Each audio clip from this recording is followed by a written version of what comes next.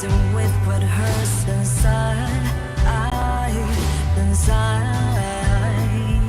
When you let fear decide your fate, you don't choose which path to take alive.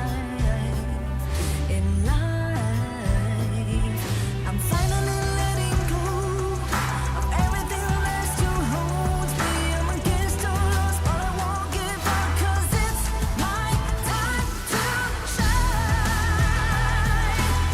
Standing in the starlight, can no one let me down. Destiny is calling highlight. I'm not afraid to fight for everything I love. Victory is on my side.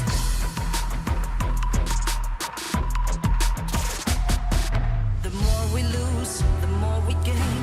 The more that nothing stays the same. In time, in time.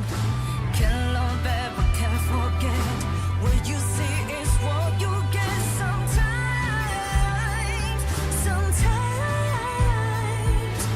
gonna show the world tonight the light that shines inside us. We're against the odds, but we won't give up, 'cause it's our time to shine. Standing in the spotlight, can no one back us down. Destiny is calling highlight.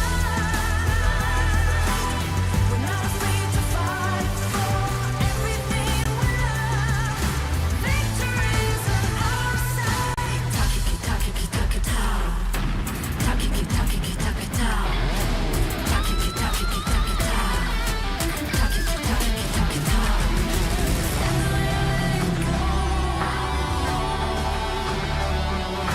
Everything still holds us. 'Cause it's our time to shine. Standing in the spotlight, can no one back us down. Destiny is calling highlight. We're not afraid to fight for everything we love. Victory is on our side. It's our time to shine. Highlight.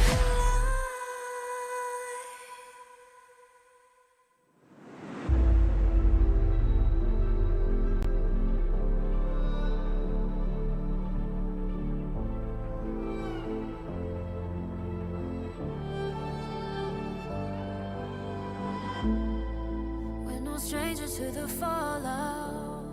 It's what got us here. Ever changing, some chameleon. Blood, sweat, and tears. We'll never make it if we fall to everything that brings us down. With a comeback is now. Blood, sweat, and tears. Fight for what we want. Doesn't matter the cost. Every day, put in work. Blood, sweat, and tears. Nothing comes overnight.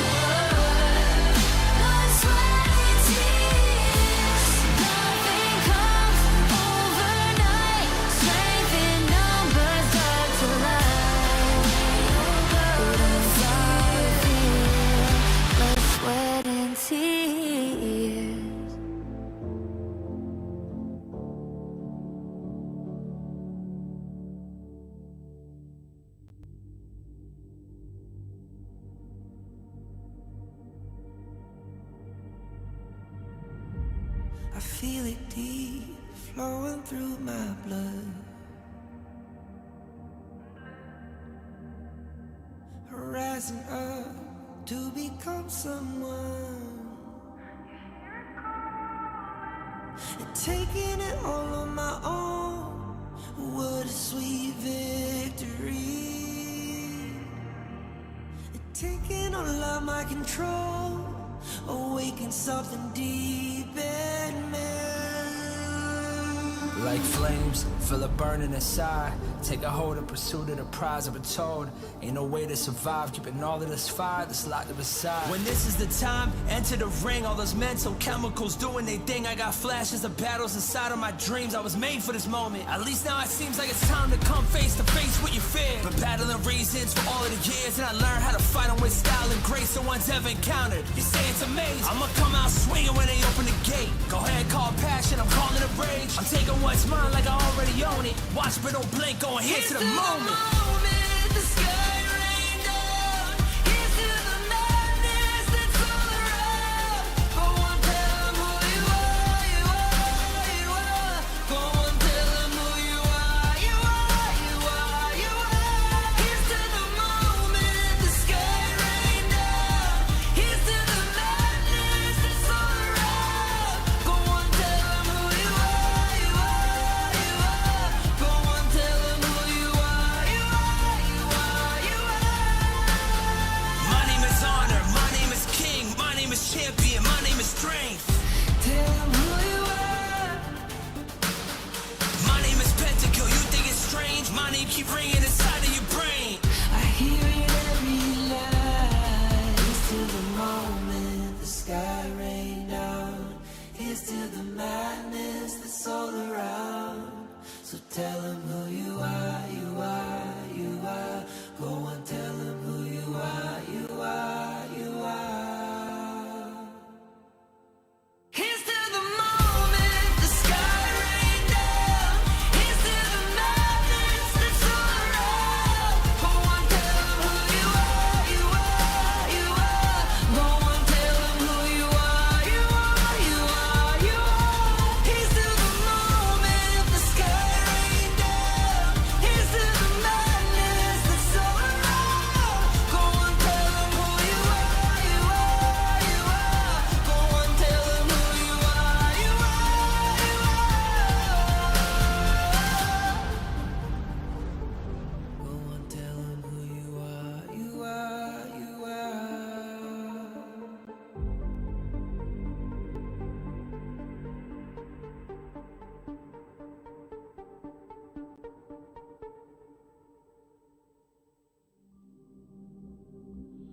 In this world,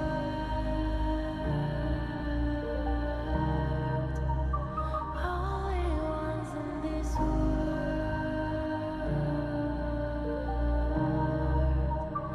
only ones in this call out my name, cut through the sound of the rain. No matter how I feed the flame, you know I feel the darkness and the pain. All of the ways we tried to break free from the night. You know we made it out, we found the light. I fly so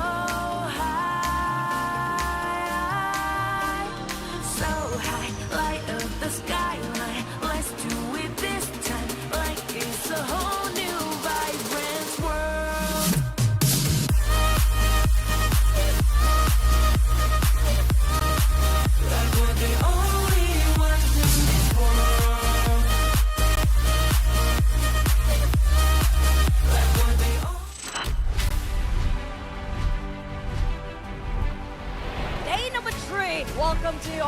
Kings Invitational 2024 Season 2. I think that the Vitality match is going to be the toughest because they are probably the strongest team on the group, but today you're going to see some targeted strategies focusing on them. Vu qu'on a vu VKS jouer au tournament à la S1, on peut regarder leur gameplay et établir une stratégie. Eu acho que o melhor jogador da Vitality é o Shanks, porque, bom, ele é o principal carry do time e ele basicamente escolhe a lane que vai jogar, o pick que quer jogar.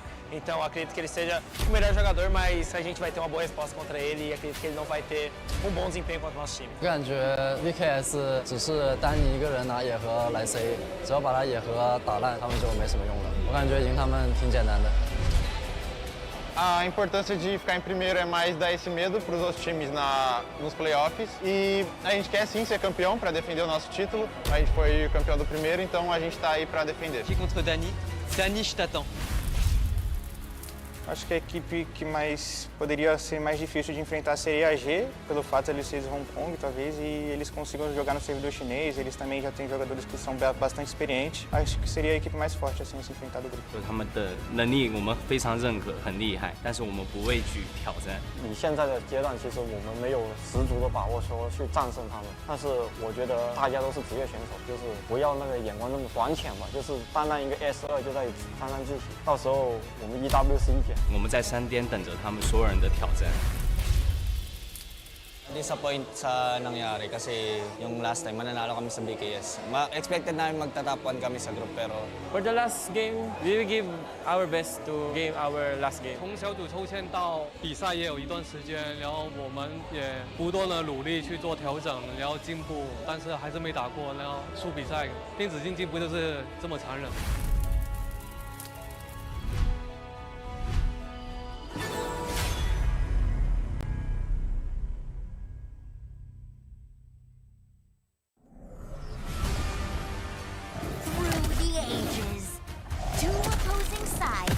Fiercely battled for a power that granted them life, but cursed them with ruin. Wait! Oh, no, this story is too cliche. Maybe we can find inspiration from other stories. Hey, that might work. Got it. Woo! Oh. This story is adventurous, but lacks excitement. How about this one?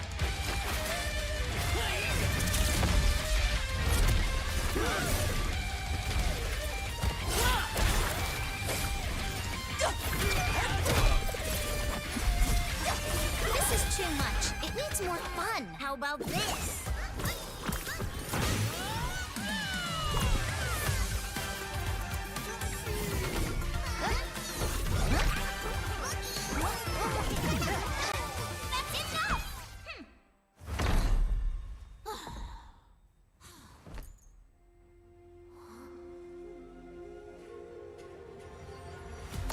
Like the thrust of a spear in battle. No one can tell my story but me. I'm born to stay, ayy. It's in my chest and my bonus play. Can't be late, won't hesitate. What do you say? Grace to find my face, scars to find my skin. I can't convince them, keep please, I'm illicit. I'm the one that you hate. They should eat all day, doing it for real. I found my daughter from the ashes. I go to game, flow with a rumble, make them crumble, make them run. Baby, it's go time. Now can you dance how I rise? An inspiration, I know how. The one who go bug them up, nobody gon' do it. Facing our peers, we don't think we just move it. No, we the best and we don't gotta prove it. Somebody test me, I swear I'm gon' lose it. I got a trophies on this room and illuminate. I got you. Another day, another way. You got the power to turn around. You got a champion, take me back. Calling out for the game. There's no so high. Won't you yell out my name when I sing a song of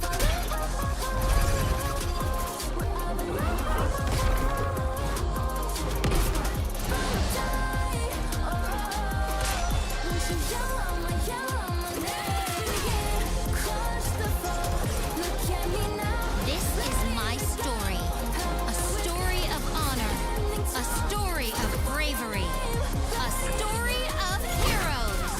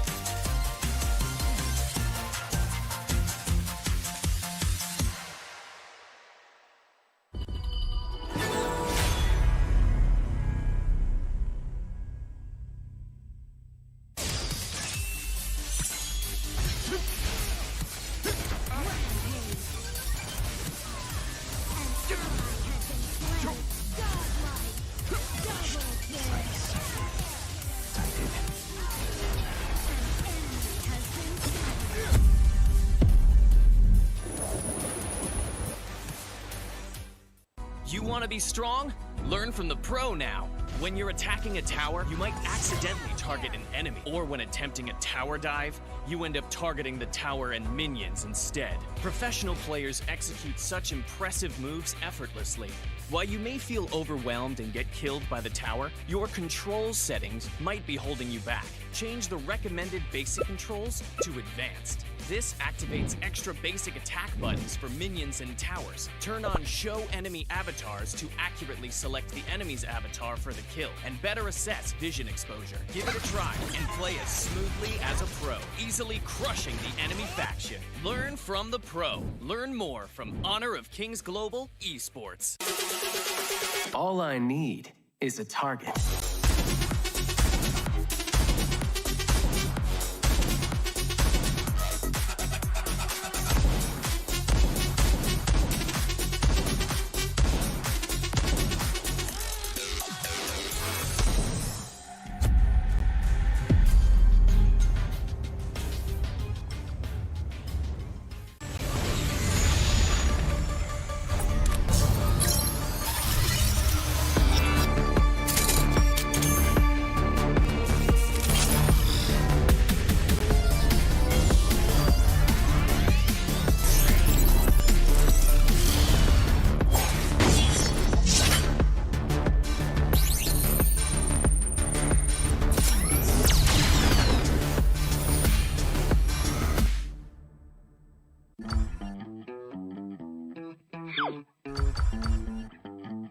Lane stealers only bring frustration to a team.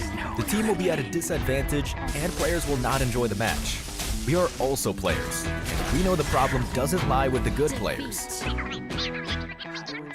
Therefore, based on feedback, we created the lane pre-pick system. Players will choose the lanes they want to play before looking for a match. The system will take these preferences into account and find suitable matches so that everyone can enjoy the game.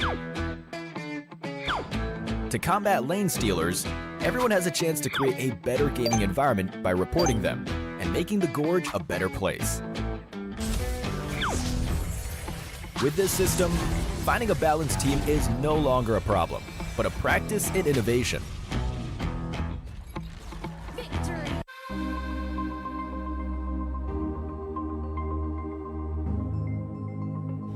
Honor of Kings is the world's most played mobile MOBA, featuring intense and fair team-based battles, high-end graphics, a deep roster of diverse heroes, and a variety of gameplay modes, all combining to offer players an innovative mobile gaming experience. One of our main goals is to develop Honor of Kings for a global audience. To achieve this, we continue to add localized content to the game, such as collaborating with popular franchises to bring new regionally inspired heroes, skins, in-game events, and more to our worldwide community. While we are members of the development team, we are also gamers, meaning we want games that foster fair, competitive environment and reward players based on their skill. This is also our North Star when it comes to developing Honor of Kings, ensuring that the game's mechanics, heroes, equipment, and more are well balanced. The game has been designed from the ground up with a mindset that all elements that affect gameplay can be earned through effort and time spent, such as hero unlock and the Kena system. This core tenet ensures that Honor of Kings remains fair, competitive, and most of all, fun. In addition to accessibility, we believe that a good PvP game needs to maintain friendly and fair matchmaking for players of all skill levels. This is why our team focuses on both game balance and matchmaking optimization. In fact, we review the community's gameplay data every 2 weeks to help us determine how best to balance the hero roster's skills and stats. It's like adjusting a precision clock to make sure everyone experiences the competitive fun of each match. Maintaining a safe, competitive environment makes for a healthier Honor of Kings community, where players can meet friendly teammates and respectful opponents in every session. Our team is passionate about ensuring that players can cooperate effectively in each battle. With a feature like map lane pre-selection, a reward system for positive play, the ability to report bad actor mid-match, and the easy-to-use Conwheel interface, all designed to foster safe, cooperative matches based on good sportsmanship. We also want Honor of Kings to be a platform where players from all over the world can realize their dreams of high-level competitive gameplay. Alliances, leaderboards, and other social features allow our challengers to meet like-minded friends and show off their skills. Meanwhile, our partner program and its incentives allow content creators to stand out and become rising stars in Honor of Kings. The esports ecosystem provides a global stage for all professional esports players to compete. These systems combine to form the game's ecosystem, building a stage for players from all over the world to shine. This is what Honor of Kings means to us. We look forward to meeting you in Heroes Dark as we come together as one strong, competitive, and awesome community.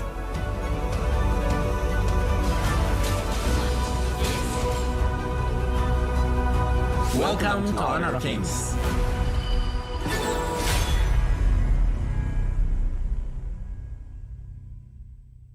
You want to be strong? Learn from the pro now.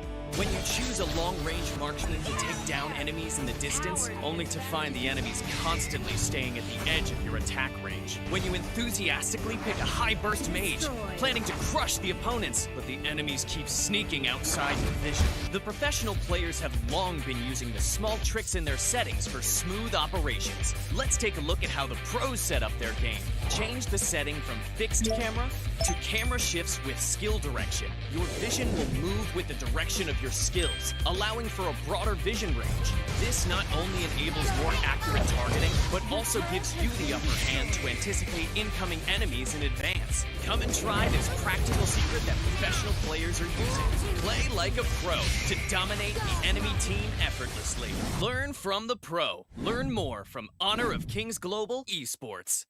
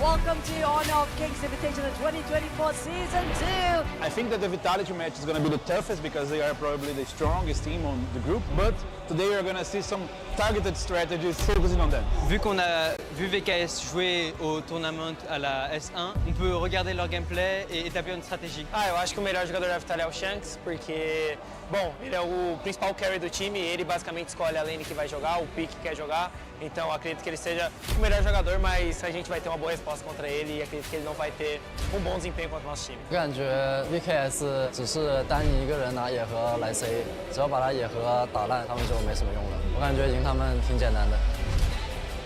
A importância de ficar em primeiro é mais dar esse medo para os outros times nos playoffs. E a gente quer sim ser campeão para defender o nosso título. A gente foi campeão do primeiro, então a gente está aí para defender. Qui contre Dani? Dani, je t'attends. Acho que a equipe que mais poderia ser mais difícil de enfrentar seria a G, pelo fato de eles serem de Hong Kong, talvez, e eles consigam jogar no servidor chinês. Eles também já têm jogadores que são bastante experientes. Acho que seria a equipe mais forte assim a se enfrentar do grupo. 就是他们的能力我们非常认可，很厉害，但是我们不畏惧挑战。以现在的阶段，其实我们没有十足的把握说去战胜他们，但是我觉得大家都是职业选手，就是不要那个眼光那么短浅吧，就是单单一个 S2就在沾沾自喜，到时候我们 EW 是一姐。我们在山巅等着他们所有人的挑战。Disappoint sa nangyari kasi yung last time mananalo kami sa BKS. Expected namin magta-top 1 kami sa group pero For the last game, we will give our best to game our last game. 从小组抽签到比赛也有一段时间，然后我们也不断的努力去做调整，然后进步，但是还是没打过，然后输比赛。电子竞技不就是这么残忍？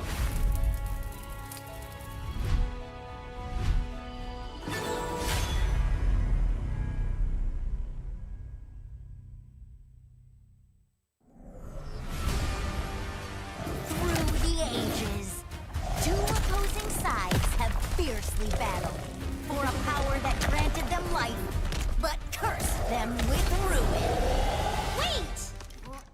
Oh, no, this story is too cliche. Maybe we can find inspiration from other stories. Hey, that might work. Got it.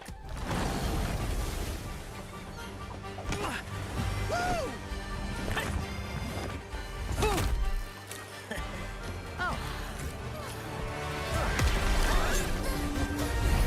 This story is adventurous, but lacks excitement.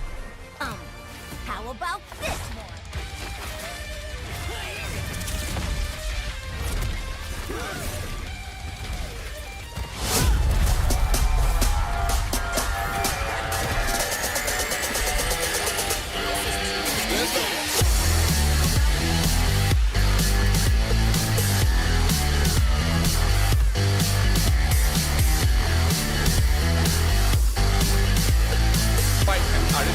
Fight right now. Danny going in the lead.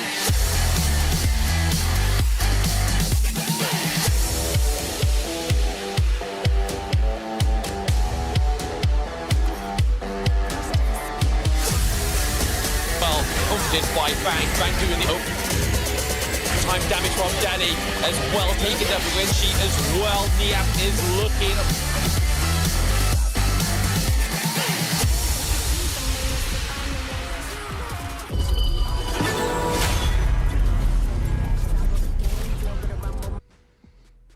How's it going, everybody? Welcome to the final day of the group stages of the Honor of Kings Season 2 Invitational.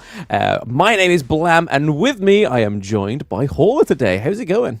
Good. I'm super excited. It's the first time casting with you, Blam. I'm super excited about that as well as these 3 matches. There's going to be a lot of good games because we got to figure out who's going to be the top seed going into the playoffs.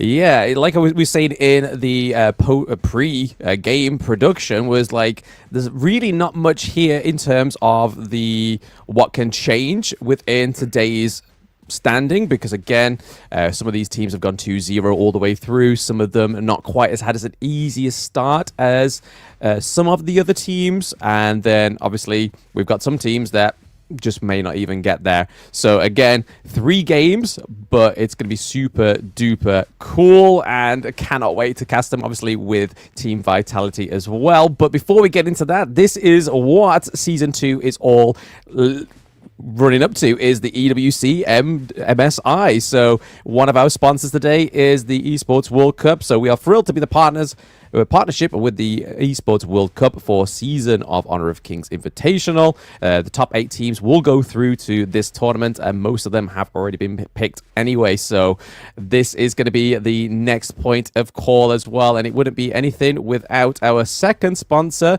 Infinix. Yeah, and this is going to be Infinix. Experience esports level gaming with the Infinix GT20 Pro, like all the professional players here at the HOK Season 2 Invitationals. If you'd like to find out more, you can check out the Infinix official website. Check out those phones. They're quite good, and all the players on stage are playing with it, and you know that they're doing some pretty sick plays with it. So definitely check them out, and you'll really like the phone. I mean, we've had very little technical issues with these phones, so I mean, that even sings more praise to the Infinix GT20 Pro as well. So again, shout out to Infinix for supporting and sponsoring the Season 2 Invitational. But a little bit back onto the teams that obviously are playing today. We've got some of the, what would be considered more of the Western teams playing today, I would say. Within that hemisphere, we have obviously the likes of Team Vitality and VKS, the top seed of Brazil, going first, which again, I think starting today on that match is a huge place to be starting with, because both of these teams have had a really strong start to Season 2 Invitational. Definitely. And, you know, I mean, what better way than to make sure that you make it to the knockout stage, of course, guaranteeing your spot into the EWC. But this one is more than just bragging rights because, of course, the top seed is going to be super important going into the knockout stage because it's one of those things where if you're a 1 seed in the group, you don't have to face the other 1 seeds in the other groups. And there are some killers like LGD and Secret. And you don't want to be facing them, especially early. Give yourself the best chance possible by making sure that you do get that top seed. Yeah, I mean, even if you can't make it all the way to the finals, obviously, if these teams can get to the semifinals and survive the quarterfinals, it means a bigger payout for, obviously, the teams. It's a bigger prestige for the teams. But nonetheless, all these teams that are going into the quarterfinals of the Season 2 Invitational will be going and making their way to EWC. But it's going to be really cool to see All Gamers Global because, again, we haven't seen them since day 1. So I want to see what they've learned watching all these amazing teams play for the past 3 days. But here are the standings for Group A and Group B. So Team Vitality, EU represent, is at the top with the game-winning difference of 4. And then Vivo Keystars at 3, Boom at 4th, and then Foot Esports at 4th. And then over to the side of Group B, we have Loops at 2. All Gamers Global, like I just said, haven't played since day 1, are at the 2nd position, losing 1 round to R8 Esports. And then 3rd is R8 Esports. Yeah, and if we're looking at the other side in terms of the other 2 groups, Group C, Team Secret came out firing. They were 2-0. They're going to be the tops of this. Kagendra had a great matchup against Osiris. They are going to be in 2nd place. Kagendra do make it in, and so they're guaranteed that 2nd slot. Group D, on the other hand, they had LGD. Again, another just dominating performance by them. They had the shortest game in like 7 minutes and like 40 seconds. They came out on top, but Impunity Sports fought back. They ensured that they got the win. They had some unconventional drafts in yesterday's day 3, and they ended up beating RRQ, so they guarantee their spot into the knockout stage.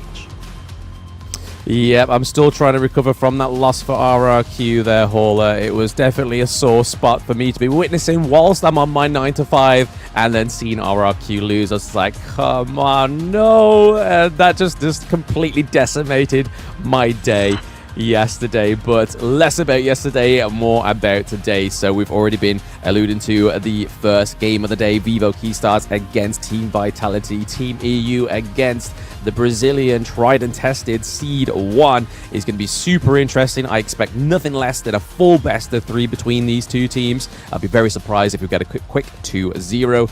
And then 2nd game, Loops, again, having a promising start to the tournament. All Gamers Global, not the strongest start we've seen, but we get to see them again. And then Boom against Foot Esports for the 3rd place of the Group A. But here are Vivo Keystars lineup. We do have VKS Niap, we have Danny in the jungle, 1 in the mid lane, Caesar in the farm lane, and then Maynard in the support role. This has been a tried and tested roster. Danny has said this is the best roster they've had since VKS, so it really shows you the gravity of this team. But their opponents are going to be... Yeah, but let's talk about the others team. It's going to be Team Vitality. We're going to see Nighty, Shanks, Highland, City Boy, and of course, Benji. This is a team that is actually quite strong, and then we've seen some tremendous growth throughout the league itself. But going up against the #1 squad from Brazil, Vivo Keystars, how are they going to fare? We're going to have to find out in this first matchup of the day. Yeah, I think it's going to be, like I've already said, no shortfalling of a banger of a matchup between these 2 teams. Because as you said there, Hauler, that obviously Brazil's VKS are their top seed. This Team Vitality roster has seemed like a massively strong roster as well. So both games that Team Vitality have played have finished in 2-0. So I think that's the gravity that people, those watching at home, need to realize that, hey, this is not a team to mess around with, and VKS probably know that. But like we were saying in the introduction, this is all about trying to get that first seed, because if you are able to secure the first seed, you aren't going to be meeting either Team Secret, LGD Gaming, or whoever becomes the first seed of Group B after today. And again, you don't want to be dropping that quarterfinals match to see you. That's where your journey ends in Season 2. But we are now onto the picks and bans of Game 1. Yeah, we're going to start this one off. And of course, there's a lot, I would say, almost a bit of sense of relief. Obviously, that seed number 1 is going to be super important going into the playoffs. But it's one of those things where, hey, I still made top 8. I'm going to be having a shot at the EWC. They're having the opportunity to even go to the big stage and the big tournament, the big dance, whatever you want to call it, is going to be super important for them. So what they want to do, obviously, they want to show up. They want to get that 1 seed. But at the same time, I think this is not the do or die, where your back's to the wall, where you might get eliminated. You're not going to get to that level. But we're going to go into the draft, of course. This is, of course, Game 1. The Dahlia pick is going to be first pick from them for VKS. Team Vitality, counter with a Byron and Pay. Any thoughts on that one, Blam? So it's really interesting to see Team Vitality actually not picking a tank in the jungle. So Pei coming through as the jungler here is really exciting to see, because again, we haven't normally seen City Boy on the likes of these big jungle picks, because he's always been Kaiser, and throughout the entire of the tournament, it's pretty much just Kaiser central for the side of Team Vitality. And it's nice to see that, again, paired with the Byron. This is something we've seen other teams play. So if you've managed to survive the initial engage of the Pei, you've got Byron that's going to come around, swing in that huge malice to take you down and do massive amounts of damage, especially with the disengage and re-engage potential of the Byron pick. But again, we are seeing that those bans are definitely aimed at the teams. These are not just random high ban rate heroes that we're seeing against VKS and Team Vitality, because the Kaiser, again, one of the big picks for Team Vitality. Not so much Princess Frost. Again, obviously, utility mage is the way to go in that mid lane. And as you can see, VKS has picked the poor man's Princess Frost, which is the Lady Chen. But I do have to say a little quick stat on that Lady Chen. She has 85% appearance rate, but with the top win rate with such a hero that's been picked for that amount. So again, huge appearance, not in the bans, but mainly in the picks. And she has a 73% win rate. So this is one of the highly contested heroes between all the teams in Season 2 Invitational.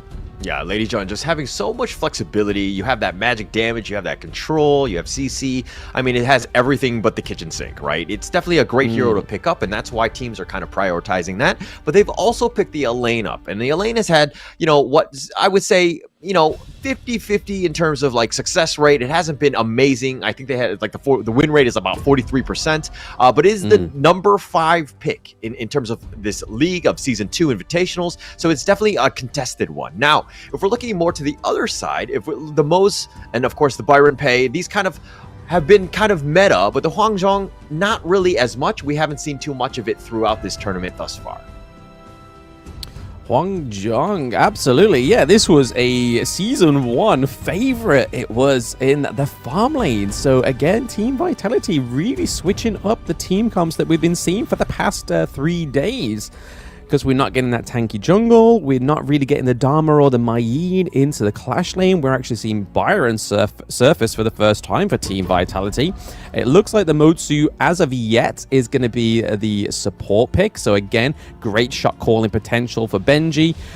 If not, it's going to go into that mid lane, which again is great utility for the Motsu, for being able to just use that first skill, set up a great engage for either the Byron or the Pei, and then create the distance for the Huangzhong to use that massive ultimate that we know he packs. And yep, it's going to be into the support lane as they lock in the Shangguan, which we saw yesterday on Highland. And with those finishing strokes, could this be the finishing stroke they need to take Game 1 with this mid lane pick? Yeah, and Team Vitality kind of doing a little bit more, I would say, unconventional draft. I mean, this is something that we haven't seen. The Huangjong is the first pick for them, actually in the entire tournament itself. So this is one of those things where they're trying to be a little bit more creative, maybe testing things out. This is, of course, the first game, and of course, this is the match 1, game 1. We're going to be going into Team Vitality, Keyed Stars, going into this, but who knows? Maybe they're testing the waters, trying new things. We're going to have to find out. But Blam, knowing the draft, seeing the players, who do you give the edge to? I honestly can't call it. I mean, we are meant to be super unbiased in this one, but again, because the weight that these players have within these teams and showed throughout the Season 2 Invitational, it's honestly 50-50. Because over to the side of VKS, they do have the Dolia, even though she is the only hero with a 100% appearance rate in the entire of the Season 2 Invitational, she's only at a 38% win rate, which, when you think about it, yes, she's been banned 19 times and only picked 8, but she's only picked up a 38% win rate within those 8 times. Really showed you that it hasn't been the best pick within the Season 2 Invitational, whether that's down to the tankier heroes being more of a spotlight within these drafts of Season 2 is going to be super interesting to see if this really affects either of these teams, because again, the only real tank onto the side of VKS is the Dune pick, which we haven't seen Danny play yet. He's been mostly going for those flashy jungler picks for the majority of that Season 2 Invitational, but we're already seeing a little bit of a presence here, a little bit of tit for tat up into the clash lane between Byron and Elaine, and normally Byron is going to be your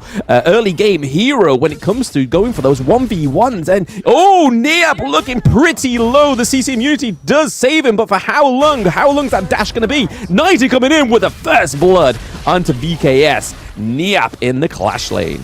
Yeah, Niap in a bad spot. He got a little bit low. He was getting destroyed in that top lane, and this is a bit of a rough one, right? You don't want it to be dying. You're losing a lot of XP. You're losing a lot of potential, any sort of gold. But if we're talking about Lady Jeanne here, more in the mid lane, of course, the most hotly contested one. If we're talking about skill combinations, it's going to be what? Ocean of Tears to start things off. You have your Destructive Deluge to kind of create that zone, and then you end up with the Ocean of Tears back off when it's off cooldown, and then end it with a Flowing Sigh. Of course, there's a lot to remember in terms of these combinations, but if you want to scale and do that damage, this is probably the best combination for you.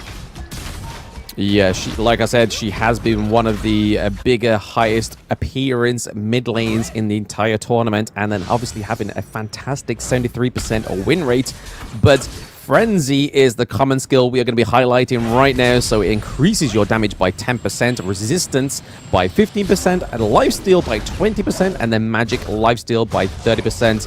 As you can see, this common skill is more available onto the likes of your assassin-like heroes, like we see on the Shangguan in the mid lane, but we normally see on the Ali as well, which unfortunately we're not going to see Saucer or City Boy on the Ali this time around. We are going to be seeing the Huangjong and the Hou Yi, but paired with that Dolia, that could come through in multiple avenues here. You don't know where that second ultimate's going to come from and where that focus is coming from right now, but with her being paired in that bot lane, we're more than likely going to see on the Hou Yi, so 2 of those Burning Sun arrows coming through, and again, the distance traveled means that longer stun duration is definitely something you want to be dodging out on. And onto the side of Team Vitality, there's not really anything that can counter it, because their go-to, or within the Season 2 Invitational, the go-to counter of that one is the Ali, with obviously the Maple Dance being able to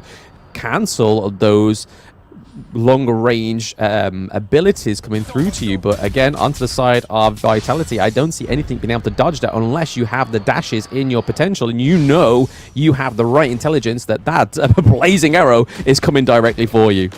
Yeah, and if we're looking at Team Vitality, they've already got a 1k net worth lead. They've been doing a good job in terms of prioritizing the bottom lane. The Cannon Blast, that's going to start this one. Sacer getting destroyed there with a finishing stroke, and he takes out 2 with it, and he's styling already. Highland making his way from the mid lane to the bottom lane to ensure he gets those 2 kills.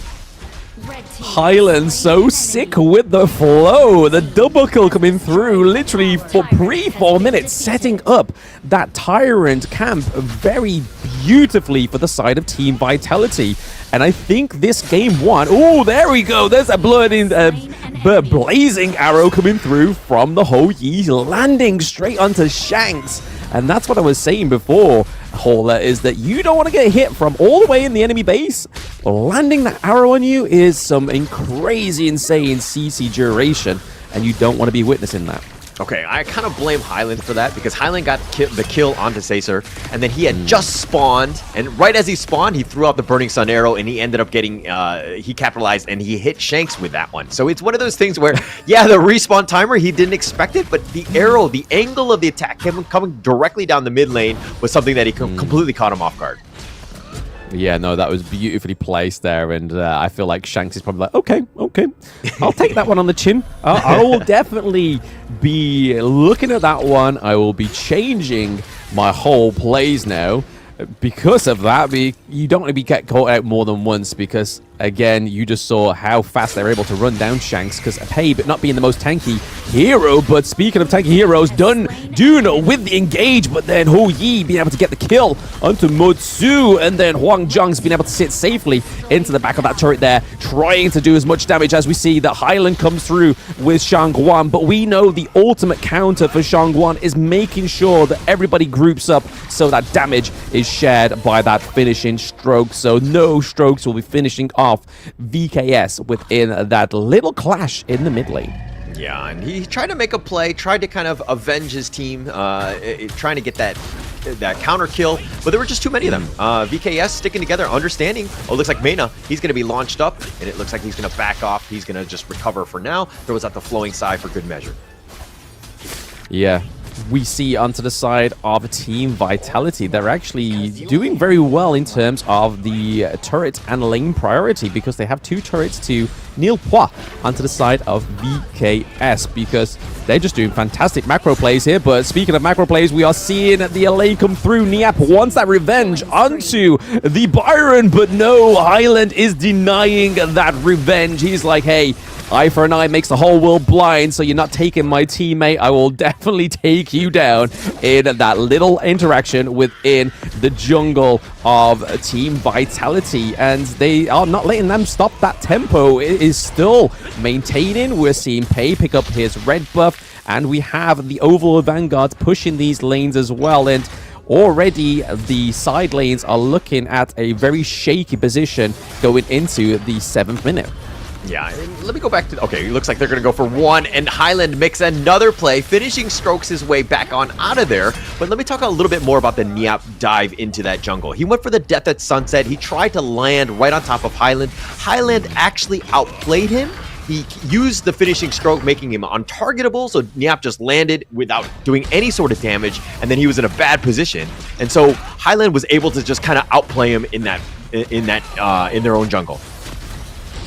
Yes, definitely an outplay, and who else to perform that other than Team Vitality as they've had such an amazing start to Season 2 Invitational, and they're not going to slow down here. This is day 4. They don't care if they're top seed already. They want to claim it, but Dune going in, soaking it with a lot of damage. Pei going down thanks to the Ho Yi. We see the Highlands into the back of the queue, but he has to be careful. He is going to be focused, but Ho Yi goes down as well. That is a 1-for-1 trade onto the side of Team Vitality. One taking down Highland as well, so that is a 2-1 trade for VKS. And they hold their mid lane turret close to their chest as it is not taken down in that brawl.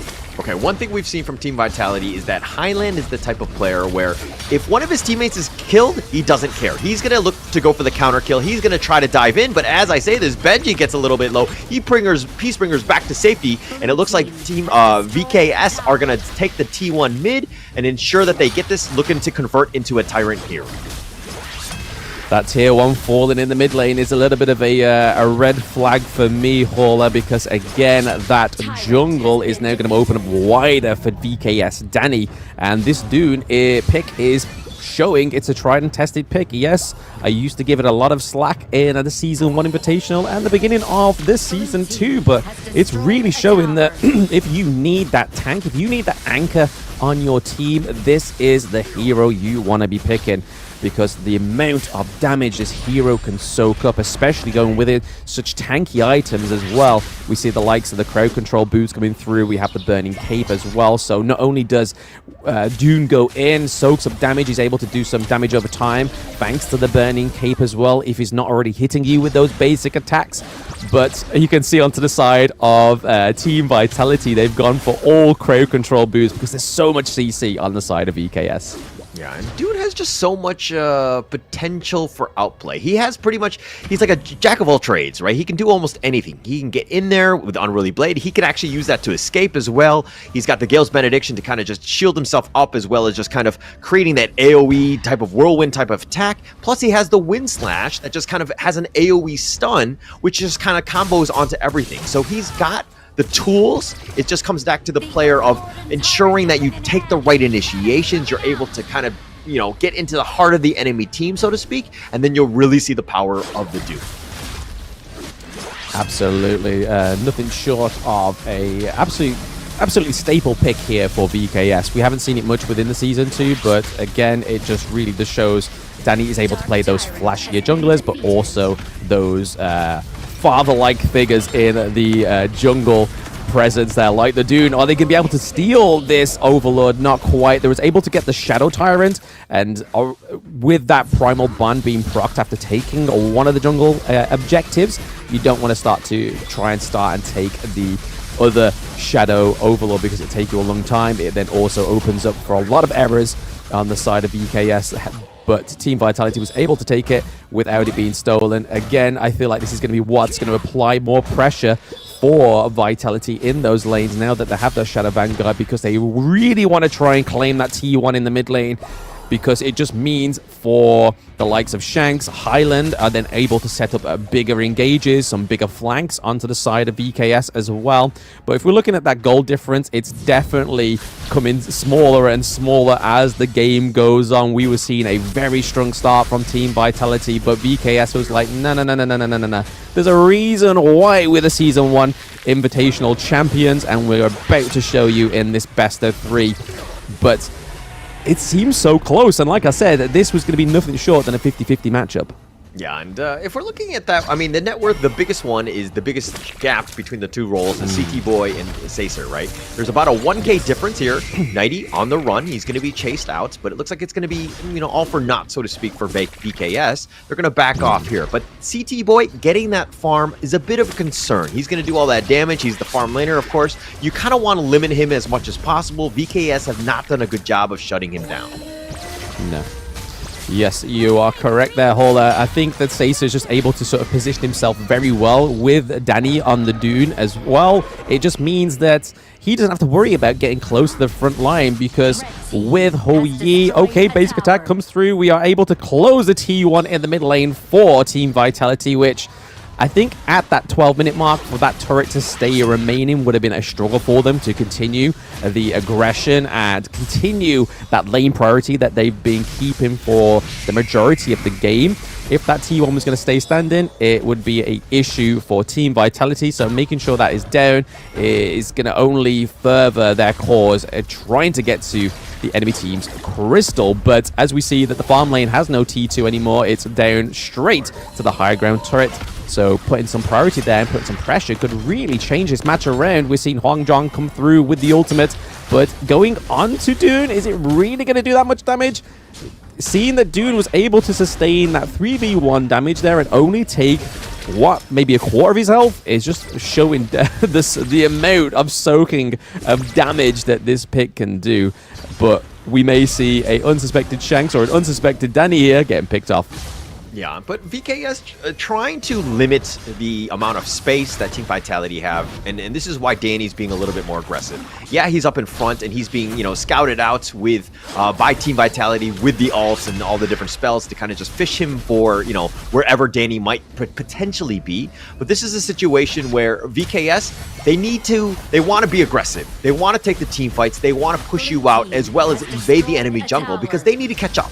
And they've done a pretty decent job. This net worth lead has dwindled from a 2k to about, what, 500 gold at this point. So they definitely are doing the right things. They're making the right moves, and it looks like they're going to take a free Tyrant here. Yep, the pendulum of the gold difference is in full motion of swing right now, but I feel like this focus for the Shadow Tyrants is all to aid that whole Yi, because again, huge ultimate. Oh my days, the crucial kill theft comes through for Elaine, taking the Shadow Overlord. Niap putting some respect on his name in that clash lane is huge for VKS. This could be, again, massive. Once we see that Niap comes back, the Overlord is going to be dropped as well. We're going to have the Tyrants on the side of VKS as well. So not only the damage, but the lane priority. These Vanguards can really put your enemy team into a sticky situation. But as for now, Team Vitality do look like they have got VKS on that back foot. They're looking to push this T2 turret in the mid lane for VKS. Hong Jong already putting pressure onto the back line there. Already trying to do a lot of damage onto the Dune and was able to set up a takedown of that T2 in the mid lane.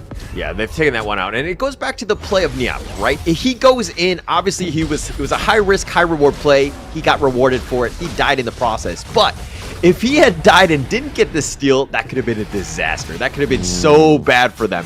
Now they've bought themselves some time. Now you're going to see the Overlord kind of pushing in the bottom lane. So you have that sort of push with the Drakes. And now Team Vitality need to respond in kind. They need to kind of back up, deal with all the Drakes that they're going to have. And then just the amount of farm is going to be somewhat limited. So now VKS are looking to push it. Looking to push it indeed. T2 looking pretty low, but we're seeing a lane go in straight onto Highlanders. Down again. Osasa taking down 90. So 2-0 trade right now. Death on Sunset coming through. That's a 2-1 trade thanks to the Huangjong, but no more is Huangjong. City Boy is down, and we're seeing that Pei is taking some pain, but the shield coming through to save him. Niap is not going to be able to close that third kill for himself. However, that Shadow Vanguard is coming through in the farm lane. It may just be the curtain call here for the side of Team Vitality, as they are 3 men down. It is about to be a 4th man down. Somebody call an ambulance for Team Vitality. It is an ace. Right now, the Crystal is being taken down in Game 1. VKS 1-0 against Team Vitality. The European Titan bleeds. Yeah, and the VKS, well, talk about well played, right? They were behind. They understood, hey, if they're not going to push it out, they're not going to take advantage of that lead and not force us to be playing defensively, then we're going to take the action to them. We're going to be, up in front of them. We're going to be taking the enemy jungle. We're going to be just forcing you to play defensively. And so they turned it around. They found that opening, and they were just able to kind of capitalize on that. Really well played by Vivo Kid Stars.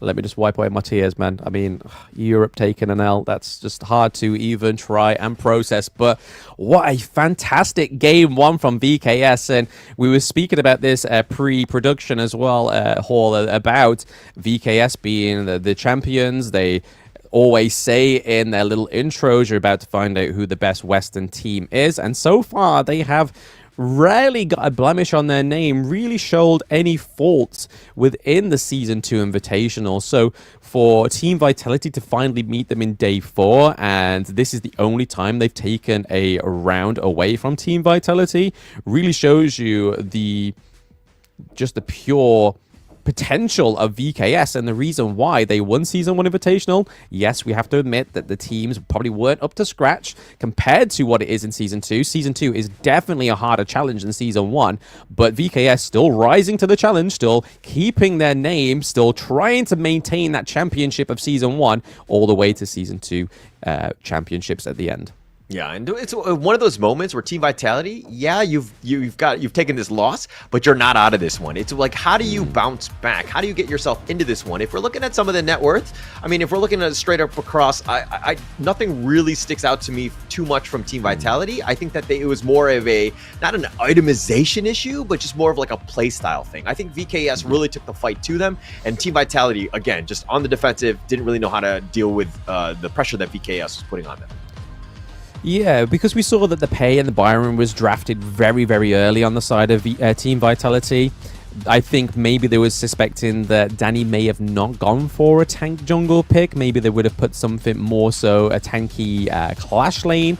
But however, Danny did surprise, and Danny's KDA really shows how effective that this Dune pick was against the likes of the Shangguan, the Pei, but also Byron. The amount of damage that come through these three heroes, and he was able to soak it all and not take a single death in game 1 really shows how well the Dune pick is in the Season 2 Invitational. But like you said, it feels like it's just because Team Vitality are trying something different here. We haven't seen them on a tank jungle before.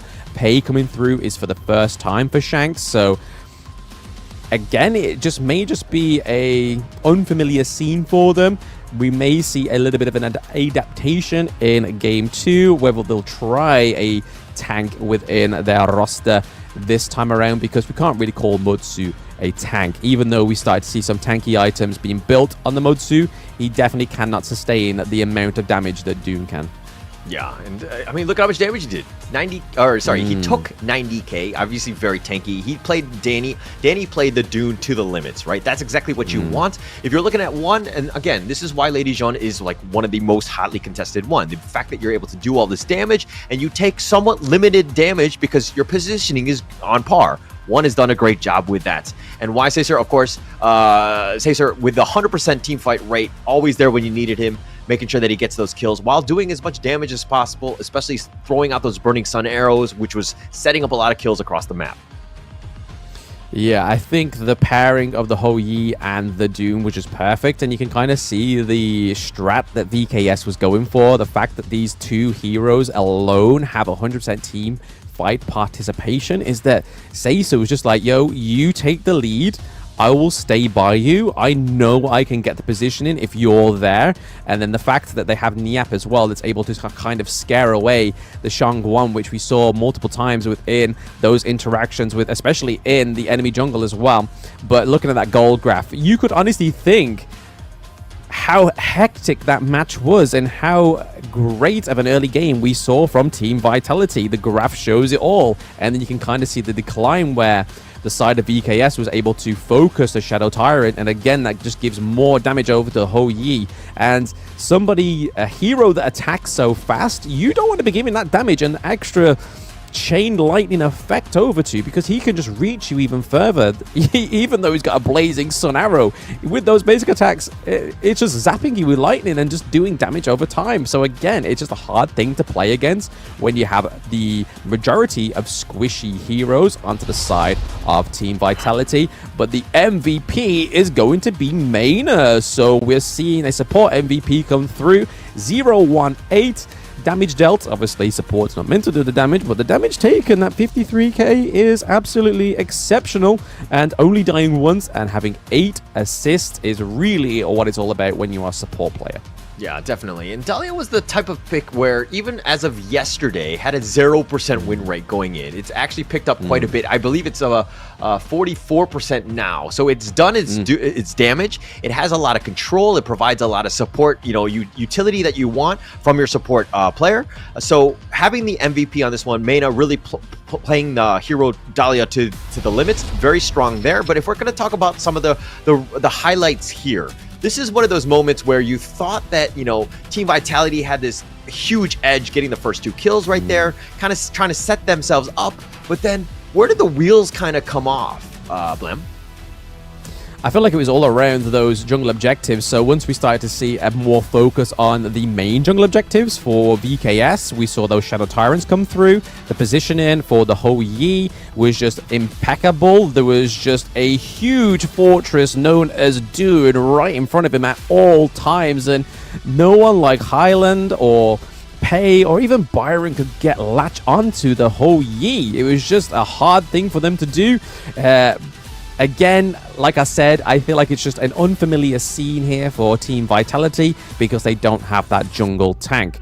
Seems to be their MO through the entire of the Season 2 Invitational. And then that beautiful steal from Niap was really the huge high-risk, high-reward play that you were speaking about, Hauler. It really played dividends in this Game 1, if anything, was where the wheels physically and evidently fell off. Yeah, and I mean, I think a lot of this, there's a lot of good things that Niap did, right? I mean, you look at the KDA, he's like 2-3-3 or something like that. He didn't get a whole lot of kills, but he was just providing so much space. He was putting, Team Vitality, there was so much pressure on Team Vitality to kind of respond to what Niap was doing. Yes, he was kind of, sometimes maybe out of position, but he would play it to the limit and ensure that, his team is pushing in other lanes because he's providing so much attention elsewhere. So he did a really good job of just being that bait, quote unquote. Yeah, I mean, VKS Niap is potentially my favorite Clash Lane player to date, from witnessing him from all the way from Chuck BR23 all the way till now. He can just multiply play. But speaking of play, if you haven't logged into the game yet today, guys, Yao is now available. The Shining Star, Jing's brother. I've played him once already, and I can honestly say he is shaping up to be a very fun hero with not only his ultimate that can pass him back to a position that was 2 seconds ago, but the fact that you can stack up that passive and then get a CC onto your second ability is very good for trying to get those little wormy heroes trying to escape away from you. So Yao now available on the Gorge.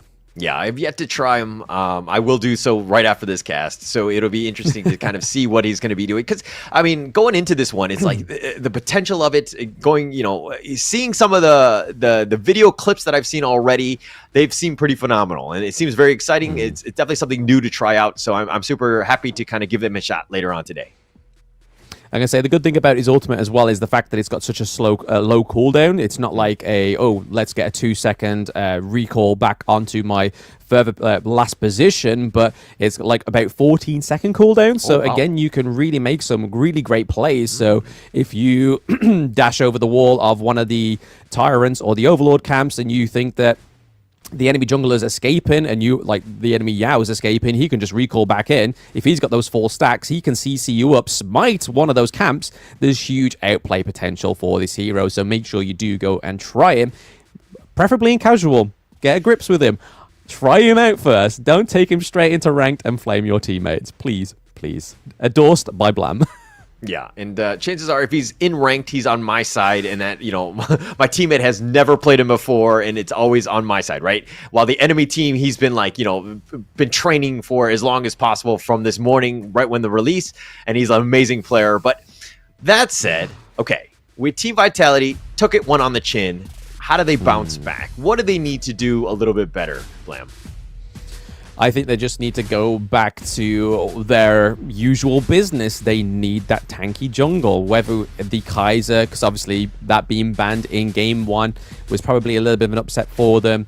Maybe they don't really play the Dune, or this is something they're trying to hold on to going into the quarterfinals, because you got to think here that Team Vitality don't really want to show everything right now, because again, they are in the top 8. They're going through to EWC. They're going through to the quarterfinals.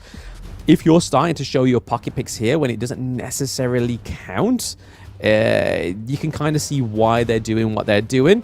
But hey, you want to get a win on the board. You want to make sure you can make the Brazilian Titans bleed within the group stage, rather than finding out all the way into the quarterfinals that they kick your butt again. So we're into the picks and bans of game 2. We're seeing that Kaiser ban, the Mai Shiranoi ban on the side of VKS. And then we look over to the side of Team Vitality. They love banning out that Hino. They know that Danny loves this pick, but they know that Danny isn't strict to this pick, as we just saw in game 1 on the Dune.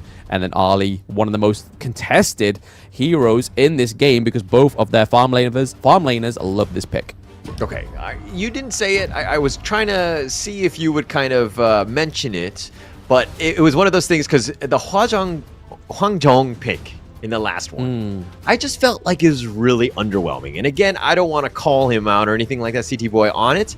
I think he's a great farm laner, but I just felt like the Huangjong was just not the right pick to kind of synergize with the rest of the draft from Team Vitality in game 1. Yeah, your Huangjong is normally going to be paired with like the Dolia, or if you don't have a tank in your jungle, which they didn't, they really should have gone for the Zhongfei. But again, I believe Zhongfei was banned in game 1, so there was no tank to be had.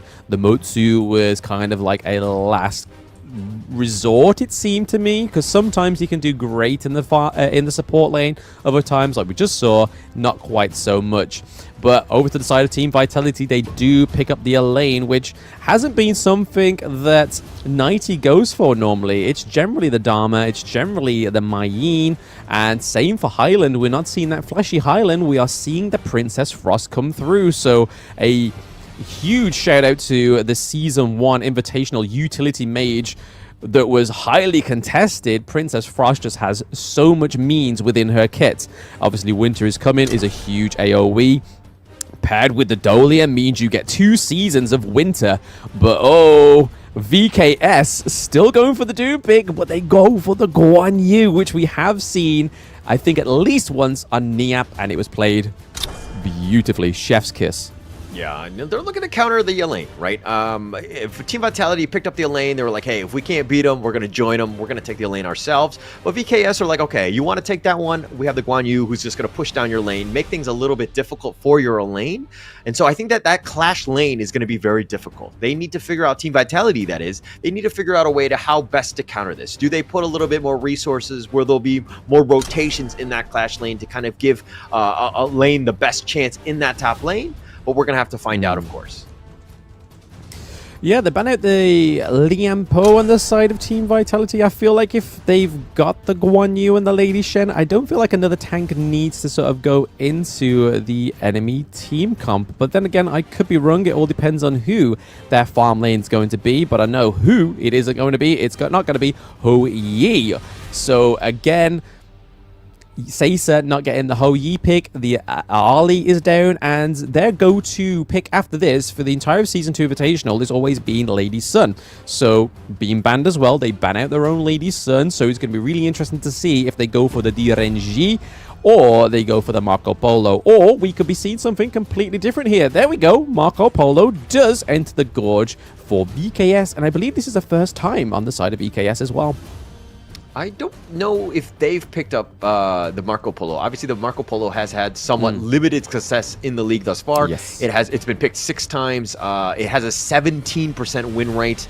Not the best. And it seems like most of the teams struggle giving Marco Polo as much space as required. It's a very late game hero where you can kind of blow it up. Now, Team Vitality know the Marco Polo's there. They need to figure out some sort of way to kind of, again, put pressure on him, take away the farm, as well as maybe even just go in at him and just make sure that he's stunned so that when he does use the Fever Barrage, he's not going to do a whole lot of damage.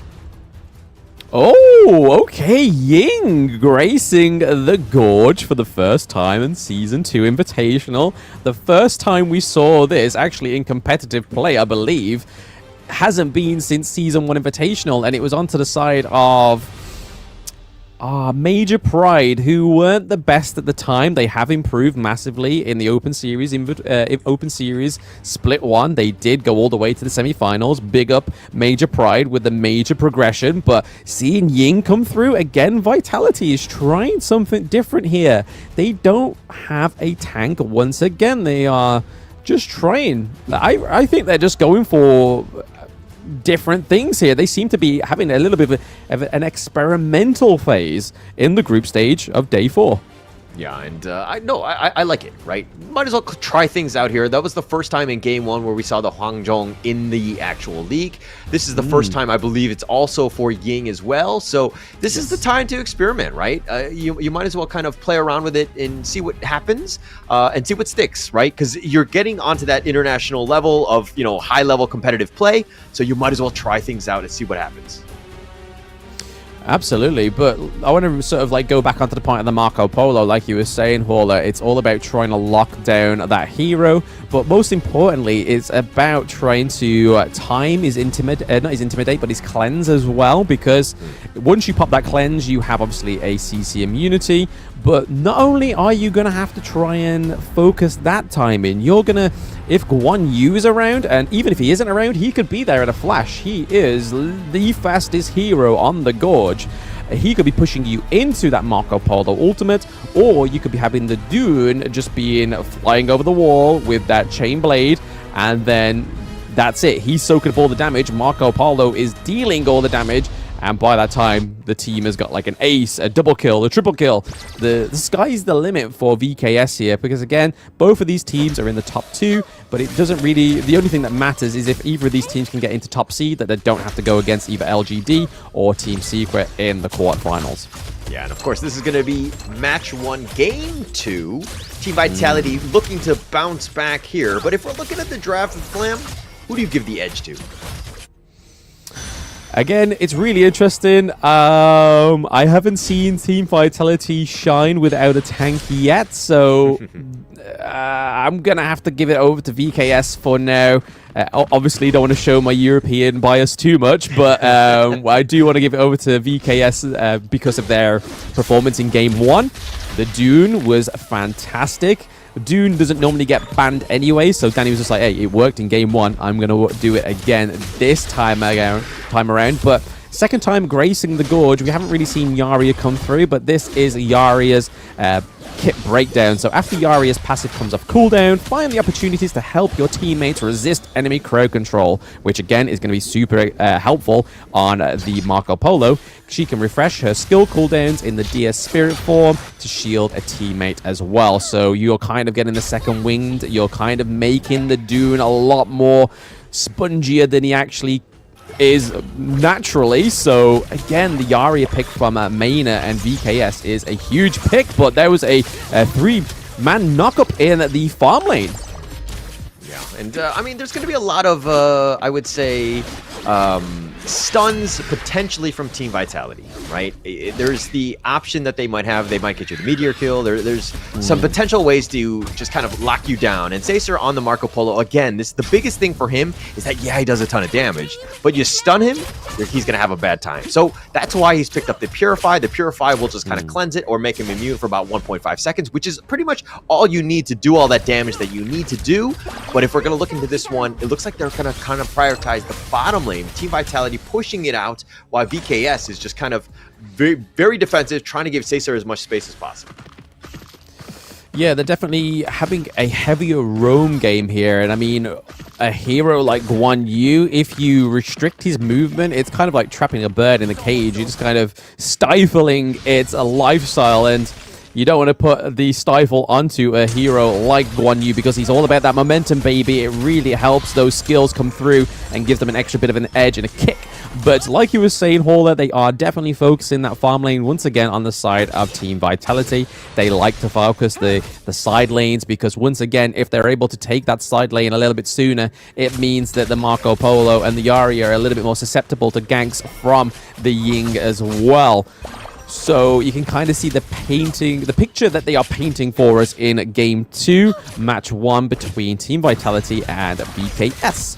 Yeah, and look at this one. It's 3 minutes and 30 seconds in, and it's going to use the Fever Barrage, and he does some work, and CT Boy is going to go down, giving up first blood. Caesar, though, is getting so low, he's going to get sniped out. Highland will ensure he gets that kill, but VKS, I mean, if you're looking at that tower T1, Team Vitality have done a great job of putting that pressure down, and with Caesar down, that's a big win, although they did trade with CT Boy. Yeah, even trades there. Was the marksman for marksman, so again we could say that is definitely an even trade overall for both of these teams. None of the junglers have gone down whilst these jungle objectives have now spawned. So first Tyrant and Overlord coming through in Game 2 here. Dune already looking for a rotation down to the Tyrant potentially here. Again would complement the Marco Polo pick beautifully. As we can see, Marco Polo is able to pick up that red buff, giving him extra damage going into these next team fights, and also the Tyrant fight potentially. Ying is definitely still on that side of the map as well. Dolia scouting out there. Benji just doing what supports are meant to do. Can we get a crucial kill? Oh, no! Danny gets the first Tyrant. I thought that Shanks had it in him, that he was going to be there to steal and repay back what happened in Game 1 against them in that Shadow Overlord, but not quite. They may have to try and settle for an Overlord in the first phase of the jungle. Danny wins the Smite War. He ensures he gets it, secures that one. Absolute win for them. They were making a huge rotation, and CT Boy in the bottom lane was almost free farming, and so they had to kind of slow things down just because of the fact that they had to deal with a Tyrant. They tried to go for the steal, not able to do so, and it looks like Vivo Keyed Stars coming out on top, at least with the net worth. Yes, it's very small at this point, but putting themselves up any sort of advantage right now for Vivo Kid Stars is a huge win for them because, again, they really know how to play with the lead. Yeah, their roam is impeccable right now. It's just seeming to be that the Guan Yu and Dune are always very much close by, and that's kind of what you want to be looking out for because those two can set up a great engage, especially when you've got the Lady Chen as well as the Marco Polo looking to rock around those lanes as well. But Ying is looking for a rotation as there may be a little bit of a fight prompting here in the mid lane with Lady Shen. You got Yaria there. Dune is there as well. We've got both Seiza and Nighty trading blows, but unfortunately it wasn't quite going to go through there. Nighty's having to recall, which could be at the detriment to Team Vitality in this mid fight. Still hasn't managed to recall yet. He is still trying to delay his go back to base so that he can try and support and keep a hold of that farm lane T1. But look how much damage Team Vitality's Clash Lane T1 has. That's just a whistle or a blow away from falling. Yeah, Guan Yu, look at him. He's level 9. He has the slight advantage against the Nighty, who's kind of been pushed out of lane quite a bit. Nyap has done a great job of forcing him out so that he can free farming, putting a lot of pressure in the top lane, meaning that the rest of the team can just deal with everything else, right? So Nyap doing a great job of ensuring that he's, playing the Clash lane to its maximum in the sense that he's independent. He's able to kind of put pressure without, any other sort of support. So he's done a great job. And VKS have taken advantage of that as they're looking to kind of push and invade in the enemy jungle and actually push that bottom T1. Yeah, Niap on the Guan Yu just really shows how well he can sort of macro and micro because, again, he's making sure that his lane's always cleared. He's now rotating back up because Ying's getting a little bit too close to comfort in that Clash lane T1. So he's going to go back. He's going to go nurse his lane. And then you'll more likely see him rotate back around to the Overlord or even back down to the mid lane because he is just there to support his teammates, to set up, push those squishy heroes on the side of Team Vitality out of the turrets, the safety of the turret anyway, because we know there's plenty of squishy heroes on the side of Team Vitality, and huddling under those turrets is not going to be a safe option for them. We have Seiza doing a lot of damage onto City Boy as well with the help of Yari getting that 1 second knock-up onto the DRNG is also going to make sure, or at least try and get that cleanse off that second skill on cooldown, so the next time an engage comes through, he's not going to have it. He's going to be a sitting duck nonetheless.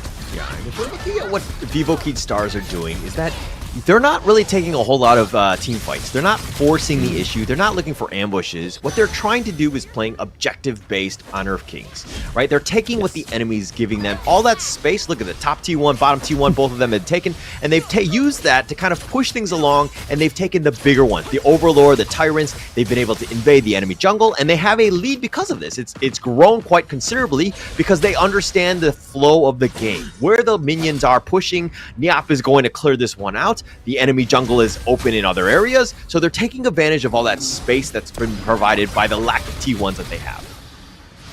Yep, and this is VKS real estate going on right now in the jungle and across the lanes, like you were saying, Hauler. Just Guan Yu, Niap on the Guan Yu is just beautifully being played here, macro-wise, always putting the attention into the lanes.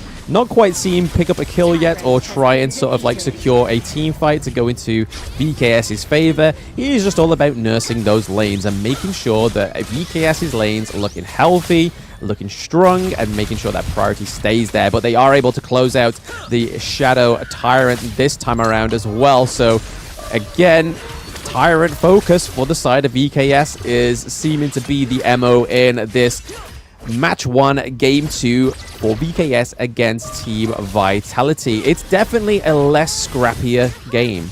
Yeah, and it's more strategic, right? Niap, again, pushing the bottom lane. Once that was pushing into the T2, you knew that Team Vitality would be from the bottom T2 into their own mid T2. That's the space that's been given to them. That's where they would be.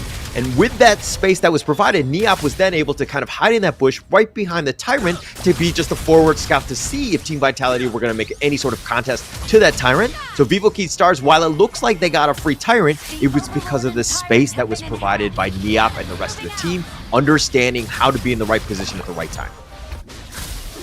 Yep, we have the Shadow Tyrant back up again with the Shadow Overlord as they have a bit of pressure in the clash lane on the side of Team Vitality. It's already gone down to half health, which is crazy, but we are getting a bit of a gauge here from Team Vitality and VKS. Guan Yu into the back line. The lane trying to skip all that from the Death on Sunset. 90 makes Niap bleed, but they do lose the Shadow Tyrant, which, again, is a not equal trade. Yes, you get a second kill on the board, but you lose the Shadow Tyrant, especially when they have such a Soaky, spongy Danny on the Dune, and they're all looking pretty low. Team Vitality on the run. Highland takes a kill down again, and then we have Seiza getting a double kill onto 90. Also, they are not stopping. The barrage of attacks is in the mid lane. They're looking to clean up their minions, getting that T1 hopefully in the mid lane. The only thing stopping them is Dolia and Direnji, but they are making sure work of that, pushing them away from that T1 turret in the mid lane. All right, Vivo Key Stars, they lost Nyap early, but they were like, actually, we have a net worth advantage. We can take this fight 4 versus 5. For the record, if you're in your ranked games, I do not recommend this play. Vivo Key Stars are pros, and there's a reason why they're able to take that fight and come out with the victors. They did get two kills onto Nighty and Highland. Things to take note of is that understanding the limits, and we'll see the replay here of how things started here, right? This is the part. Nyap had already been killed. Sacer's like, actually, I still have my, my ult. We can go. We have the damage. We have it, and we were able to get 2 kills because of that. And Vivo Key Stars, again, really nice play. Those 2 kills have kind of expanded on this net worth lead, which has kind of grown to about 4.5k. Yep, it's definitely working beautiful here for VKS. They are looking pretty strong going into the 12-minute mark. Team Vitality still struggling to get a second turret onto this game 2, which right now is looking very, very shaky for them. I feel like the wheels have potentially already fallen off for this team comp onto the side of Team Vitality. The Ying has not really shined through because even though she has the knock-up, she has the huge damage as well. She's just not been able to sort of encapsulate that onto the side of Team VKS because Danny being able to soak up and sponge so much damage. We have the shield coming from Yaria as well. There's just too much to try and calculate and deal with on the side of Team Vitality. They are just not knowing where to put that focus, but the focus is currently going onto that T2 turret in the clash lane. Are they going to be able to wipe out those minions? No. Danny is into the back of the team fight there to keep them off of those minions. The Winter is coming through just to try and stop them and stop Danny going down as well. Shanks is a little bit too close for comfort against Team VKS, and down goes Highland once again. The Princess Frost is not looking very Princess-y. She is definitely taking a lot of L's within these team fights. A major focus for the side of VKS. Okay, you're talking about the wheels coming off from Team Vitality, but this is not something where they're making so many mistakes that, the car is falling apart at the end of the day. This is one of those things where Vivo Key Stars have played this game to the T. They've been very strategic, very calculated with their risks. Meteor kill going in for this one, not even getting any kills, but it's one of those moments where Vivo Key Stars have played so well that you don't see the car deteriorating before your own eyes. Yeah, no, it's definitely, I feel like it, like you say, it's falling apart, but it's not diminishing straight away. It is just wobbling. It's wobbling along the road still. There is potential for that wobble to turn into a momentum, right? I mean, the 44k to the 38k now goal difference by VKS as they go to secure another Shadow Tyrant. Team Vitality struggling to get onto the board with these jungle objectives. So again, that is another string in their bow that seems to have snapped in game 2 of match 1, and VKS looking as strong as ever. Like I said before they went for the Overlord fight, this game has been very more of a strategic game, like you were saying, Horla. There isn't been as many kills across the board. It's just all about being Danny, Niap setting up those lanes and making sure there is big priority, too much pressure for Team Vitality to focus in these team fights and try and focus where the best place is to put those Princess Frost Winters coming, because even though she has the privilege of having 2 seasons in 1, the Dolia doesn't seem to be doing as much of an effect in this game 2 for Team Vitality. It seemed like a bigger play for VKS and a bigger pick for them in game 1. We see that the higher ground turret's fallen in the farm lane for Team Vitality, they are struggling and holding on to that mid lane high ground turret. There is no minion wave for the side of BKS to try and approach that one just yet, but it is steadily rocking down the road, and I feel like Team Vitality are just trying to hold on here. Niap is looking like a predator in the wild, just waiting for somebody to overstep on the side of Team Vitality, and he is looking still for his victim. We see that Vitality trying to go in. Shanks goes down early in the team fight. It is looking like almost a 2. Oh no, it's a 1-1 trade, 2-1 trade for the side of Team VKS. They take another kill. Niap is not happy with just a singular kill. He needs that double. There's only one minion at the crystal. Is that going to be enough for Team VKS to try and take the victory here? Dolia is able to keep them with a lifeline, but here comes the boys. They are back in town, both in all lanes, so they are not going to be able to do it. It's 2v3 right now, and the crystal is going to be taken down to a 2-0 for Team VKS. We honestly thought that this was going to be a best of 3, Hauler. What's going on? No, the Vivo Key stars are the type where you give them the advantage, any sort of lead, they're just going to take over, right? And you see this, just how calculated, how surgical they were. They were like, okay, we don't care about kills. We're going to play this one objectively. We're going to beat you just with straight up strategy. I don't care if you kill, you know, one of our players here and there, because at the end of the day, I'm going to kill, like, I'm going to win. I'm going to make sure that we get the objectives. We're going to go for the crystals. We're going to take really smart fights, giving ourselves the best opportunity to win, because at the end of the day, all that matters is the crystal, not, of course, the kills of the KDA. Yeah, you can kind of feel that what was going on there, like I said, with those not quite conventional jungle picks by Team Vitality, but I'm sure we'll get a little bit more invite in this Thank winning you so much. interview What an with exhilarating Chuchu. match just now coming out from the side of VKS. Vivo Keystars, you guys used to be the Season 1 champions. You hold on to that title, but man, that second match that Marco Polo says, that was amazing, man. Now, we do know when it comes to playing a carry, it's going to be difficult. But at the same time, how was the communication between you and your Yaria, who's been supporting you, Mana, who's been supporting you? How was the communication to make sure everything in sync between you two?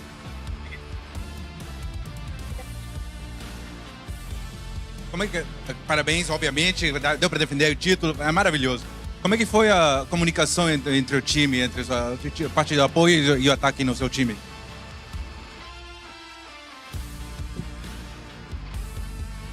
Eu acho que a gente tinha uma boa situação de draft. Eles se colocaram em algumas situações ruins e a gente viu a oportunidade de pegar uma comp que escala muito, a composição que ia crescer muito no decorrer do jogo, e eles não tinham tantas formas de abusar da gente no começo do jogo. A gente viu a oportunidade mesmo, sem estar muito treinado, a gente foi lá e executou.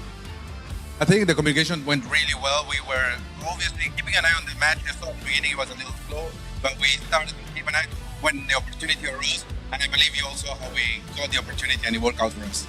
Now, I have a request from a carry, a marksman. You guys always being the star, like your Marco Polo amazing. You always get the, no, you hold the mic, It's gonna be from you. It's always gonna be them, you know, the carry, the marksman, and the highlight and spotlight all the time.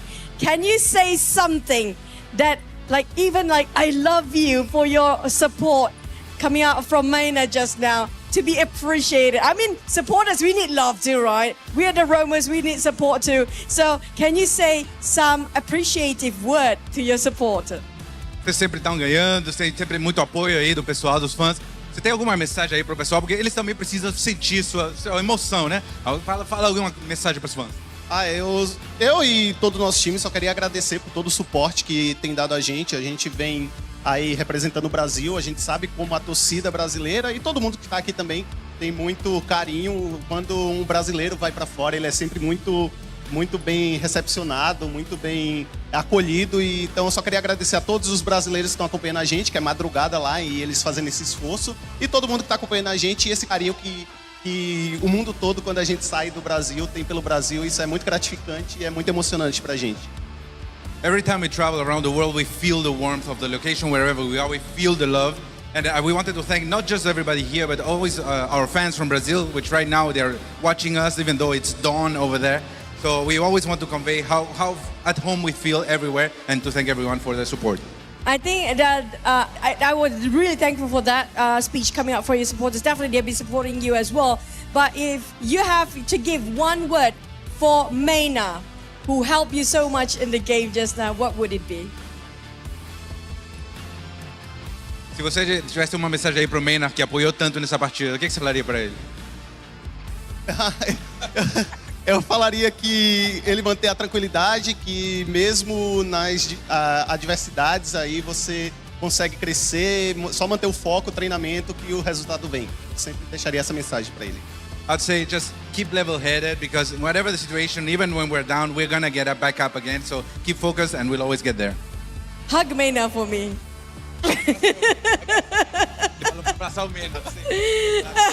Okay, there you go. But you guys has been crazy when it comes to getting those, still as per usual. That was amazing. Niap, that was an amazing work as well. But last but not least, coming out from Danny, I think he's going to pass it up to the captain. Last word towards all your supporters and also the team that you'll fight against later. Última palavra para todos os seus fãs e pro time que vai se enfrentar agora em 2 dias. Bom, a palavra que eu tenho para os fãs é basicamente a mesma de ontem. Eu só tenho a agradecer por vocês estar acompanhando a gente diariamente, mandando mensagem, todo o apoio nas redes sociais. E, bom, o fuso horário no Brasil é muito difícil, mas mesmo assim tá todo mundo assistindo, todo mundo torcendo, todo mundo muito feliz com a nossa caminhada. E para os times que a gente vai enfrentar bom, acho que hoje a gente cravou o nosso título de Rei do Ocidente, não existe outro. Então, vão ter que tomar cuidado. A gente vem para defender o nosso título e é isso. Well, for the fans, obviously what I've been saying, thank you very much for all the support. It really keeps us going, no matter the time zone. And for the teams we are going to face, please get ready, because we are coming to defend our title. So beware, we are coming. Still your objectives as well. Just saying, but that's going to be VKS. Give it up to VKS. We're going to toss it back to the casters. But Brazil, vamos! Let's go back to the casters. And there we had it, Holler, our game-winning interview from VKS that took a very surprising but definitely concrete 2-0 from Team Vitality, now putting VKS on the top of Group A. So no Team Secret or LGD Gaming Malaysia in round 1 for them. Yeah, and this is it's great to see, because this is the top team from Brazil, and you just saw how well coached, how disciplined they were at the end of the day, right? I think they talked, it was Maynard at the very end who was kind of like, hey, we can lose the game, but we'll bounce right back out. And you saw that in game 1. They were losing and they were just like unfazed. We're going to continue to play our game. We know how to win in this, in Honor of Kings. We know how to do this one. So again, just very well coached, very well disciplined team that is honestly going to make some waves moving forward, not only in the knockout stage and maybe in EWC, but maybe I'm getting ahead of myself, because we still have a lot more to see from that team. Yeah, no, VKS, like I said, going through to it, they have been a strong team in Season 1. Obviously, the competition was nowhere near as tough as it is in Season 2. Season 1 had a lot of new teams, new players from different games, stuff like that. Whereas Season 2, everyone's developed, everyone's came into their own, and especially with the introduction of Southeast Asian teams as well, definitely didn't make it an easy feat within Season 2, which, again, VKS is still going to have to sort of try and see what they can do against the stronger C teams going through to the quarterfinals. But lucky for them, they won't meet them until potentially the semifinals. But here we are looking at the post-game analytics. And again, Danny not dropping a single death in 2 games. That's 2 games, Holler. No deaths for VKS Danny on the Dune. Yeah, and he's playing it to the limits, and this is why Dune is just so strong. I mean, he's so tanky. He got in and out, made a lot of plays. He caught them with the unruly blades. He would just be in your face almost the entire time. I mean, he's 105. He didn't die, and which is the biggest thing, but I'm pretty sure his damage received in that game was going to be quite high. We'll probably see that in the next one. But I also want to give a shout out to Sesa. On this Marco Polo, we had seen time and time again where the Marco Polos, again, have had somewhat limited success. They really came out strong on this one, ensured that he was kind of covered by Mena with the Verdant Protectors from the Yarria. So they just had so much going for them. But if we're looking at damage taken, right? Look at this, Danny. 81,000, the second highest in this game. Yeah, not quite the 90k from game one, but hey, it was shared between Danny, it was shared between Niap as well. Niap we saw take a few L's this time around, but again, the teamfight participation, from Niap was 50% because, like we were saying in game 2, that he was there to nurse those lanes. He was there to give them the pushes that they needed, to push back the minions that were approaching their turrets, and then just see what happened from there. But Mena, again, with the 100% team fight participation, really showing that this Yarria was giving extra sponginess to the likes of the Dune, but it was also helping the Marco Polo, helping the Lady Chen as well with those single 1-second knockups, was able in Lady Chen to just drop her ults or even her first skill or second skill, landing them more perfectly, and you can really show how perfectly that was landed because 109k damage from the mid lane of VKS is nothing to frown down. Yeah, and let's talk a little bit about one right there on the Lady Jun. I think that you have to ban her or pick her yourself because, instead of picking like the Dahlia like they did in that last game, if we're looking at this gold graph, though, it went almost straight to VKS. Once they had that lead, again, they have a hard time of giving that up. They, again, play very, very well when they're ahead. I mean, they play well throughout, I think, with 3 wins across in the entire group, A, but we're going to have to see how they fare against some of the other Titans and the other leaders of, the other groups. And we're going to see that one in the knockout stage. That's going to be coming. But again, they played so well, ending this game in about 16 minutes. Absolutely, we are about to crown MVP of Game 2. I can imagine it could be Seiza or Mena again, but there we go. Seiza coming through with 83k damage dealt, the 52k damage taken, and then obviously the gold. Look at that gold, baby. Game 2, 13.4k gold, and obviously 4 kills to 2 deaths to 3 assists. Playing the Marco Polo beautifully, and like you were alluding to in the pre-game draft there, Hauler saying that Marco Polo's got a shaky start in this tournament, man, but he really showed that on the right player, in the right team comp, that Marco Polo can really shine.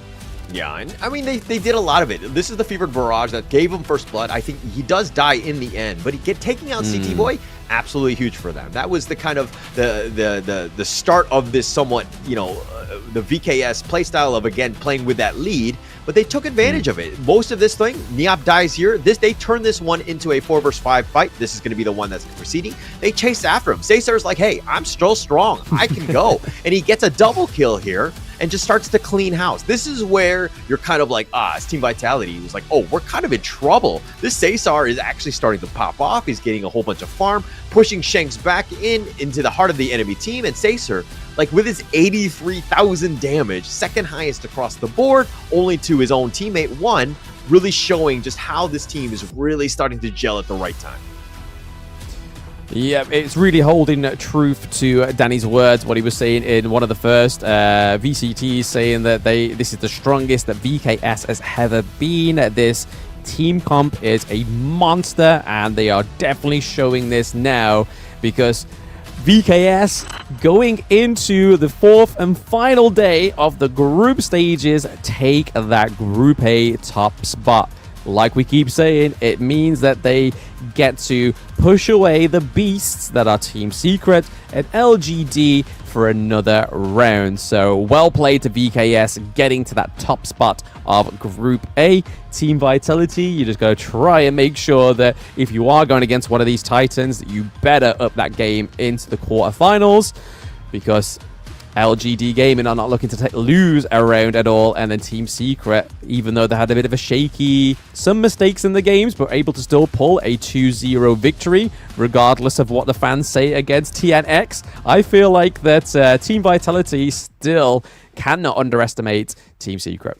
Yeah, for sure. And I mean, it comes back to Group A, right? This is a thing where, hey, you're the group of death. You had the most amount of teams that we had to go up against. We had to play this round robin against 3 other teams, but we still came out on top. We beat everyone. We beat Team Vitality, Boom Esports, Food Esports, anybody. You throw anyone at me, and we got you. And Fivo Key Stars really played well, and this is going to be a whole bunch of momentum going into that knockout stage. Absolutely. Again, Foot Esports against Boom Esports is the last match of the day, so that's the last game of Group A.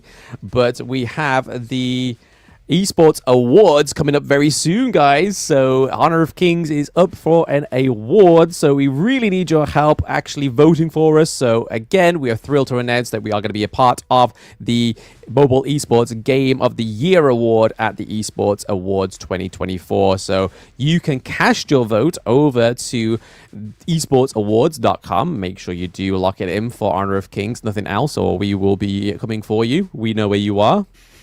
And then please support us on that one.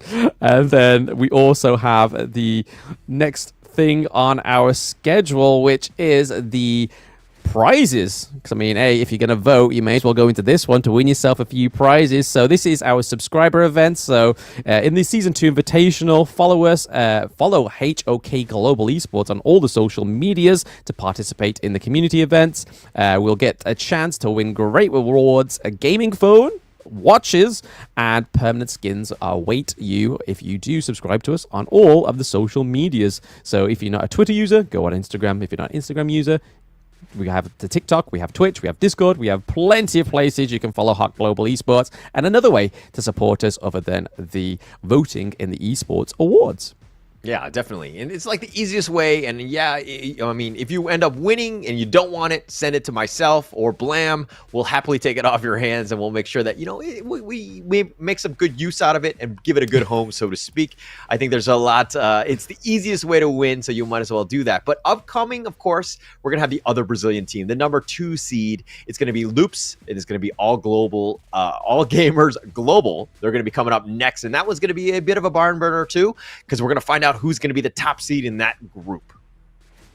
Yeah, I'm really interested to see this one, Hauler, because again, we haven't seen All Gamers Global since day one. And in the Open Series EMEA Split 1 finals, they were the top team. They didn't drop around, whereas this is a different story. They dropped around against R8 Esports, and Loop Esports was able to take them down 2-0. So it's not going to be too long now, guys. We are going to go straight into the game after a very short break. So make sure you don't go anywhere, guys. Stay tuned, get some snacks, get some drinks. We'll be back for Game 2 very soon.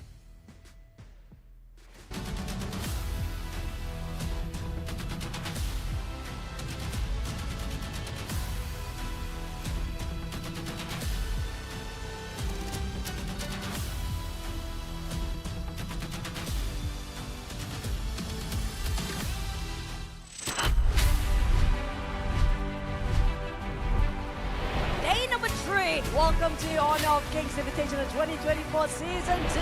I think that the Vitality match is going to be the toughest because they are probably the strongest team on the group, but today we are going to see some targeted strategies focusing on them. Vu qu'on a vu VKS jouer au tournament à la S1, on peut regarder leur gameplay et établir une stratégie. Eu acho que o melhor jogador da Vitality é o Shanks, porque, bom, ele é o principal carry do time, ele basicamente escolhe a lane que vai jogar, o pick que quer jogar, então acredito que ele seja o melhor jogador, mas a gente vai ter uma boa resposta contra ele e acredito que ele não vai ter bom desempenho contra o nosso time. 我感觉 VKS 只是单你一个人拿野盒来 C， 只要把他野盒打烂，他们就没什么用了。我感觉赢他们挺简单的。A importância de ficar em primeiro é mais dar esse medo para os outros times nos playoffs. E a gente quer sim ser campeão para defender o nosso título. A gente foi campeão do primeiro, então a gente está aí para defender. Aqui contra Dani. Dani, je t'attends.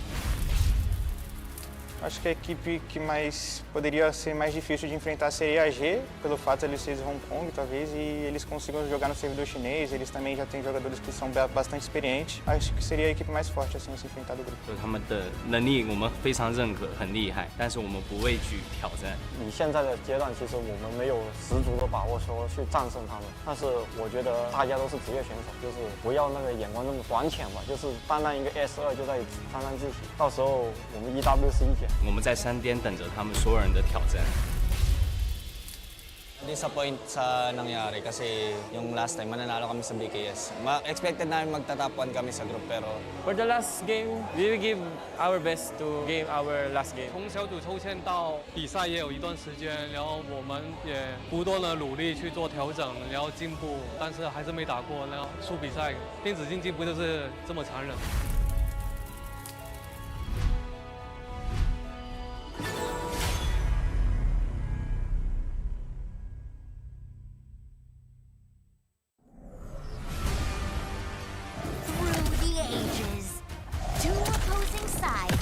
Fiercely battled for a power that granted them life, but cursed them with ruin. Wait! Oh, no, this story is too cliche. Maybe we can find inspiration from other stories. Hey, that might work. Got it.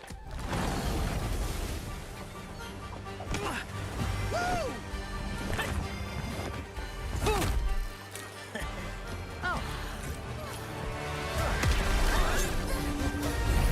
This story is adventurous, but lacks excitement. How about this one?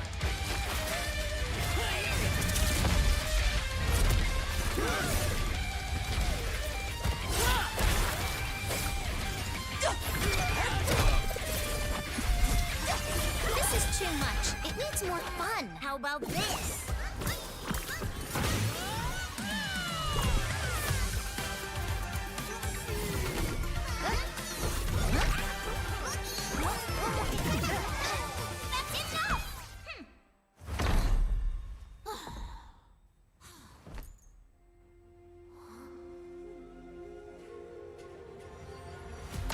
Like the thrust of a spear in battle. No one can tell my story but me! I'm born to stay, ayy. This is my chest and my bonus play. Can't be late, won't hesitate. What do you say? Grace to find my face, scars to find my skin. I can't convince them, keep please, I'm illicit. I'm the one that you hate. H-E-E-R-A, doing it for real, I found my goal. From the ashes, I'll go the game. Blow it around, we'll make them crumble, make them run. Baby, it's go time. Knock me down, so I rise. An inspiration, I know how. The one who go bug them up, nobody gon' do it. Facing our peers, we don't think we just move it. No, we the best, so we don't gotta prove it. Somebody test me, I swear I'm gon' lose it. I gotta check these on this boom and illuminate. I got you. Another day, another way. You got the power to turn around. You got a champion, get me. Calling out for the game. There's a won't you yell out my name when I sing a song about it?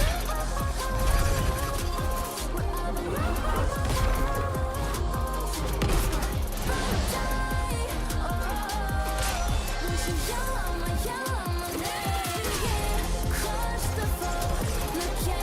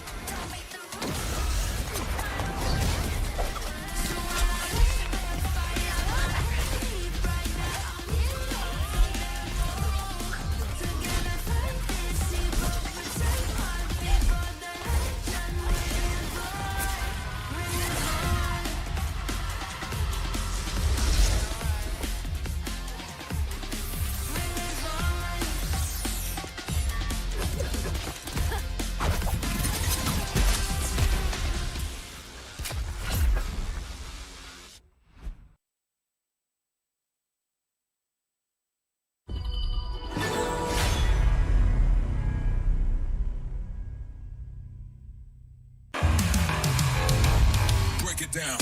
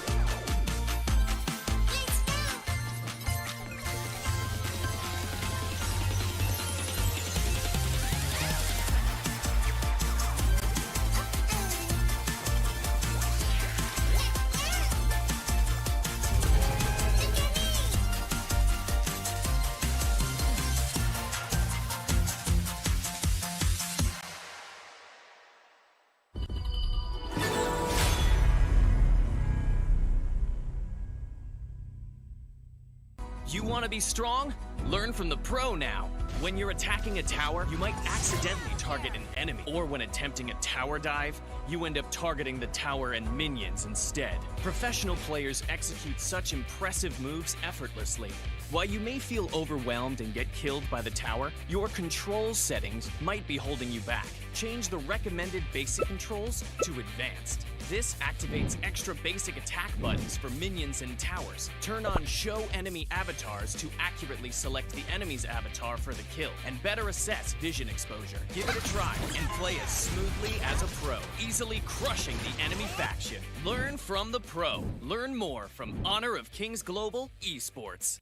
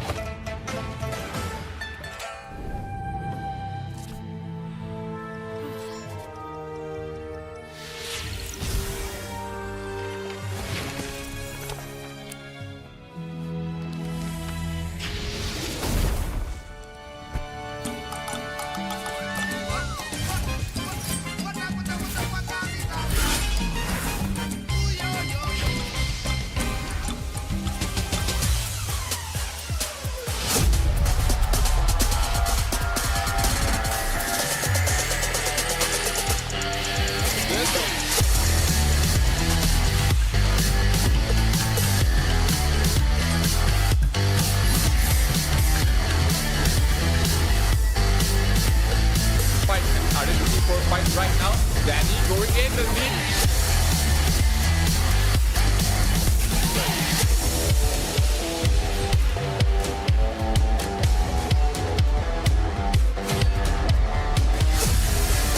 Well, opened it by Bang doing the open.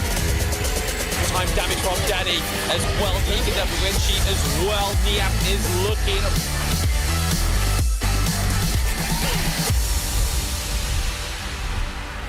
Day number 3. Kings Invitational 2024 Season 2. I think that the Welcome back, everybody, to the Season 2 Invitational Honor of Kings tournament. Today, it's still me. I'm still here, and still with me is Holler. How are we feeling after match 1, shall I say? Well, actually, I was kind of disappointed. I thought the first series was going to go the distance in terms of that third game.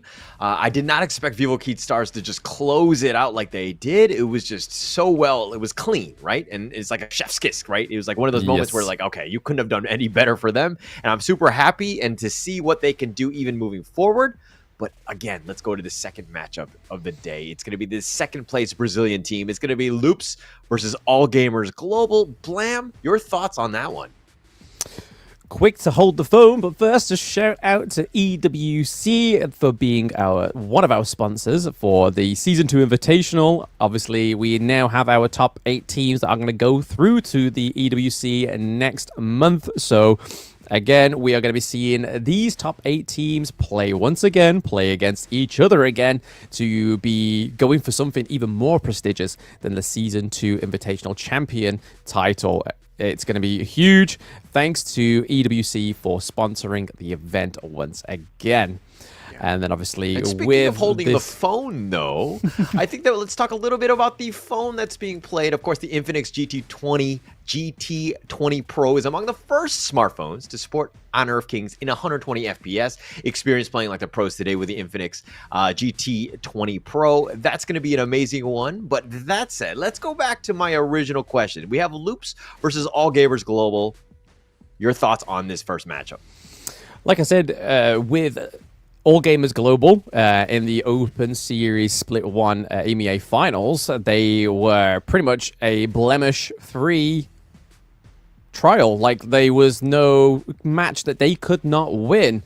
And for them to lose against RA Esports, which, again, they weren't part of the Open Series Split 1 Invitational because they didn't quite make... No, Split 1 Series, sorry, because they weren't able to get to the basic EMEA finals. We never saw that go through. They did play their MENA counterpart, which again they lost, but for them to lose on the Season 2 Invitational stage, it makes me feel a little bit shaky. Is it the nerves, even though they've played in front of a live audience? Well, not a live audience, but a smaller live audience in the Open Series Split 1, or have they just kind of lost their way, especially with them being quite a new team? But their opponents that they are going to be fighting are Loops Esports, who are comprised of Tempest, ABH, Kanka, Zia, and Mithy. So some of these were on the previous roster of VKS, and they are a very, very promising roster within the Brazilian scene. Like Hall was saying before, when match 1 ended, these are the 2nd seed, and these are their opponents today. Yeah, and it's going to be All Gamers Global. This is going to start off. It's going to be Snow, Myosotos, Lived, Zeiss, and Qinglin. And it's going to be, this is a team that's, from Hong Kong. They're quite strong and formidable in their own right. And playing up against the number 2 squad from Brazil, this is going to be an interesting one. Where do All Gamers Global kind of sit among the standings across all of the international teams? We're going to have to find out. I expect big things out of All Gamers Global. And you talked about the fact that, hey, we haven't actually seen these guys since day 1. Have they been kind of enjoying their time in KL, kind of basking it in? Or have they been doing their research, making sure that they've been practicing, ensuring that they have a great knockout stage? But I'm getting ahead of myself as we're still in the final game of the group stages for All Gamers Global and Loops. Yeah, like I was saying in the introduction, one thing I remember very fondly from the Open Series Split 1 finals is that this team was saying that, I can't remember who it was, it may have been Myosotis that was saying it in an interview, but they were saying that the team argue very little, but when they did argue in the Open Series Split 1, it was good to air it out so they could kind of try and find the vocal voice within their team. And that really showed in the Open Series Split 1, but hasn't really showed in Season 2 Invitational. So whether that was a reoccurring issue for them in Season 2, especially with it being day one pre-game jitters can get the best of some of the greatest players. So I expect a lot from All Gamers Global going into day 4 after witnessing a lot what's ahead of them as well. But now we are getting into the picks and bans of this first game. What are we feeling here, Hauler? Did you watch day 1 game with AG Global? Did we see what they picked? What are you feeling? What's your initial thoughts on this game? Before we go into the draft, I kind of want to talk about the fact that you were talking about the arguments thing. I think that is a very interesting point. Obviously, teams, when they get to the next level, they have to kind of have faced somewhat of the adversity that they went on. We've kind of resolved it. It's kind of like one of those, dare I say, happy marriages, right? Sometimes everything could be rainbows and unicorns and it could be all great, but at the end of the day, if you've had a little bit of trials and tribulations, the relationship in the end has grown to a point where it's much more rewarding, I would say. So in the same limelight, I would think that these teams have kind of gone through that, right? They've lost some games and they've gotten much better because of it, because they faced that adversity. But as I say this, let's go into the draft here. It's going to be the Arlie first pick. I like this for Loops. I think it's a great first pick, especially as Zir is able to kind of just style on people. I think there's a lot of potential with this hero. Yeah, and the potential just furthers there. The fact that they've locked in the Zhong Fei for Mithy. Mithy on this pick is huge. And speaking of huge, we see ABH once again picking up that Jing. Jing seems to be another flashy Brazilian pick that they love to pick within these competitive tournaments. But like you were saying, the Arlie is just going to get enhanced now, and we've already seen Zir on the Arlie, and it was fantastic. But then if we look over to the side of All Gamers Global, they are going for a little bit of a female empowerment team so far. We have the Hu Huan in the jungle potentially. We have Dolia as well, so giving over 2 of Hu Huan's amazing, huge ultimates that she can have within those team fights, not only healing, but knocking up and becoming untargetable. And then you have the Mai Yin in the Clash lane, and Snow is no stranger on the Mai Yin. Yeah, we've seen the rise of Dahlia. Like, it's been very, very popular. We've seen it almost in a good number of games in the past 2 days, but it only still has a 40% win rate. The Mai Yin, on the other hand, the number 4 most picked in the league thus far, it has a 53% win rate. I think that we're going to see some much high-level play, I would say, from All Gamers Global in terms of Myostosis, Snow, picking up the Mai Yin here, making plays across the map. I think it'll be very interesting. Yes, and they're looking on their second ban phase to ban out some of the familiar Clash lanes on the side of Loops Esports. So the Dharma and the Elaine both hitting the ban hammer. However, onto the side of Loop Esports, we are looking at a bit of a shot, a little bit of a pew-pew at the farm lane heroes getting taken down there. So oh, okay. A little bit of an off-sketch one there. The Athena, they think or thought that the distractive methods of Athena was going to come through in Game 1 for All Gamers Global, but they ban it out just in case they are sure that it stays undestructive against Loop Esports. But the DRNG as well gets banned out, which is again another huge farm lane pick within the Season 2 Invitational. Princess Frost getting locked in still. Following that female suit, it's looking for like a very not conventional team comp, because we don't really have the tank in there with it. The Mai Yin obviously being used as can be used as a human ward, gaining that intelligence for her teammates. But then you got the likes of the Hu Huan and also the Princess Frost to kind of deny these team fights, to separate them, having that huge area effects on both of their ultimates. Yeah, and Yuan was actually played yesterday in the Group D final, Impunity versus RRQ. Impunity were able to take a somewhat unconventional draft. It was very squishy. They actually had the Yuan on the farm laner. We'll still see if that's going to be played here with this game by All Gamers Global, but it is definitely an option for them. But it looks like Loops have kind of picked the Gan and Mo and this Hansu here. Oh, Gan and Mo, a Brazilian favorite in the mid lane. And then Sunsi is a Brazilian favorite in the Clash lane. They love that pick. But like I was saying with Kin the other day, Sunsi within the Brazilian scene seems to have a high win rate when it's in the support lane. So it can go either way within the Clash, but with Sunsi being paired with the Jing, again, an assassin with a tank in the Clash is the more sought for kind of team comp that you want. Whereas onto the side of AG Global, they have the Brawler that's Mai Yin, and then they have the Hu Huan that's in the jungle. So again, quite a delicate flower, but can bring some pain. The overall team comp on the side of All Gamers is fleshed out with Hou-Yi. Yeah, Hou-Yi, I mean, the one thing I don't like about this draft is the fact that they were going with an all-female lineup and they throw in Hou-Yi at the very, very end. But it's got long hair. Yeah, it's got long hair. Yeah. So I guess that matters. Nonetheless, we're going to go into this draft. Okay, going into this one, like in this draft, like which of these lineups is easier to play for you? I mean, we've got the game-winning formula down in the farm lane that we've just saw from VKS. So they got the Hu Yi, they got the Dolia. So we could be seeing a potential influence here from AG Global from the Brazilian counterparts in the farm lane. And obviously, Zaze is a fantastic farm lane player from what I remember of the Open Series Split 1. But like you say, which one's easier to play? I'd say the most conventional team comp here is definitely Loop Esports because they have the great front line. They have the Ali, which on Zier is able to get in, out, and have those fantastic high-risk, high-reward plays. But then you got the Genmo, which sits a little weirdly within that team comp because he is going to be sat far away, using that couples blades long and short to try and get that optimal damage onto the enemy heroes on the side of AG Global. But here we are, game one on the Gorge between Loop Esports and All Gamers Global. Let's see how this starts to flesh out, Hauler.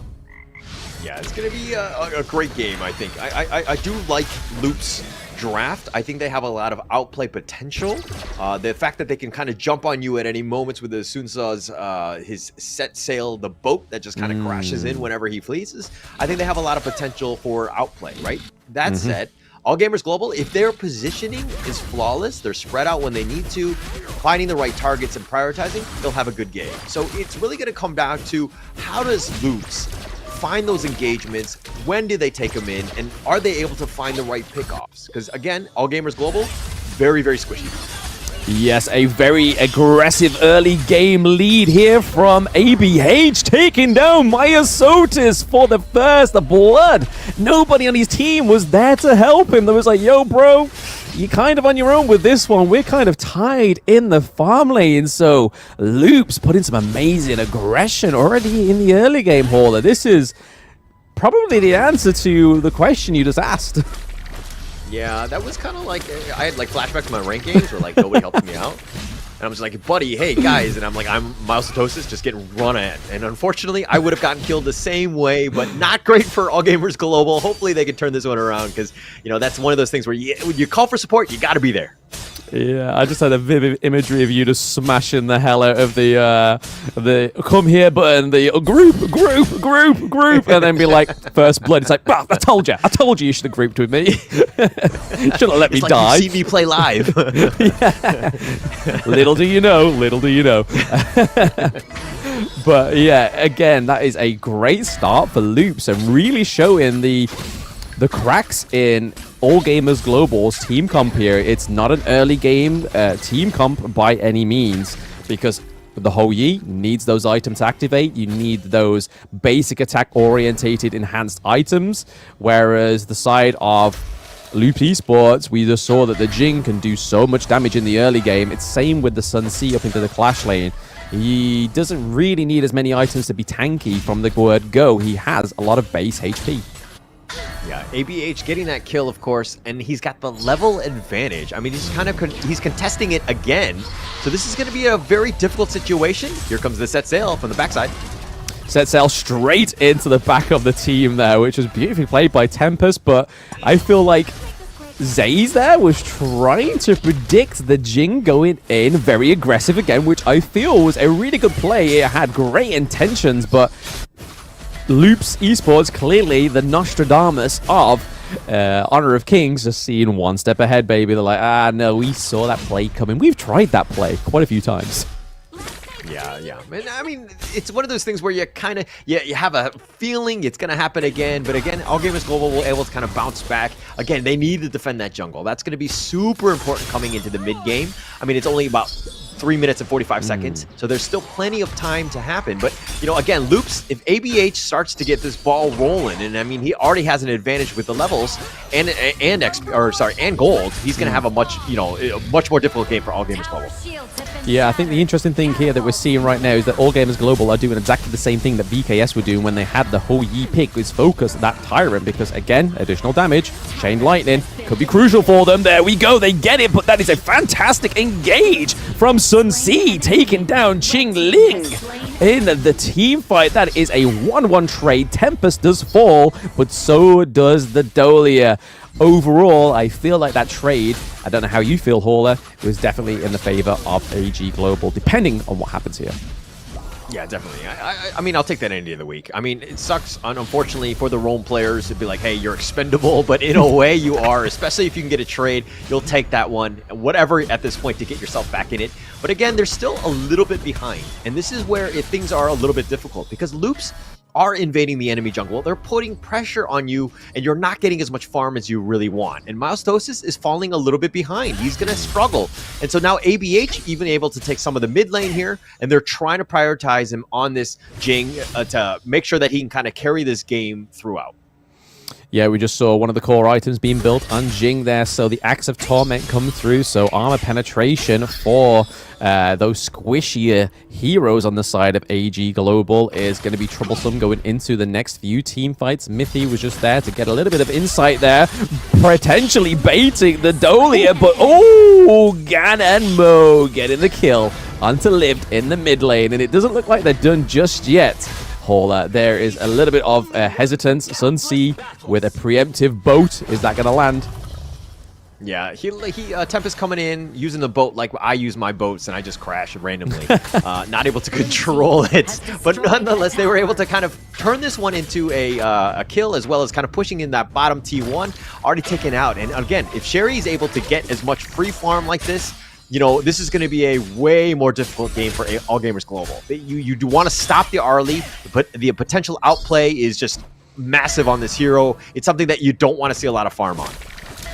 No, yeah, the Arlie, you do not want her to run away with all those resources and plenty of them. Mithy trying to give a little bit of intelligence to his team, dashing out of there so he doesn't get caught out in that 4v1 because it was looking brutal. Is Jing going to get hit by that blazing sun arrow? No, it misses. ABH lives to see another day, because if that was set up correctly, we had snow literally on her tail that would have been the punishment for the side of Loops Esports. Yeah, All Gamers Global, they actually made a 4-man rotation expecting that arrow to hit. Unfortunately, sometimes you miss some shots, and he did miss that one. But now a little bit of pressure in the bottom lane. They're going to be pushed and thwarted back. But Kingland all the way kind of up in front. Oh, he does survive. Yeah, that slippery snake Dolia. I mean, a mermaid nonetheless, but stun going on to Mithy. Not the hero you want to be stunning, especially the fact that they still got his unbridled rage as well, which would just boost up his health. It would then push away the enemy team, enabling him to try and escape and just wait for his team to collapse onto AG Global. But as we've seen so far, Hauler, what do we expect going forward in this game? Is it a Loops all the way punishment, just a slow burning one, or are we going to see AG Global activate at some point? I mean, we saw it even with the last game with Vivo Keat Stars, is that they're very disciplined and understand the limits and the spacing, right? Where the lanes are, how they're pushing in. And they've been very almost controlling the tempo of the game, where AD have to react, right? Right now, they're kind of like, oh, okay, maybe we kind of pick off elsewhere. And they have not really been able to capitalize on any sort of kills right now. And again, they're just like fishing for information. They're really behind, and they're kind of struggling. It's getting to the point where they're slowly getting choked out by Loops. Yeah, they definitely seem to be funneling them in many other aspects. They do steal the blue buff on the side of AG Global, but okay, AG Global getting the kill on Tuesday there. We saw an overextended Ollie and a huge mirror dimension from the Jing there. It's coming through, but it wasn't actually going to pause or play anything into it. They are opening up the mid lane. Oh, Hauler, the AG Globals are needing to do something, and that was looking like the right thing, I feel. Definitely the right thing. I mean, I don't see how they got the kill or the pickoff onto Sherry there, but they capitalized on that. They actually pushed them away. They got the mid T1 as well as the Tyrant. So you've taken objectives. That's great. But the funny thing is actually they're still behind in terms of the net worth. Getting that mid T1 obviously will open a lot of doors in terms of avenues of attack. So you have a lot more angles to go in, which is going to be great for them. And they need to find them. They're still on the defensive side. They're still behind. They need to figure out some sort of other ways to get some sort of pick off to, again, get themselves back in this game. I've just got to mention there, look how beautiful and fluid that gameplay looks on the GT20 Pro. It looks superb. It looks even better than like my gaming phone, and that's probably like 10 times the cost.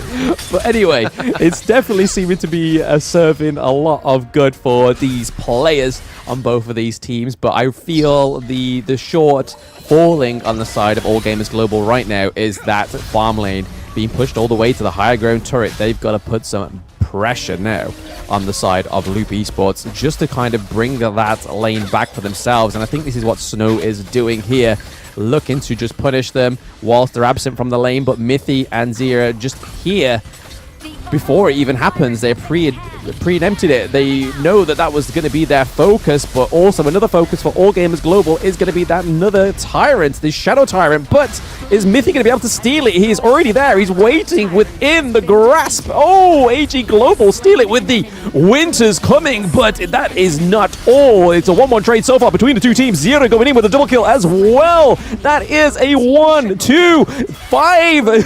5-2 trade for Loop Esports. Zira getting a triple kill on the Ollie. Oh my gosh, Ola. What was that? Okay. AG were able to take the Tyrant. That was a win. But then they continued to fight and they got punished hard. I mean, losing all 5 members is absolutely massive, especially at the 10-minute mark. That's going to open up some doors. And now look it, they're knocking on the door of the T3. They've taken that one out. They're going to get out. Nice regrouping here. And they're going to take the enemy jungle as well on their way out. And this is going to look to hopefully turn into an overlord for them. But again, this is just a huge opening, massive swing, 5K in favor of Loops at this point.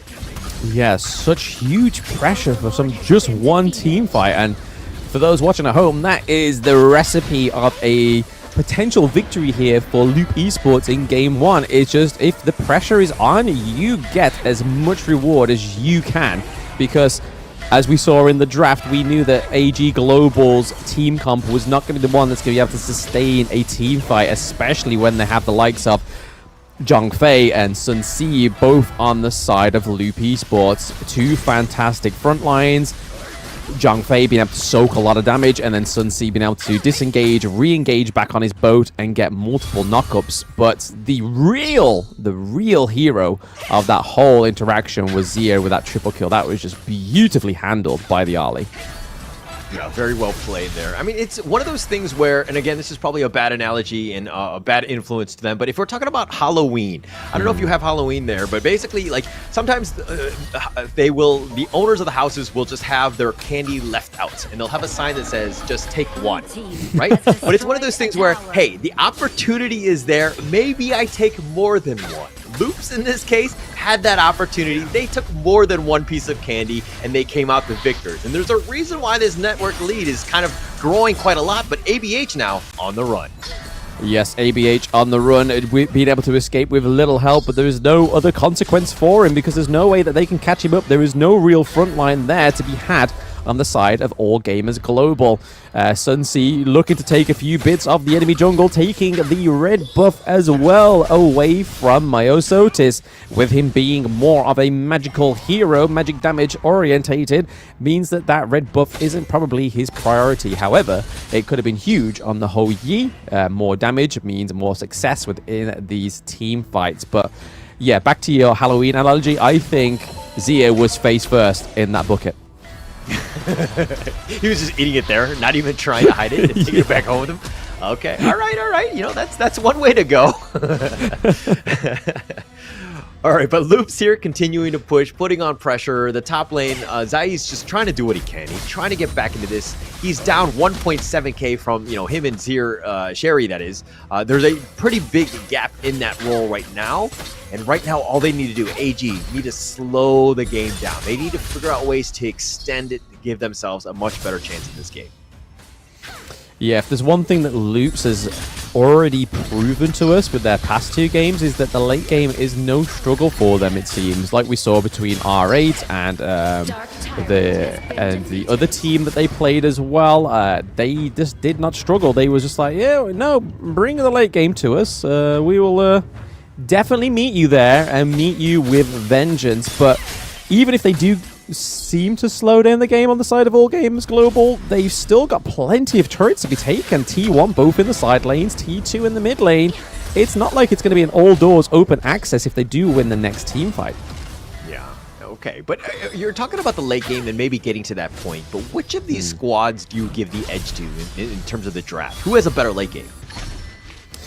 I mean, for a complete raw damage output, I mean, you've got the Ho Yi, you've got Mei Yin doesn't do as much damage, but she's able to sort of try and split the team fight if she's not being punished by the Zhang Fei or the Sun Si. So Mei Yin's function in that whole late game team fight is to try and take out the Gan Mo or the Ali, but we've already seen that Ali and Jing are two slippery heroes to get a hold of, so I feel like the Mei Yin's a little bit of a non-starter. We did see that Elaine got banned, so Snow is already a big Elaine advocate as well. So within the Open Series Split 1, he played that hero to perfection, but I feel like I don't know if it was AG that banned them or Loops that banned them, but I feel like that ban was definitely orientated towards Snow.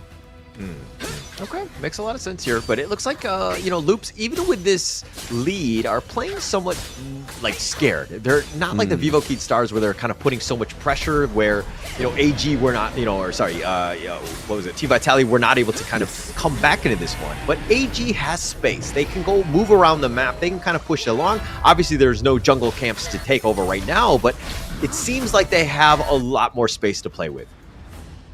Yeah, I feel like if they navigate the team fights better, like I was saying, picking off those damage dealers, like the Ali, like the Ganmo, like the Jing, and then all they've got to really deal with is the Sun Si. So if they don't take too much casualties in the first part of the team fight, then you're right, they probably could take the next team fight. The Burning Arrow comes through, lands onto the Zhang Fei.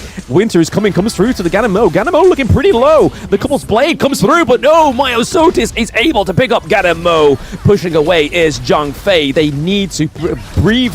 Get some breathing space on the side of Loop Esports, and Zhang Fei is the hero to create that.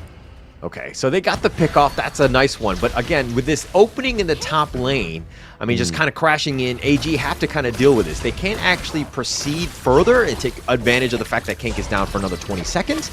So this is a bit of a window for them. They need to kind of push ahead. But, what is unfortunate, though, is that the Tyrant is another 45 seconds. That's a pretty long time. But as I say this, the King Lean taking a lot of damage. Ooh, I'm gonna say those mirror blades were definitely honing onto the Dolia there. Luckily, she's able to recall, but give herself some health in the meantime, just to preempt any gank from the side of Loop Esports. But I feel like that was well played. That's something that AG Global just need to do going into Game 2. If they don't, however, for some reason manage to close this Game 1 for themselves, is just focus on that point. Make sure they have a team comp that allows them to get to the backline efficiently so they can take out these high damage heroes like the Ali, like the Gammo. The Blazing Sun Harrow was completely mitigated there thanks to the Maple Dance of the Ali. Oh, from the backside. Oh, they found Zaiz. They picked him off, and they're going to continue on, and that just might have ended it with right there with Loops taking the ambush. They're going for King Lin, but Kank is actually down. He's been sniped down. Myosotis gets a little bit low, and it looks like just Kank. It's going to be a 2-for-1 trade. That sustain from Myosotis was crazy. Like, she was taking hits left, right, and center, and then all of a sudden she was like, up into the air, gets that sustain, gets that heal, and then Dolly is like, bro, don't worry about it, we'll heal you. But this is the important part here for Loops. They do have the empowered minion. Sun Sea's coming around with the second wave as well, trying to crash into the backside of the Mei Yin to keep her away from those squishier heroes, but Myosotis is up in the air, untargetable so far. They are still trying to catch out a member of All Gamers Global, and All Gamers Global, if anything, played that almost crucial game-ending play to perfection. Yeah, Loops right there trying to make a play, but it was very ambitious, right? Getting into that one, especially with them respawning, the fountain, I mean, the respawn timers were very close for Zaiz. He was going to be back, and you don't want to take any sort of fight where he's there and just kind of picking people off. So Loops not able to really capitalize on that small advantage they got, and this net worth lead is starting to dwindle. It looks like they're going to take a free Tyrant here. They'll take this one off. Myosotis will ensure he gets this, and they're going to continue with the Unbridled Outburst.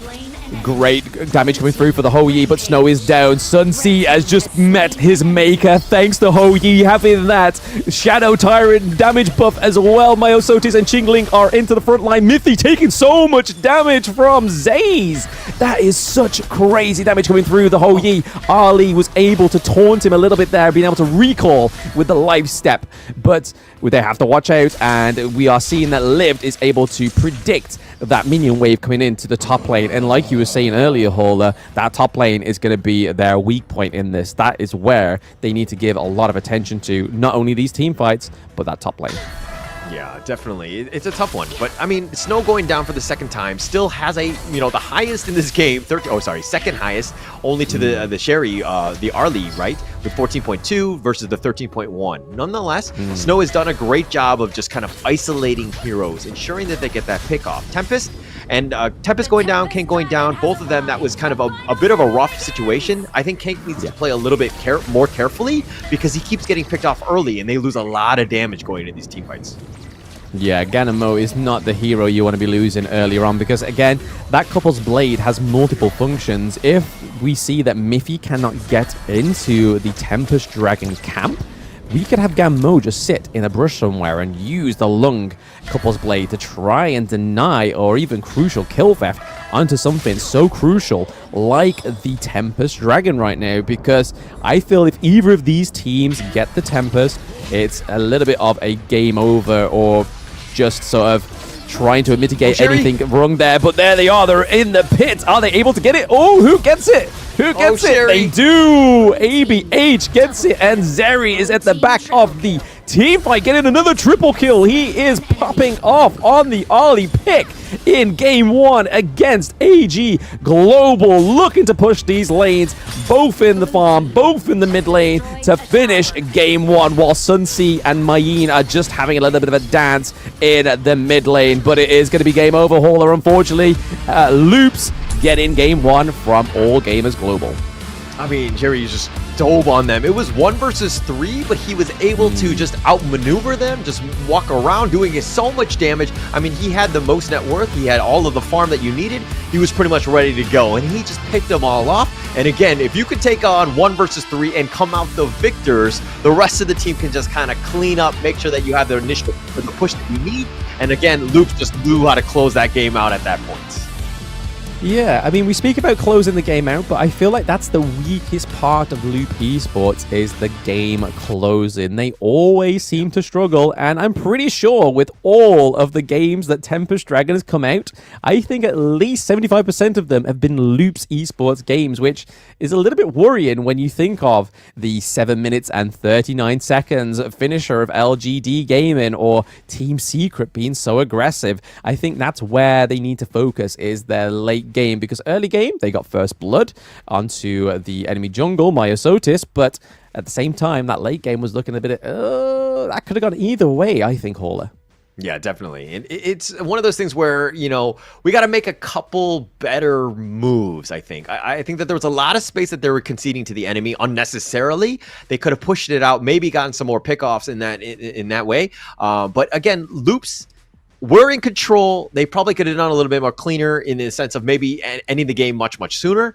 But unfortunately, this is one of those things where you kind of just, you want to play it safe. You want to make sure that you get that game one. If you take a little bit less risk, you probably eventually win, assuming that you stick to your guns in terms of strategy, in terms of farming elsewhere. I think you'll be all right. So it's going to be interesting seeing how they play out into game two. But let's go into the post game here. Yeah, the Hugh Huan was definitely a much better late game hero than that early game. I mean, anything's better than being picked off by Jing in the first 4 minutes, right? But we saw a little bit more utility from the Hugh Huan, I believe, Hauler. Is there anything that you feel that AG Global's team comp was not really feeling, or what they lacked, for a much better word, basically lacking in their team comp?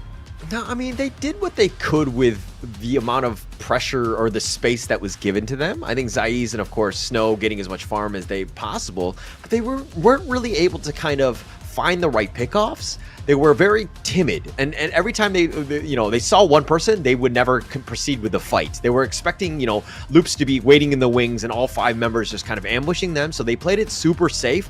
I think all gamers global need to play a little bit more aggressively. Maybe you get that pick off, because again, Loops isn't everywhere. No. Loops isn't everywhere, but Mithy on that Zhang Fei. Well, like I was saying in the draft, that Mithy on the Zhang Fei is going to be a scary one. And just look at that damage taken. He takes over 100k damage and doesn't lose a life. If that's not something ban-worthy or you picking up early in the draft on the side of All Gamers Global, I don't know what should be considered as ban-worthy, but I know for a fact that Ali has been taken off the cards very early in Game 2 ban because 123k damage, close to Jing's 113k damage. Hola, they're just damage central, right?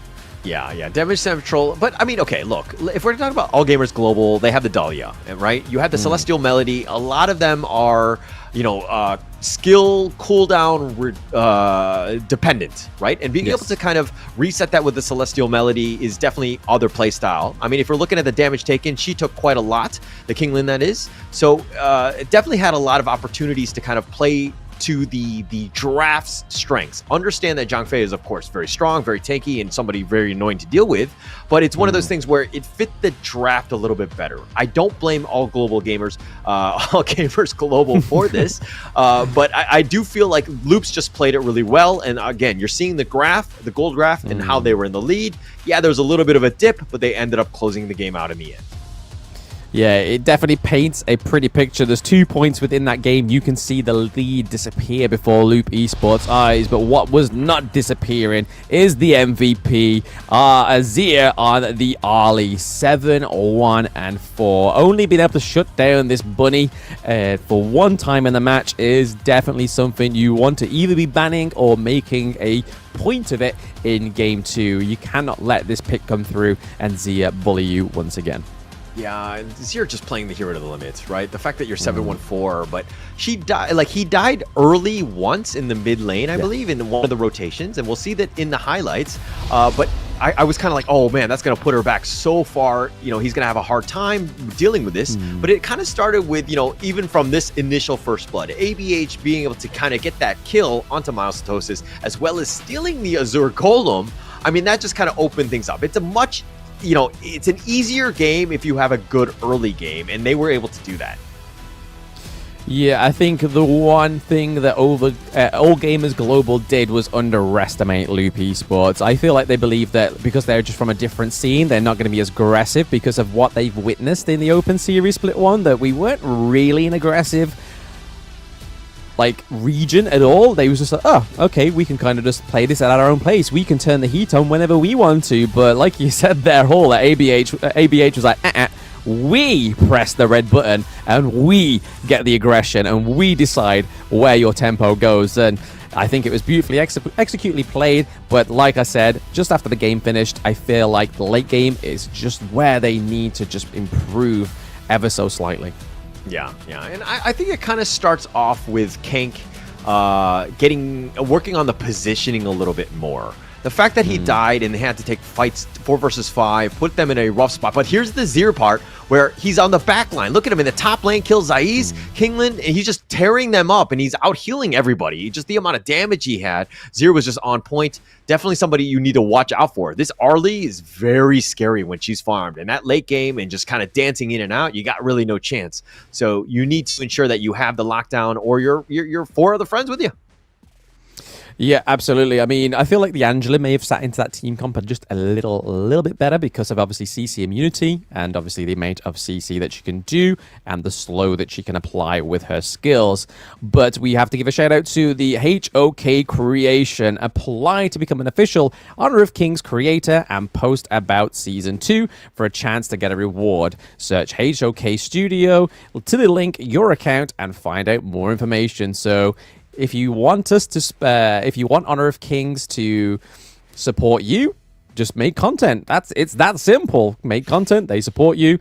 Support HOK, they'll support you more. So again, it's a love relationship between Honor of Kings. If you're a content creator, more specifically a mobile content creator, now's the time to move over and find your new game to play.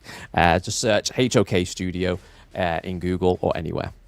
And also, a content creator happens to be right next to me. Blam, where can they find you on social media? Ensure that they do support you as you're a content creator for HOK. Is it Blam MOBA? No, it's Kin Tofu. No. Don't give it any props. No, yeah, it's Blam MOBA. It's Blam MOBA. But thank you.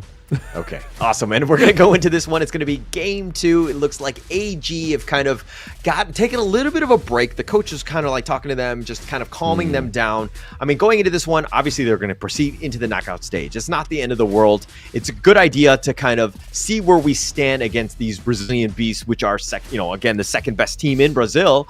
But we got to play to that international level. We need to play better than we did in game 1.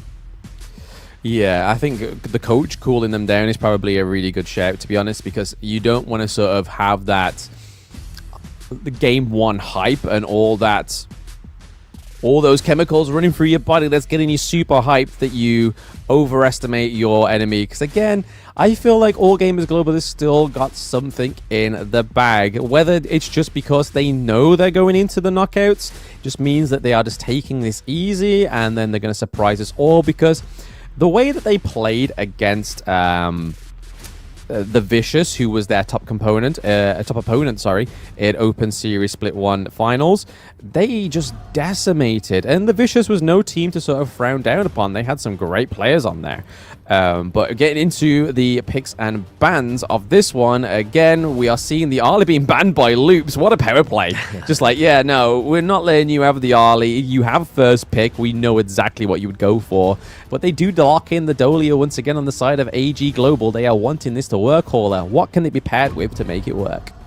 I mean, Dahlia is, again, just very open, right? We saw what we had last time in the last game with a lot of potential with like the Yuan, you had the Mayan, you had a lot of, just ways that are just kind of play around that cooldown. But if we're going to go into this one, and again, we don't know if the teams are doing this. We kind of suspected in Team Vitality in match 1, we're kind of trying out new things by picking heroes that were never picked in the tournament thus far. But would you, if you were in their shoes, either of the teams, would you be like, hey, actually, let's try things out and not really worry so much about we have our meta pick, so to speak? I mean, I feel like I'd want to take every game serious if that was me, because that's just my personality. I probably am a little bit too serious, a little bit too overcritical of myself, but I feel like that would be the way I would want to do it. It's because if you don't do your best now, when will you do your best? If you think you're holding your best in the chamber, and then that best that's loaded in that chamber is not your best, you kind of feel like, oh, maybe we should have had our foot literally on the gas from the word go. But a little bit more of a better team comp coming through here. We have the late game farm lane coming through, so Lady Sun, and then we also have a lane. So like I was saying in game 1 to you, Hauler, Snow likes this lane pickup, and I feel like we could be seeing a brutal attack from the Clash laner himself with this lane pick. Yeah, and looks like Loops are going to go with the Luna, Zhang Fei, and the Mayin, just kind of a little bit of aggressiveness. You have a tank of survivability, and you have that control. So it kind of ticks a lot of boxes. I kind of like the way that they've started thus far, but again, it really comes down to this Lady Soon. Is he able to get enough farm to kind of carry the game? Is Zai's going to have, just the pop off that we expect from the Lady Soon, who's just like this late game monster that just blows you up, right? So you're going to have a lot of people, or a lot of your teammates to kind of back you up and support you with the Dahlia in a lane. You have control. But I think that they need to add a little bit more of a bruiser to kind of provide a little bit more space for this Lady Soon.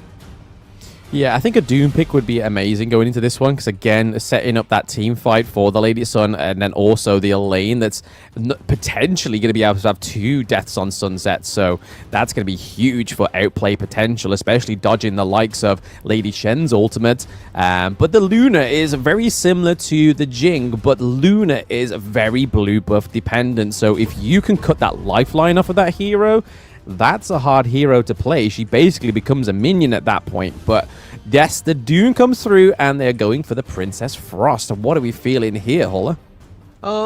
Just a well-rounded one. I mean, the Dune is so tanky, right? And then you have just the kind of like the damage dealers, the control. You're going to get a bunch of damage. I always look at Princess Frost as kind of like a poor man's or poor woman's Lady Jeanne. I think that she has the same sort of skill set, obviously a little bit different. I think Lady Jeanne is just a tier above, but it does have that, that same somewhat similar play style. It kind of rounds out the draft. I think it really comes down to how much Dune can kind of attract attention, be that, that disruptor in the enemy lines, and then if, basically can Lady Soon and the Princess Frost just kind of do damage from afar. Okay, so we're getting Kin's first love of Honor of Kings, Fang, which we questioned. I heard the commentary hauler yesterday. We had to try and make sure that it was right, that it was the first love, not that he likes small furry ladies, but it was to find out that he actually really likes this hero and how it plays. So again, Fang coming through 2 days in a row. So he came through yesterday. He's coming through today. Very interesting to see that Fang comes through. And again, I do have to agree with Kin. It is a great hero. I love to play Fang in either the farm lane or the jungle. He's just so he gets around. It's pretty cool. I also want to clarify, because just to ensure that this doesn't follow me, but Fang, the first love of these small furry creatures is actually by Kindofu and not by myself. So I just want to be very clear going into this second game here. Just clearing the dirt on your name. I appreciate it. I appreciate it. But yeah, again, AG Global looking a lot better with this one. I don't know why they didn't go for this in game one. Maybe they just wanted to put their feelers out to kind of see what loops was actually going to be down to and what they're actually going to be picking here. So again, I think it is probably a little bit of an R&D. You mean, do you really want to be doing some research and development in a tournament stage that determines if you're top or second seed? That's, again, a question left up to the players. But here we are. We're already seeing a big focus on the side of ABH's blue buff, trying to take it away from the Luna, and they have. Luna's already into the top side of the map, looking to get that red buff, and was already given pressure by the Elaine. I feel like that was a really great distraction play there from Snow.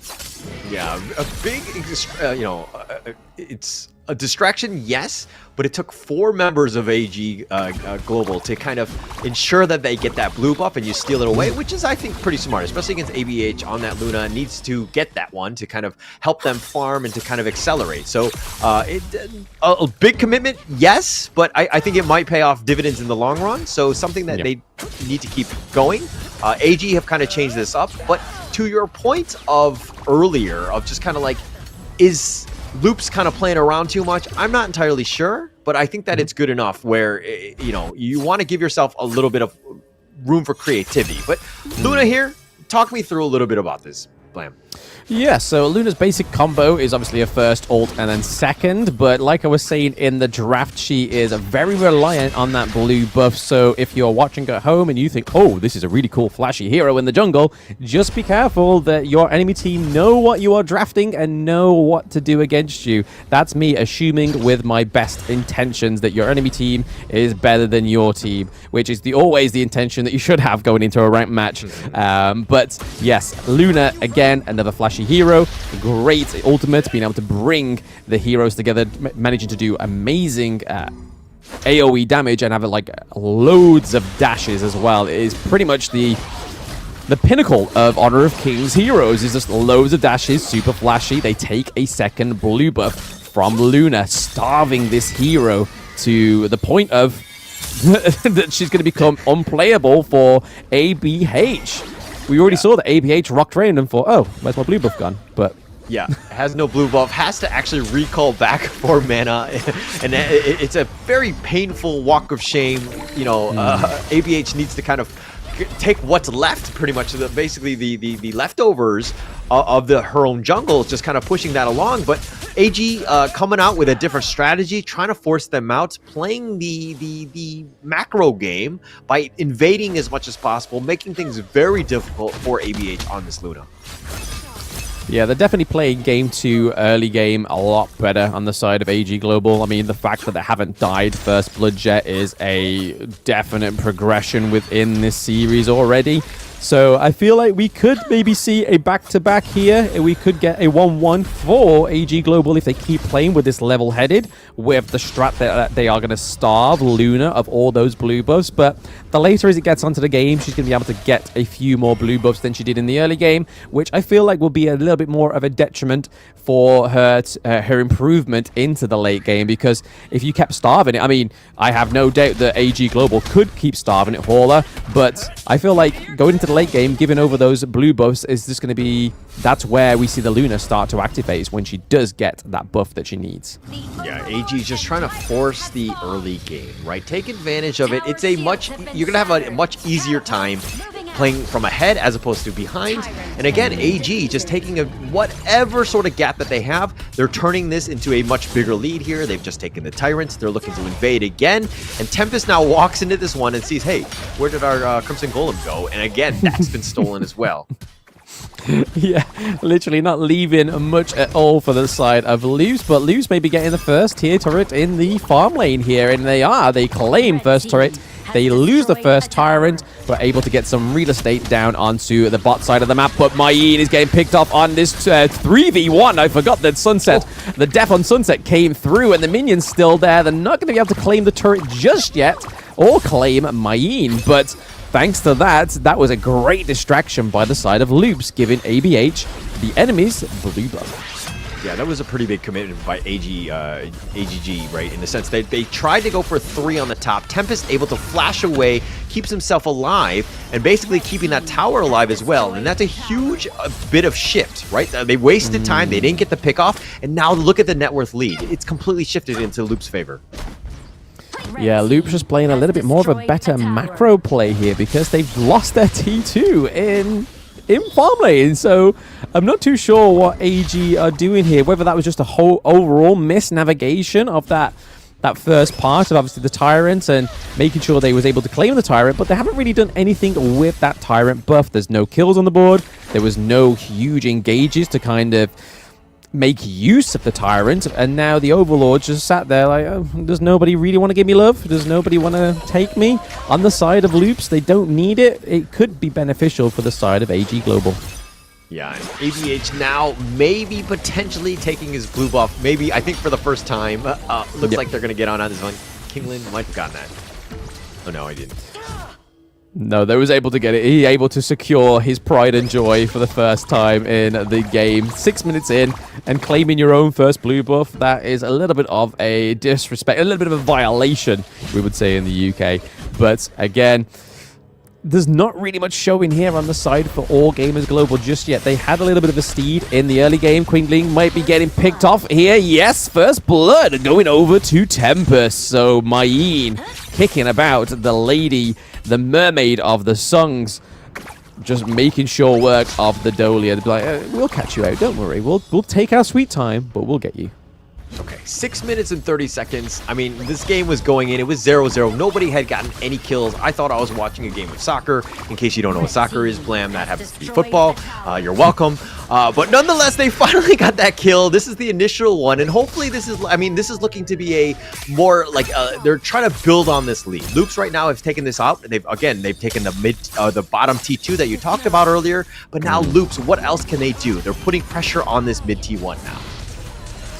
Yeah, this is the thing of the Fang, but think about that in a moment. The Mayin dives a little bit too far into the enemy's back line and dies there. So we see that AG Global are able to pick up a kill onto Tempest. Tempest not being as flashy as he thought he was, especially being halted there by Winter's Coming. We had Dunn with his Chain Blade as well.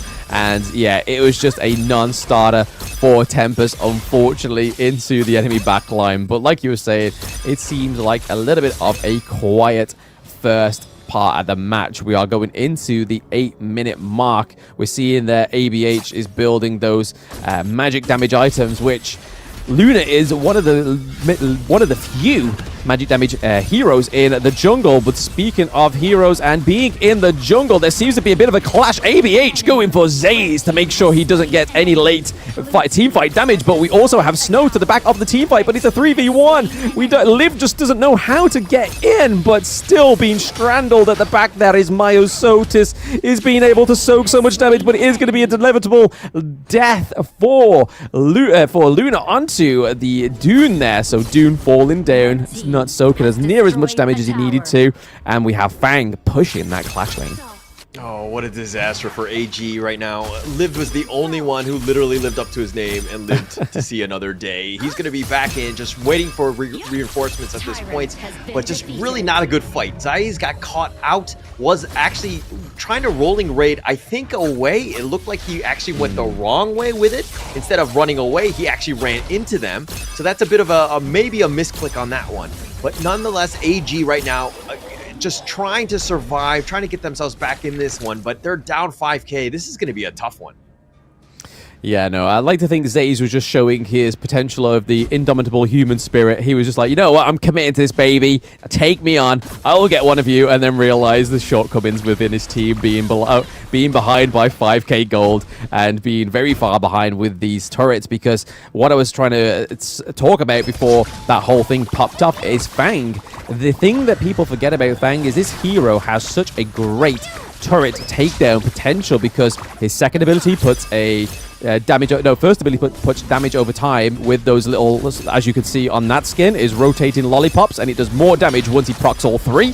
But here we are. Oh, okay. We see Dune going over the wall to stop ABH going onto Snow. So a little bit of support there from Snow's teammates to stop a takedown from the lane. Oh, it's a sad day when you're on the lane, Snow that is, and you have to use your Death at Sunset just to survive, just to get back in to your own base and just kind of fight another day. But, you know, Loop's right now forcing the issue, putting pressure on, weakening them, and then taking what they can on the way out, which happens to be the Tyrant at this point. And that was the 10-minute one, right? The Shadow Tyrant, they'll take this one, and they're kind of just push forward. And you talked about Zir again on this Fang. He was second in terms of net worth on his team, and he's going to start doing some damage, and he's going to be very, very scary. Scary indeed, but even more scary is that Maying going straight into the back of your team. You think you've got a front line? She's already past you. She's done parkour over your head and is looking to take down the squishier heroes, but wasn't able to bring anything there. Tempest learned from his mistake of overextending, as that is the only kill that All Gamers Global currently have on the board, is when Tempest just flew a little bit too close to the sun. Too close to the sun, and unfortunately you're gonna, sometimes it doesn't go well, but unfortunately this is gonna be another Overlord going the way of Loops right now. Again, just building on that lead, understanding how to play this game strategically and objective based. It's been very difficult for AG to find anything. Look at them, they're all five of them are grouped together, holding hands, singing Kumbaya, but they're not getting any farm. It's a very difficult game for all gamers globally.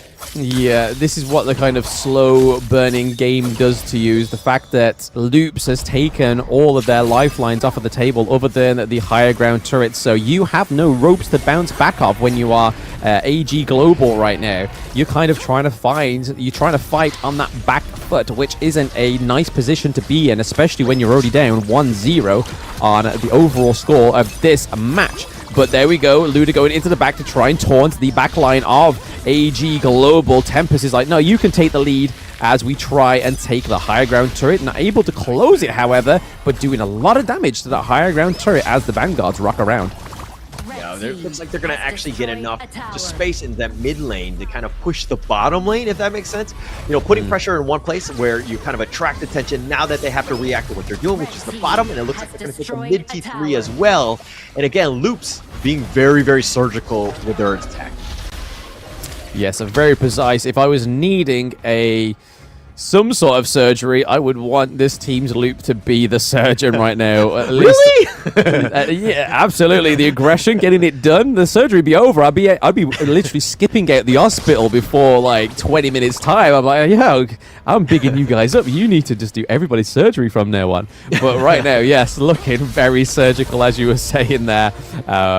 We see that the higher ground turret, both in the mid lane and the farm lane, is down. This is just classical Loops esports at its finest. Yeah, and they're doing very, very well. Again, just pushing it out, making it very difficult. Look at how AG are just so scared to leave their own base. They just kind of take the minion wave, they back up, realizing that, hey, we might find just random people like Tempest being able to just blow me up. So we're going to be super careful. We're going to hold hands. We're going to use the buddy system, make sure that nobody's walking in any dark alleys at this point. Yeah, I mean, the side of AG Global's jungle is probably full of dark alleys and dark bushes, and like we just saw there with the Mai just being able to display, you don't want to venture too far because you don't know where I am. And that's the given that All Gamers Global don't have at this point, is they only have 2 points of reference of the vision is if they procced it from that T2 turret there and put it onto their red buff, same with their blue buff. That's the only point of call they're going to have. So unless Loops Esports navigate the jungle in such fashion that they get activated by it, like we're seeing now on the Zhongfei and the Lady Shen, kind of using it as a bait mechanic here, but they do take the next Shadow Tyrant, so again, not giving over another Tyrant since the first one. So AG Global able to get the first Tyrant on the board, but since they have been stifled. Yeah, stifled, just suffocated, just insert any other adjective that starts with the letter S at this point, because they are struggling. Oh, that's another one. No, yeah. But, there you go. AG right now, I mean, they need to split push. They need to figure out a way to kind of get a little bit more breathing room. But Mithy going for the Unbridled Outburst all the way in the backside, and it looks like he's just going to back off more than anything else. That T3 top will still be standing, though. Yeah, still standing, not doing much damage to it because of no minion waves, and the clearing from AG Global earlier on was able to sort of mitigate the damage of the higher ground turret, or the acquisition of the high ground turret from Loops Esports, but again puts him in a very tricky situation. Mithy is low, he has to recall just so he can get that health back, it seems. Oh, he's not gone back, he's just pretending to recall. How dare you, you cheeky boy. But Miles Otis is on the run. Okay, ABH and Tempest trying to catch out the dude so that the rest of the team fight becomes super duper easy. The death on Sunset coming through. Oh, the flash from Lady Chen keeping her alive in that whole interaction. But no, there is another death on Sunset. There is two suns on the universe of the Gorge, but it has now been sunsetted by ABH. Oh my gosh, Kank with the outplay, that flash, dodging the death at Sunset, and of course Beautiful. The shields were on point as well, and again, just turned it around, and Loops are starting to feel it. They're playing well as a team, they're understanding the limits, and it looks like they're going to go in. Looks like they are looking to finish here with the minions in the mid lane and the farm lane, and only Zays to protect the day, and it is game 2. So another 2-0 hauler in the group stage day 4 for Loop Esports. I mean, that's not filling me with much confidence going into this next bracket. Is that going to be another 2-0? But Loop Esports, as you said, Hauler, strategic, precise with their points. A lot of momentum going into the playoffs right here. Loops playing that one almost very clean. This is expected out of the Brazilian squads. Like, they are just so well disciplined. They understand what you need to do, and it's been like all Brazil all day today because they've been on points. They are again going to be going into another winner's interview that's going to be coming up. But again, this is a team that's just played so well. They understand what they need to do and just making sure that they're able to kind of put themselves in a position to win. But that said, let's see what Choo has to say about with Loops. Oh my, what a clean win just now coming from the side of Loops. It's going to be back-to-back Brazilian team winning over for today's series. What a game just now. Congratulations to Loop.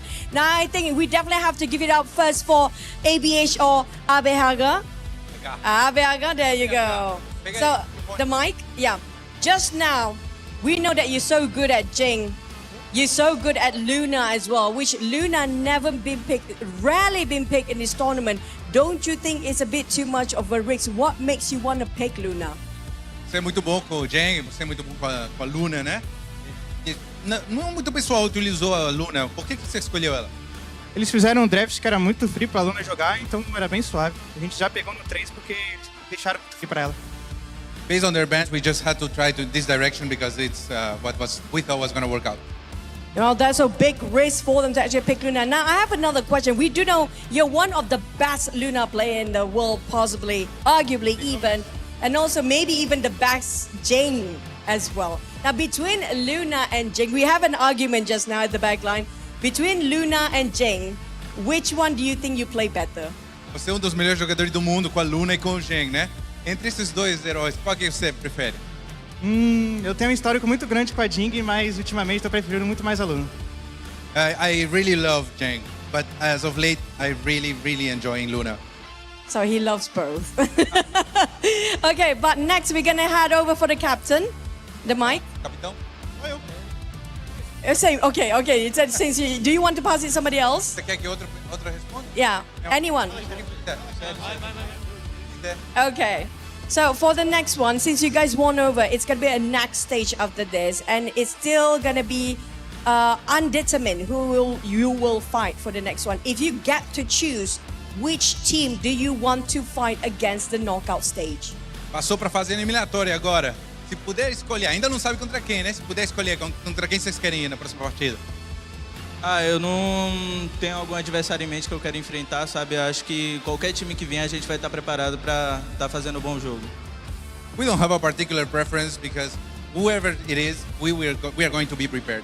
Confidence. All the other teams, knockout stage, you hear Loop saying, we don't really care, we just want to smash you down. But last but not least, do you have anything you want to say to your fans and all your supporters out there? Mensagem para os fãs. Eu quero agradecer a todo mundo que está acompanhando, todo mundo que está vindo também aqui assistir, a galera do Brasil, né, que está acordando bem cedo para estar acompanhando a gente, a Loops também. E acho que é isso, sabe? A gente está aqui para fazer o nosso melhor, a gente não veio aqui para brincar e é isso, vamos para cima. Thanking, of course, everybody who's supporting us everywhere. Also our friends from Loops who are here, and just to reiterate that your support keeps us going. Thank you very much for all of it.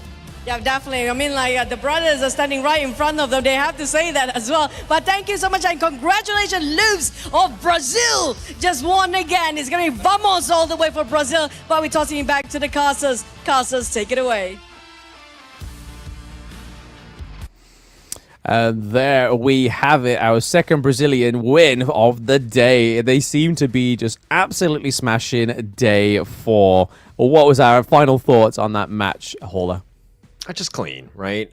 They had that advantage, and we'll see it in the gold graph coming up. I just see how well they played. They just kind of took advantage of it, put their foot down on the metaphorical necks of their opponents, and just kind of made sure that they just had a rough time of it, right? This is not a fun game for AG.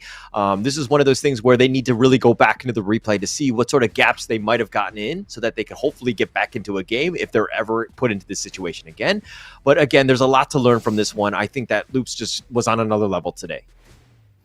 Yeah, absolutely another level. Again, they've taken 2-0 from R8. You can, I'm going to go and say it, but R8 seemed to give much more of a matchup than AG Global did, and I'm really surprised because R8 was always the second MENA region team to Team Falcon, but they've really improved and played a lot better than against Loop Esports, and I feel like AG did, which is super crazy to say, but R8 probably deserving to be more in EWC than All Gamers Global right now, I feel. Personally, anyway. Personally, that's how I feel. Okay. Yeah. I mean, it's one of those things where, what ifs are a lot, right? There's a random group draw. There's a lot of different ways that they got in. But Loops coming out the victors on this one. 2-0, just clean sweep of them, just controlling the game, forcing it out. It was one of those things where they didn't really worry so much about the kills. It was, again, just kind of, they would take an initiation, a skirmish would happen, and they would know, hey, what are the numbers? We have the vision of the enemy. We know exactly how many they are. We can back off and then take the fight when we need to and then just close it out. And Loops, again, just living up to their mantra of just kind of looping around the enemy and just making sure that they're, basically suffocating at that point. Yeah, I mean, we saw the attempt of All Gamers Global to try and cut off the lifeline of Luna, as you said, but that just was punished. It was like as if ABH was just like, I mean, bro, go ahead, try and cut off my early game. We'll cut off your mid game. We'll cut off your late game. That's going to be a lot more of a detriment to you. And the amount of Shadow Tyrants that Loops was able to pick up really reflects in the damage here. So you're 78.4k by the Luna, 79.6 by the Lady Shen as well, but even the Mai doing more damage than the Fang because Fang was just being used as a macro machine. Yeah, definitely so. And I mean, if we're looking at some other things, other stats that might have kind of stuck out to me is the fact that all gamers global, like Zai's, all of that damage, 67,000, but everyone else is kind of the same, right? Yeah. You needed somebody else to kind of pick up the damage. You know, don't get me wrong, Zai's is definitely on the Lady Soon. You want to be doing as much damage as possible. You are that late game carry, but there's a lot of pressure. Zai's died early in some of the team fights, and the team would just crumble, and they lost a lot of momentum because of that. Yeah, you can kind of see it as well because we saw that I'm pretty sure the Purify came through on the Lady Sun as well, rather than like a flash. So again, there was just so much CC for the Lady Sun to even be considering any other common skill than the Purify. But there we go. Look at that gold graph again. Shows a completely different picture compared to game 1, where we saw that AG Global kind of had a little bit of a second wind and a fight back in game 1, whereas this one was just a steady climb. It's like going up one of the Wainwrights within the UK, and just you climbing it, and you get to the top, and that's exactly what Loops did, finishing out probably one of their earliest games before a Tempest Dragon even spawned. 15 minutes and 48 seconds. Yeah, and Loops right there, I mean, ABH was not able to get that blue buff, like, I think for the first 2, but again, the MVP is going to be Tempest, making plays, 6-1-1, 64,000 damage. Again, I feel like Loops, it could have been a multiple, it could have been a different player. I think in this case, Tempest kind of showed up. He had the stats to back him up with that 6-1-1. Definitely helps with the KDA, but, shushing all of AGG at this point. Yeah, we saw, to be fair, he's doing it in his pose and he did it in his gameplay.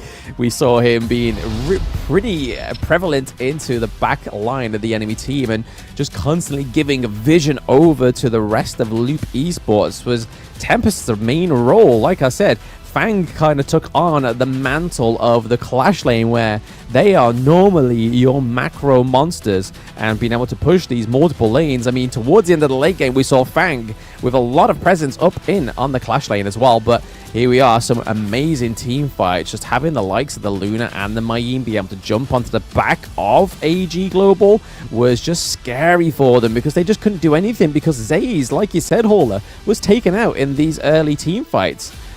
Pretty much ASAP. Yeah, and it looked like they were continuing to fight. When Zai's had gone down, I think that it should have been just like, hey, the call is just a retreat. Anyone that can survive, do so. We'll meet in the fountain. We'll figure things out. But they continue to fight 4 versus 5, and AGG, their draft is really not that damaging lineup. Again, everything runs through the Lady Soon, and if Lady Soon is down, you're going to have a rough time. And this is, that was that sick flash that Kank had. He dodges that one out, tries to go for it yet again. Again, 1 versus 5. Are you going to win this one? And in this case, no way, right? No way at all. And then here we are, the game 2 takedown of the Crystal as well. And it was just a very, very well played, well executed 2-0 from Loops Esports, taking both games in their respective group 2-0. And not losing a single round to any of All Gamers Global or R8 Esports. And there we are. We have the second place that is going to be All Gamers Global. You can kind of just hope that All Gamers Global are going to have something in store for the knockout stages, because if not, they've got some serious soul searching to do. Yeah, soul searching and not allowed time to do it, right? The knockout stage starts on Thursday. Some of these teams, again, 3-0, 2-0 from Loops and Vivo Keyed Stars, respectively. Both of these guys have not really lost. I mean, they haven't really faced that adversity. They're going to be facing up against some of the teams that are undefeated, that have, done a great job. So one of these guys is going to start to bleed their blood, and it's going to be weird for them, right? It's going to be a situation where, are they able to face that adversity? Are they able to take those punches and punch back?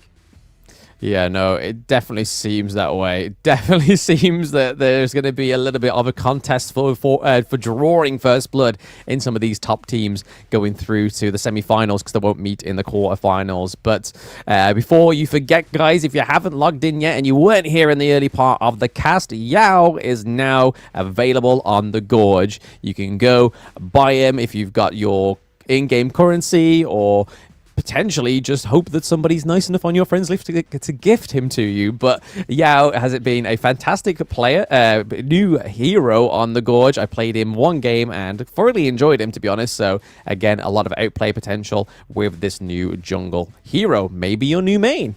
We don't know. Maybe it's Holder's new main. I don't play jungle, so probably not for me. I'm more mainly a maybe farm he'll laner. entice you into the jungle with his shining stars, that glitz and the glam. Yeah. Actually, Kin was saying that yesterday. He was just like, yeah, if you buy this hero, you're going to win a bunch of stars. You're going to rank up. And I was just like, I'm enticed by that. I might just try it out just for that. I mean, he promised me, right? And I'll find Kin Dofu in case I do lose stars. So we're going to have to see how that one plays out.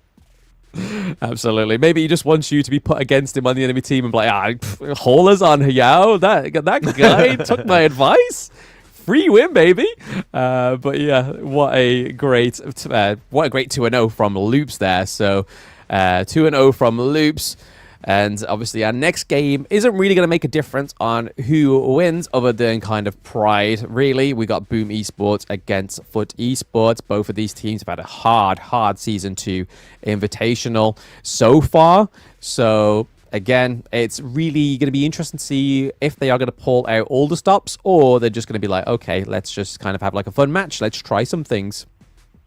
Yeah, and I'm excited to see this. I mean, it's still one of those things where you saw glimpses of, brilliance, right? There were times where you're like, that was a great play, but they weren't able to capitalize and close those games out. So this is one of those things where, hey, two of the teams haven't won a single game yet.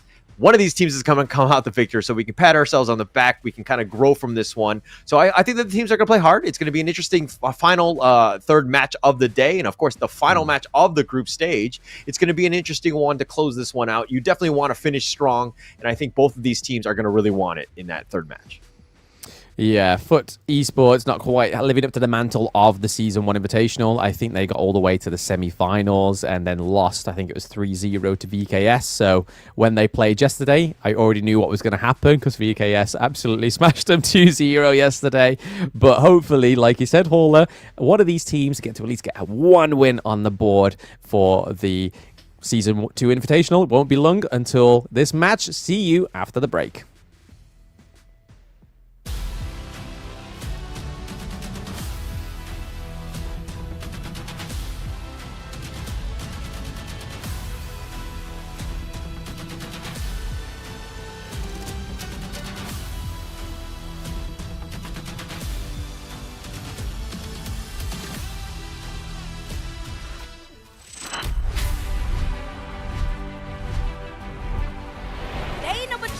Welcome to Honor of Kings Invitational 2024 Season 2. I think that the Vitality match is going to be the toughest because they are probably the strongest team on the group. But today you're going to see some targeted strategies focusing on them. Vu qu'on a vu VKS jouer au tournament à la S1, on peut regarder leur gameplay et établir une stratégie. Eu acho que o melhor jogador da Vitality é o Shanks, porque, bom, ele é o principal carry do time e ele basicamente escolhe a lane que vai jogar, o pick que quer jogar.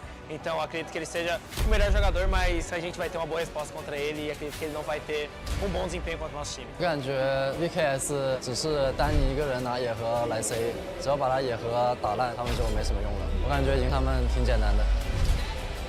A importância de ficar em primeiro é mais dar esse medo para os outros times nos playoffs. E a gente quer sim ser campeão para defender o nosso título. A gente foi campeão do primeiro, então a gente está aí para defender. Qui contre Dani? Dani, je t'attends. Acho que a equipe que poderia ser mais difícil de enfrentar seria a G, pelo fato de eles serem Hong Kong, talvez, e eles consigam jogar no servidor chinês. Eles também já têm jogadores que são bastante experientes. Acho que seria a equipe mais forte assim a se enfrentar do grupo. 他们的能力我们非常认可，很厉害，但是我们不畏惧挑战。以现在的阶段，其实我们没有十足的把握说去战胜他们，但是我觉得大家都是职业选手，就是不要那个眼光那么短浅吧，就是单单一个 S2就在沾沾自喜，到时候我们 EW 是一减。我们在山巅等着他们所有人的挑战。Disappoint sa nangyari kasi yung last time mananalo kami sa BKS. Expected namin magta-top 1 kami sa group pero For the last game, we will give our best to game our last game. 从小组抽签到比赛也有一段时间，然后我们也不断的努力去做调整，然后进步，但是还是没打过，然后输比赛。电子竞技不就是这么残忍？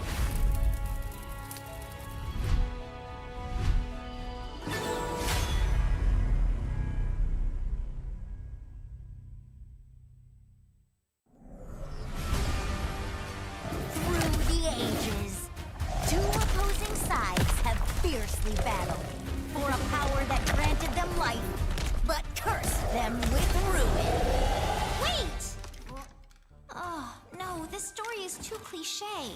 Maybe we can find inspiration from other stories. Hey, that might work. Got it.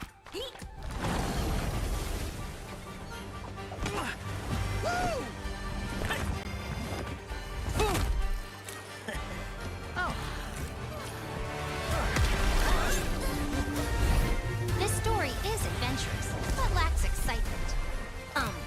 How about this one?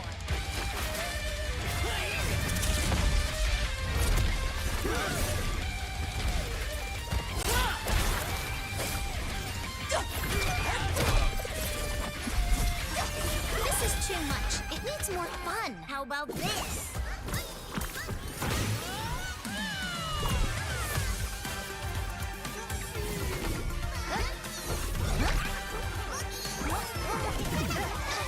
That's enough!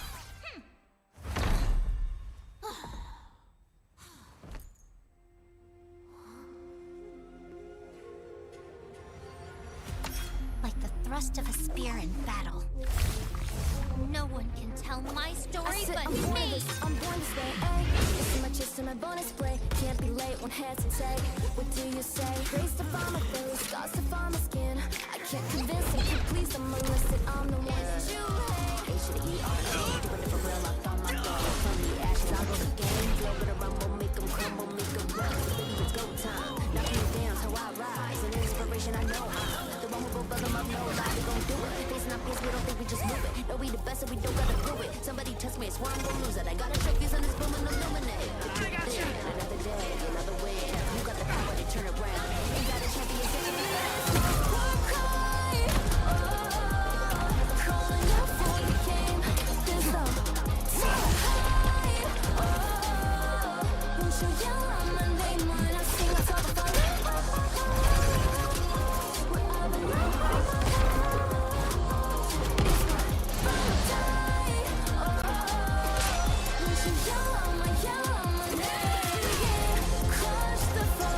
Look at me now.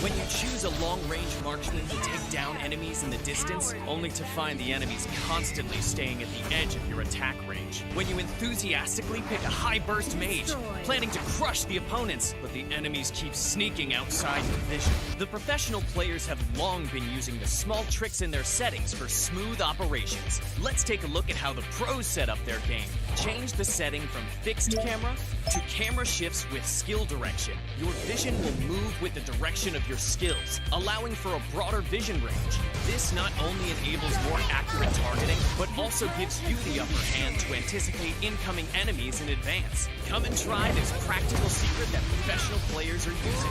Play like a pro to dominate the enemy team effortlessly. Learn from the pro. Learn more from Honor of Kings Global Esports.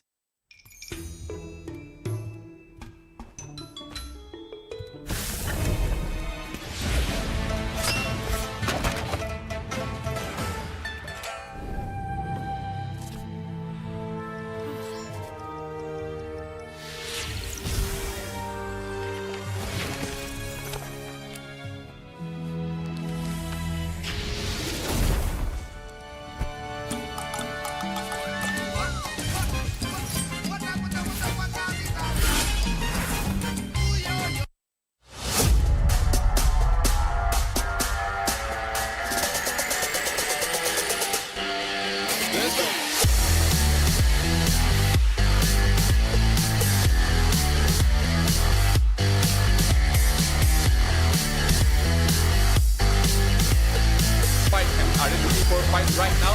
Danny going in the mid.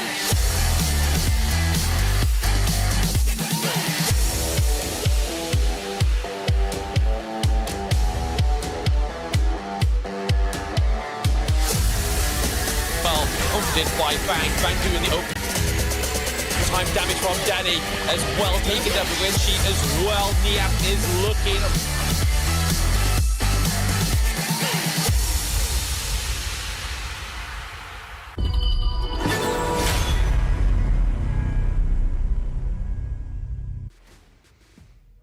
And welcome back to the Season 2 Invitational Honor of Kings tournament. Today you have myself, Blam, and with me is Hauler, and we're about to experience the last match of the day. It seems to be going very, very quick, Hauler.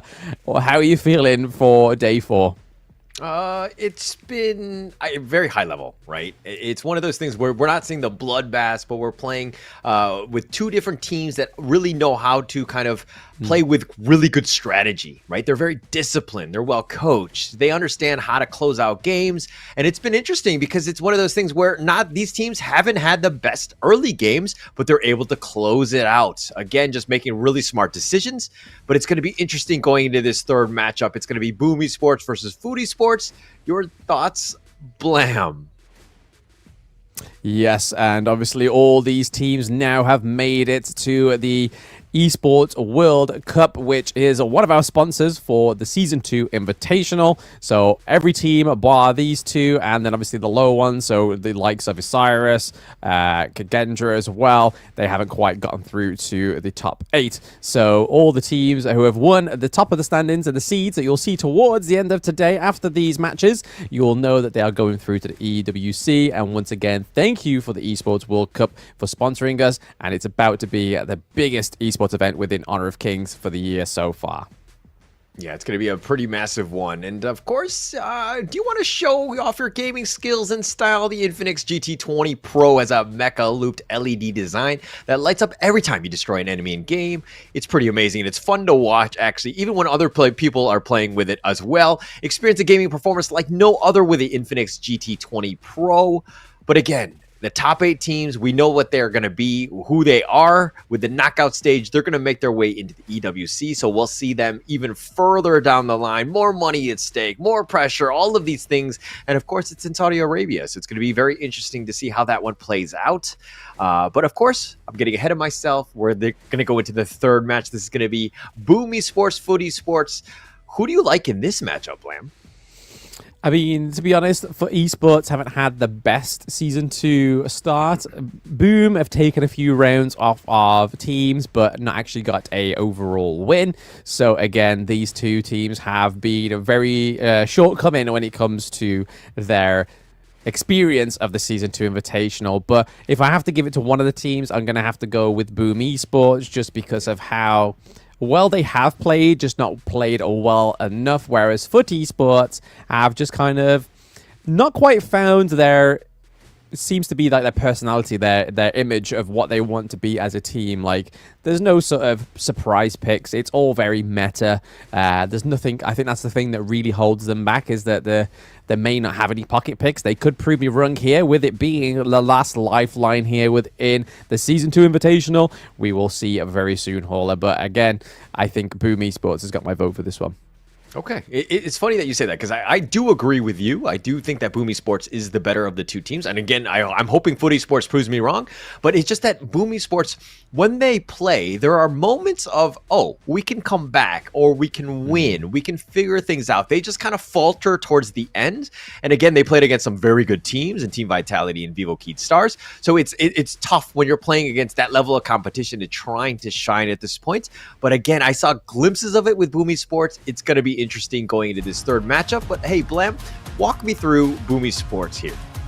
So we have Boom Miji in the Clash lane, we have Ejixix in the jungle, we have Dragon in the mid lane, we have Toshi in the farm, and then Impressive with his Distraction Athena in the support role. So I'm really hoping that we get to see that Distraction Athena, but here are the opponents, Hauler. Yeah, and this is going to be Foot Esports. It is, of course, it's going to be Void, Atix, Snape, Lost, and Ryuga. It's going to be 5 teams, or 5 players that we've seen. Again, the potential has been there. They've been picking the meta drafts. It's not like the drafts are so far-fetched or, you know, off what they should be playing, but it's just a matter of just kind of execution. It's been a little bit of a struggle in that sense. But we're going to see some of these players live. As well. Again, this is a live event in KL. If you happen to be nearby, please do give them a stop by. Check out the mall. It's going to be in Sunway Velocity Mall. This is happening live. And of course, this is just the group stage. We're going to have the knockout stage coming in from Thursday and throughout the weekend. So there's going to be a lot of good games. It's going to be great to watch Honor of Kings live. Hey, I mean, if you are local and you want to give some of these players a go for their money, I know that VKS Danny was actually doing some 1v1s with some fans, so that's really cool for him to see from some of the organizations, to really not just like humanize these players, but really give them kind of like a sense of they're here for not just themselves, but for the viewers, and giving a little bit back there by playing some 1v1s, having a little bit of fun, having some banter with some of the local players or local people. So onto the picks and bans of Game 1. We're seeing a very familiar Da Chao and Ali ban come through, and to not my surprise, Hauler, the Athena ban on the side of Foot Esports. Yeah, and in case you don't know, or you haven't been tuning into previous days, the reason why most teams have been kind of focusing on that, especially in the ban, is that it kind of has this strategy where yes, the Athena might die in the enemy jungle, but then it's still alive and it's providing a lot of vision. It's very difficult to kind of, make plays when they see exactly that's going on. It's like a CCTV everywhere. You can't really rob a bank when they can see everything coming at you, so to speak. And so it's one of those things where if you've got the strategy and you can maybe play it off, then you might be golden. But Foot Esports are like, hey, we don't want to deal with this. We're going to ban it. And it looks like they're going to go a different way with the Sunbeam and the Hainel. Ooh, okay. So again, another, normally it's quite a big flex pick here, the Haino. So again, this hero, if you haven't played him yet, those watching at home, he is pejoratively in the mid lane, but in the Chinese servers, he's generally can be played in the Clash lane. But in Brazil, we know VKS Danny likes this pick in the jungle. So again, huge flex pick for the beginning of Foot Esports to keep Boom Esports guessing. But paired with the Sunbin, are we looking at a potential aggressive roaming rotations and brawls in these lanes, Hauler? Okay. We've seen Soon being picked quite a lot. Sometimes some of the teams have actually been prioritizing it first. I mean, it is the 14th most pick, but it has a somewhat less than stellar win rate of a 38%. It's been one of those things where if we have the team that wants to kind of run in and out with the time flux, create these like zones or like the time lapse, like there's a lot of potential that can happen with this hero, but we haven't really seen it really just kind of pop off, and it just kind of helped support. Like the impact of in the game has kind of been somewhat limited for the Sunbin teams. Oh yes, it's been a little bit off and on pick, as you say, but paired with the Renji, again, a huge farm lane pick for the side of Foot Esports. Looking at the final parts of their banning phase, Foot is obviously focusing on the Clash lane, whereas Boom Esports have gone straight over to those more tanky bruiser junglers, and we see a tanky jungle coming onto the board. It is potentially Atta, but this could be flexed. This could be Clash lane. Depending on where that Hino is going is all going to be dependent on this last pick, because they either pick another Clash lane and then Atta goes to jungle and Hino goes to mid, or they pick a mid lane, Hino goes to jungle, Atta goes to Clash lane, or vice versa. So again, this pick has got us guessing in this team comp, it seems. Yeah, we're going to have to see which players pick up what, because I think there's a lot of flexibility. I think obviously each of the teams want to kind of see what the enemy team is doing so that we have the best lane matchups as possible.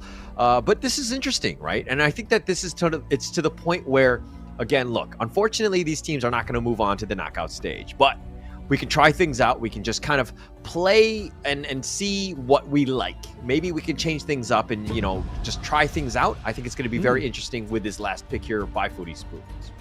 Oh, so they do kind of change it all around there. So, yep, Hino in the mid lane, Luna in the jungle, and then Mr. Ata in the Clash lane. And then over to the side of Boom, like you were saying, Ming with the Lady Sun, Hyper Carry Central. Here we come. We could be seeing some very aggressive farm lane plays from Boom Esports. But again, really happy that they're kind of going for a few little bits of differences, but also keeping some similarities within these Game 1 team comps. So it's not just kind of like they're picking heroes left, right, and center just because they can, and where this kind of match doesn't lead anywhere other than finalizing third place in Group A, but it is more about pride. And for most competitive players, pride is one of those big things. It's either the money or the pride of being able to beat some of these teams. And I think, like you said, Holler, before the pre-break, some of these teams just want to get that win on the board. Yeah, I think it'd go a long way in terms of confidence, right? We can just play at this level. We can come out with some wins.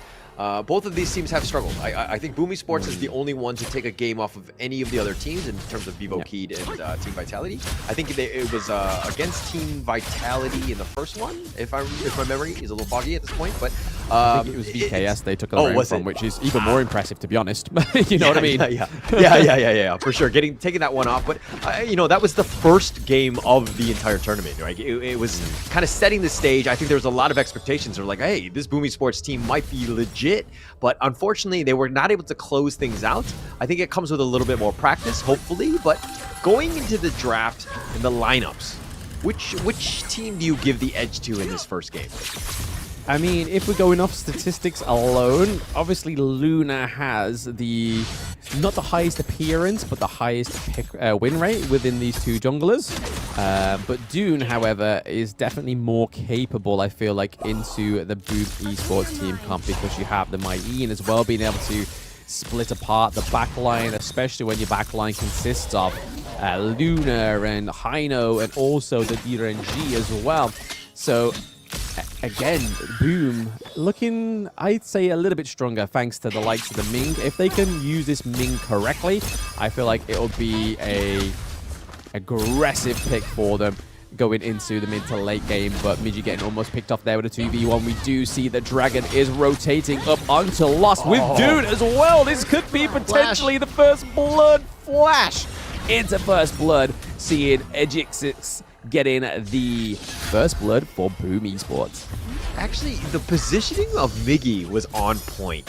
It's one of those things where he knew his teammates were coming, but it was like he was trying to sell the story of, I'm looking to retreat. I want to get to my own T1 to keep myself safe. Whereas if you saw him actually pushing ahead, Lost, and in the case, I believe it was Atix, would have kind of backed off a bit because they would have been like a little wary of, why is Miggy turning this around? Why is he going in? And actually, because of that, they were actually pulled in even further, and then, you know, allowing them to Boom Esports to get that kill. Yeah, but like you said, Miggy's positioning there in the clash lane was just kind of like a bait and switch, really. It was like, oh no, please don't 2v1 me. Oh no, please. I mean, it's not like we see Dragon and Ajixix coming up and rotating up to the clash lane. But it was definitely well played on the side of Boom. And again, we could be getting another kill onto Atta. Dragon going straight in. There is no boat big enough to stop the Mai. But tell me a little bit about Durenji, please. All right, DRNG has a lot of potential AoE. He has the Respect the Law, which is like this fan attack. It's shooting out cards. Legal Immunity, which is kind of your invincibility. So you have a little bit of play, but knock up onto Ryuga. Dragon, they're coming in. The Unruly Blade. Ajixix gets him, slams him down with a Wind Slash, and he'll walk away the victor and invade the enemy jungle.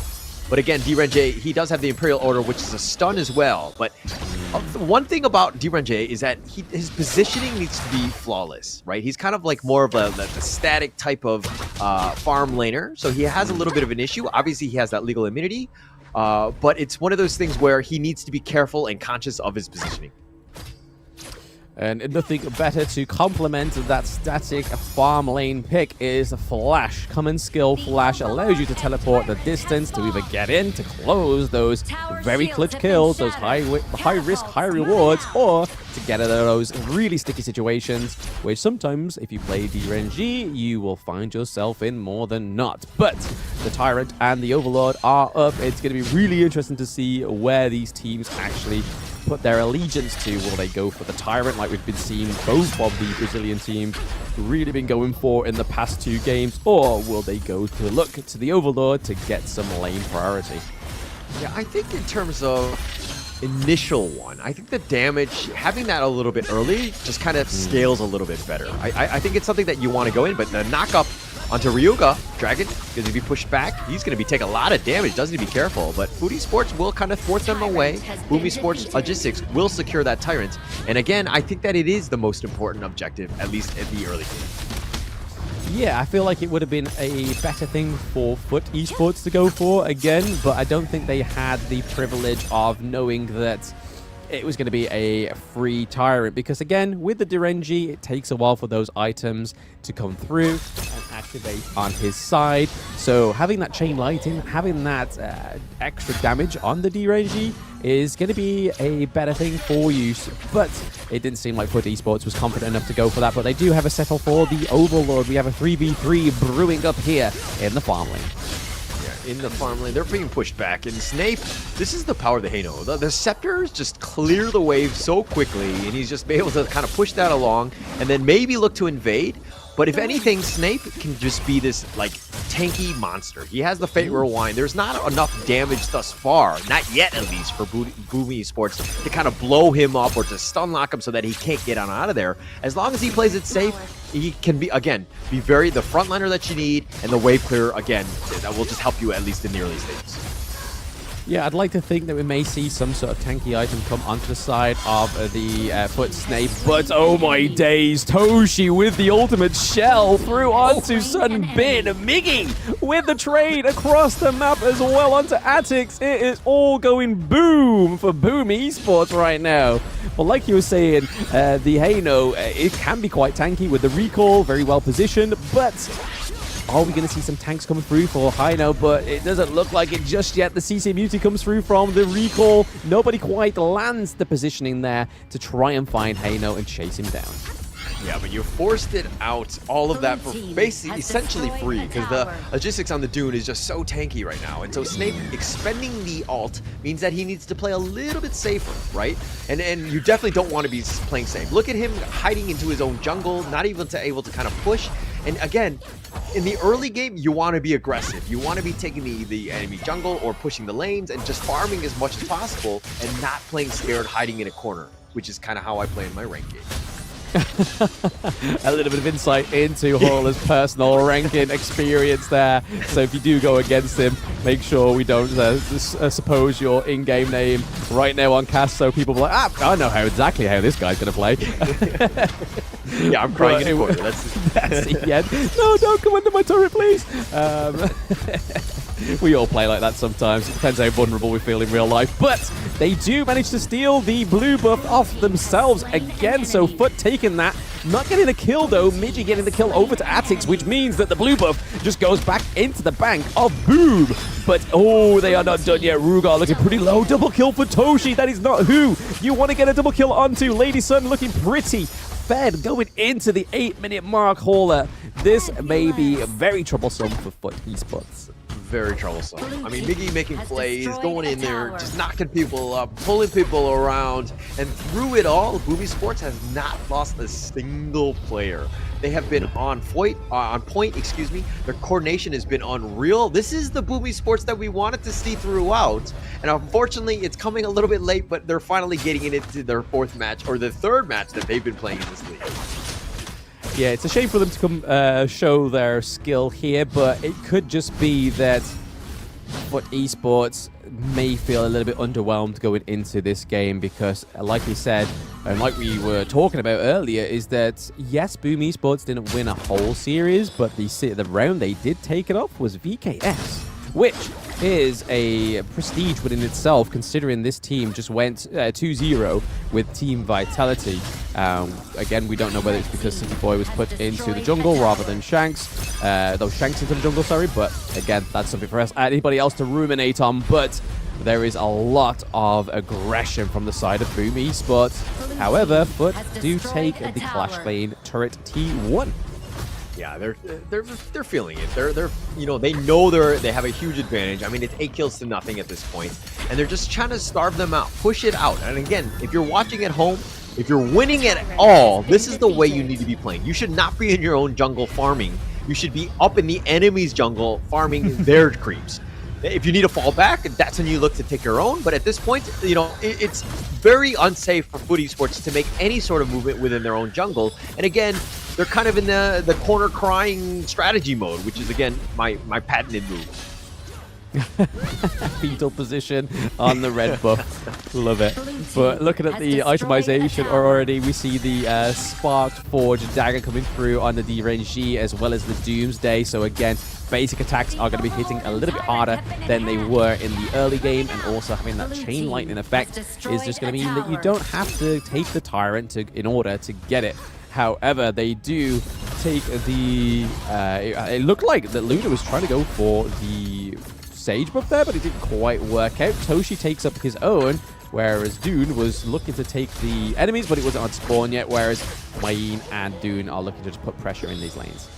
Yeah, and if we're looking at, the net worth of, Toshi right now. Oh, okay. Dragon going in, 1 versus 4. He's going to be bursted, so that's a little bit of a win for Foot Esports. That's the first on the board. First, always the hardest kill to get, am I right? Yep, first cut is the deepest, but not necessarily in this case. It's the hardest to get. That's CC immunity. Oh my god, Snape almost getting completely diminished with his health there. It was just the nick of time that he needed to get out. But the Shadow Tyrant is now up, as well as the Shadow Overlord. We are seeing Foot Esports playing a little bit more on the front foot now. They are taking the tango in their whips, but are they going to be able to take the... Oh, they do! Atix gets the crucial kill theft. It's not a theft. It is a contest there, but Agizix is punishing the lost on the side of Foot Esports, whereas they get a 1-0 trade but lose the Shadow Tyrant. I don't think that's a decent trade. Decent trade at all. I mean, realize that, hey, we're strong, even if we continue to fight. Drexley is one of the lowest on the teams in that network, so losing him isn't the worst. It looks like Miggy so much damage on that, and Dochi snipes him out, takes him with him, takes him out. Put pressure on this three. Agizix, just this tank that is so annoying to deal with. Yeah, that ultimate shell had Void's name written all over it. That went straight to the Cronium on Dorenji there. He just didn't even know what hit him. He's just like, I'm alive? I'm dead. What? What's going on here?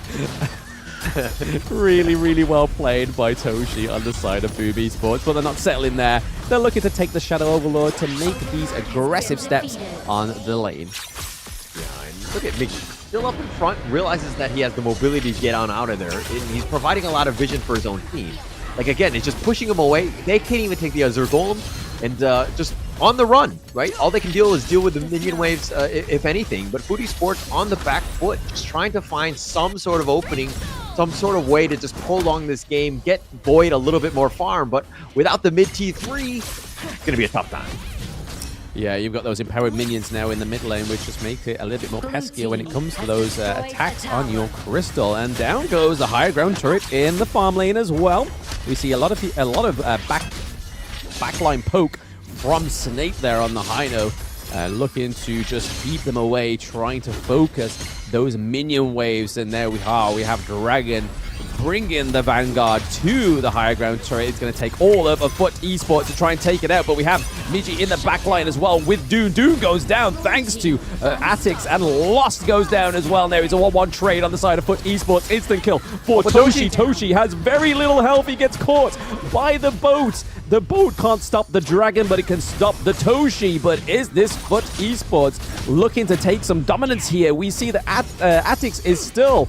Lost on the Atta is still just pursuing the Ming as well, but watch out, Miggy is on the flank. They've got to be careful. Rugar looking pretty low. We do see that Lost is, however, able to get impressive off of the board there, and Atta is staying into the back just to keep his squishy friends alive. Hauler, there was a lot of action there, and this is the bounce off the canvas that Foot Esports need.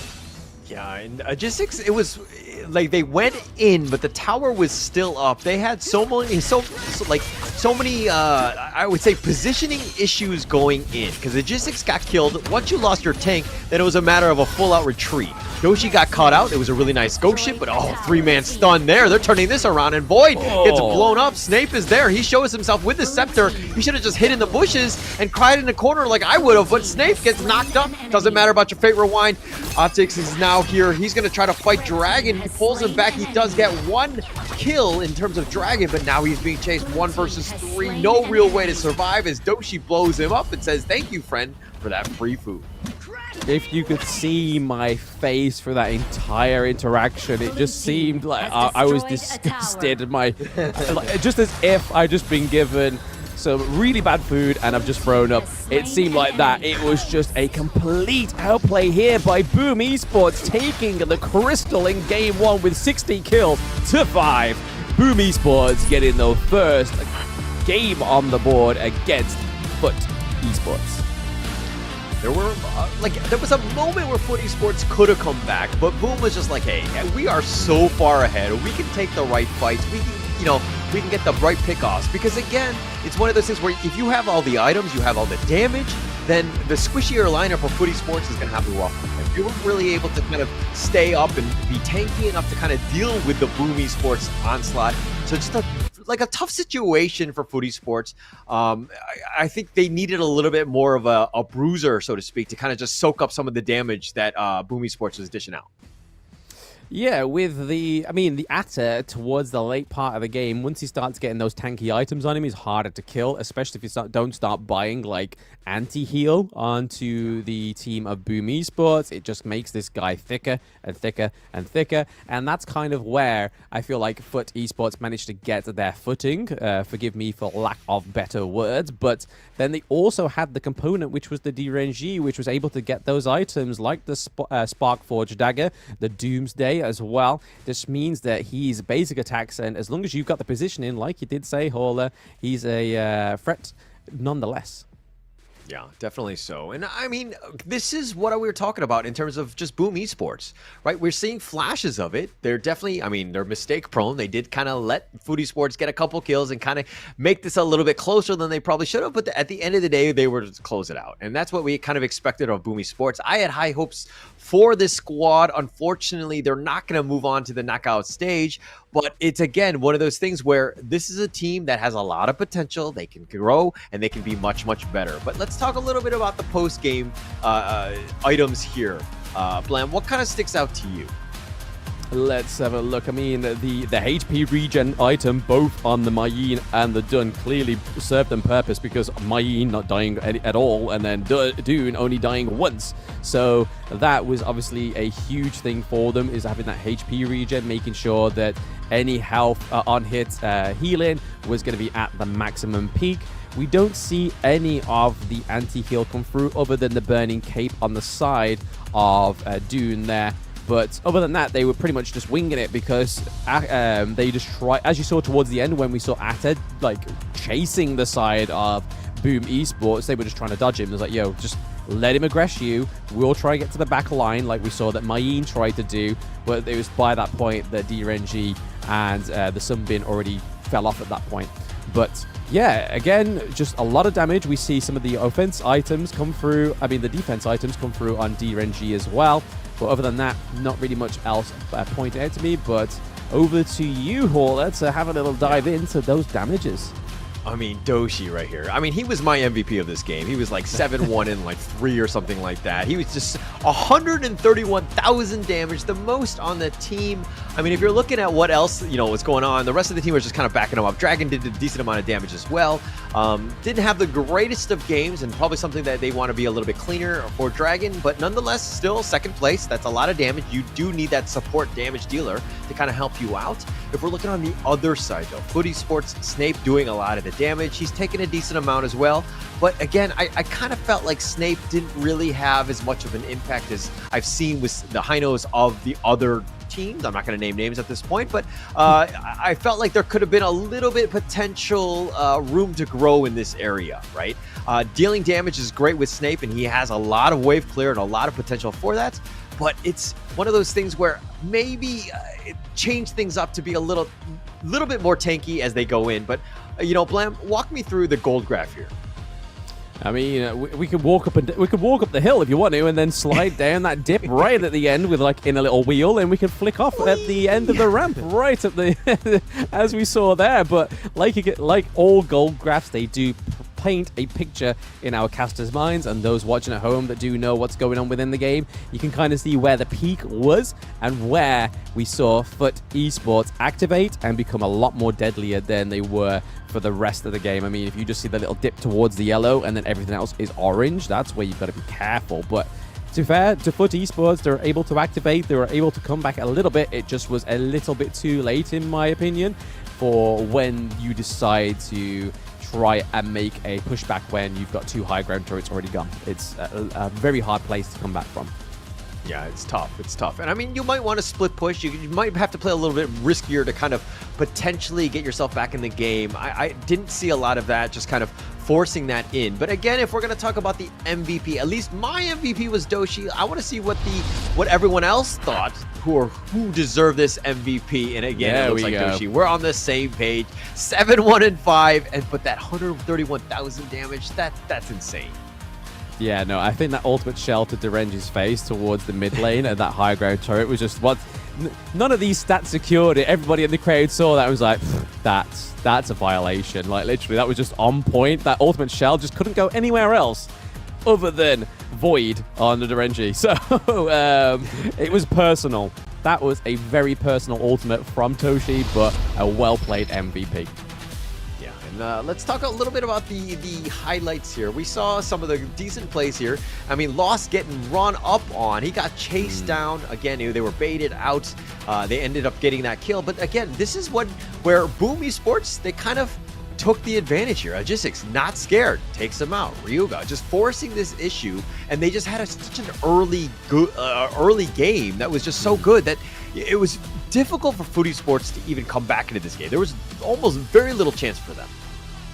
I mean, this has kind of taken me a little while to actually realize, but originally, obviously before this tournament happened, Lost was actually their jungler and Atix was the support. Atix has obviously been jungler throughout the entire of the Season 2 Invitational. Lost went down to the farm lane, and then Void was their clash lane. However, Lost and Void have flipped.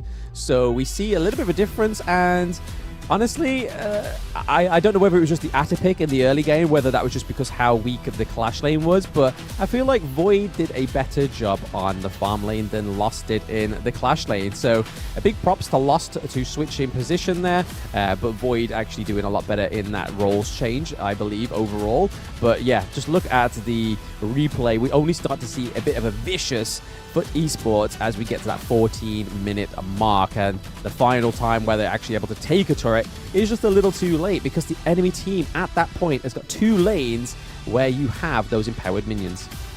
Yeah, had a chance there. I mean, there was such a nice knock up there. I mean, that last team fight coming from behind, even with Dragon down for the count, it was like very, very well played. They had a 3-man stun that just like knocked him up. Snape then just rewinds back. Probably shouldn't have shown himself later, but he ended up, you know, going for the kill, so to speak. But very little chance of winning a fight 1 versus 3. So again, this is one of those things where you chalk it up as a loss. Let's go back. Let's go next. Let's go into even a better game 2. Yeah, I think it all starts at the draft. I mean, like you were saying, that they should have been a little bit more of a front line there for Snape to actually use that great poke that is on Hino, the hero, but there just wasn't anything else other than the Atta, and Atta was pretty much preoccupied on the top side of the map for a lot of game 1, and we saw the early game abuse, because if you are going to abuse somebody playing Atta in the Clash lane, it's in that early game, because 1, he's secluded, 2, he's not as good in the early game because he doesn't have as many sort of cooldown reductions on his skills, he doesn't have the boat to hide behind as well, and more items he gets, the more tankier he gets, so those dives under the turrets wouldn't have made much sense if they tried to do that in the late game. So you can kind of see where Boom's interest lied in game 1, was trying to make a mark out of the Atta in the early game. Yeah, for sure. And I think they could have, I think also Draft could have maybe helped out. I was kind of stuck out there. There were times where he was fighting the enemy team 1 versus 4 while they were trying to deal with others. Some way to kind of keep the Atta alive. I think he was like a Clash laner, yes, and you are independent most of the times, and you're stuck by yourself, you're isolated. But I think in this case, in the team fights, you need those friends. You need to kind of have somebody to back you up. And unfortunately, that's what happened. And it looks like they're going to go into game 2 soon. They're getting lined up here. Boomy Sports, of course, with that lead 1-0. Are they able to kind of close this one out, or FUT Esports force us into a game 3? We're going to find out very soon. Yeah, it feels like that if they're just a little bit more aggressive in the early game, or make a draft a little bit early game orientated, we could see a 1-1 turnaround here for FUT. Because, I mean, you don't want to be the team that just lost every round, right? I mean, in these tournaments, there is always an unfortunate place to be, which is the bottom. But you kind of want to go out swinging. You want to go out with at least a round in your name. I mean, there was a few teams in Season 1 Invitational. I think there was actually like 2 or 3 teams, actually, that didn't actually win any round at all and just went out the tournament with 2-0, 0-2, and that was it. Which is a little bit unfortunate, but it's a hard lesson to be taught, but it's a good lesson to learn from. And here we are into game 2 draft, already banning the Athena above the Chao. Yeah, and they're forcing it out again. And again, it's one of those things where the strategy was so good that they're like, okay, we cannot let this one through. We're just going to force it out. FUT Esports, though, are going to pick up the Dahlia. We've seen this time and time again. It tends to be a very popular first pick. It kind of doesn't really show your hand. It adds a lot of support play. There's a lot of potential for just, you know, staying alive, right? And I think the biggest thing is to kind of hide your strats, at least going in. But Boomy Sports, they counterpick with the Elaine here. Oh, the Elaine comes through. Okay, and the Dune again. So we've already seen it once. We now get to see it twice on the Ajax on the Dune. But paired with the Elaine is going to be really interesting. Obviously, we saw Myene in the last game not being banned. They just fancy a different flavor of Flavor Town on the side of Boomy Sports, and that being the Elaine. So kind of stopping FUT Esports from picking the Elaine because they've gone for the Dahlia first, which seems to be the go-to Clash laner that they go for when Dahlia comes through as first pick. But they do pick out the Jing and the Angela. So Angela once again being one of those mid lanes that hasn't really had much presence compared to the Brazilian tournament, Chuck BR24, we was always seeing Angela getting pulled through. If it wasn't the Hino, it was the Angela. So again, nice to see her on the board. Okay. While generally I'm okay with the Angela pick, I don't like it picking into Boomy Sports Elaine. Right? Elaine has so many different outlets to get on top of you. He's got the Moonlight Flash. You can Death at Sunset on top of you. And Angela is the type of hero where you just want to stay still. Yeah, you shoot out your Chaos Cinders and your Scorching Barrages, but you want to be standing still and just like letting the Blazing Brilliance go. You do not want to be chased. And with the Dune and the Elaine both on Boom Esports, you're going to have a tough time. The Lady Jeanne picked here also being somewhat of a thorn in Angela's side. I really don't like that pick there.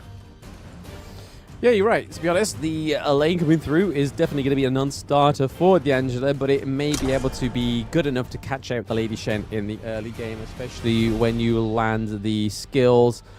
Her passive is if you hit skills onto your enemy heroes, it does more damage with the next basic attack or the next skill, but also can proc CC and obviously Blazing Brilliance. If you can position yourself well, which we know Snape could with the Hino, we could be seeing a great positioning from the Angela, denying those full frontal attacks from Boom Esports. But Lady Shen, again, coming through, seeming to be a high priority mid laner when they don't go for the Mai Shiranui, they want to go for the Lady Shen.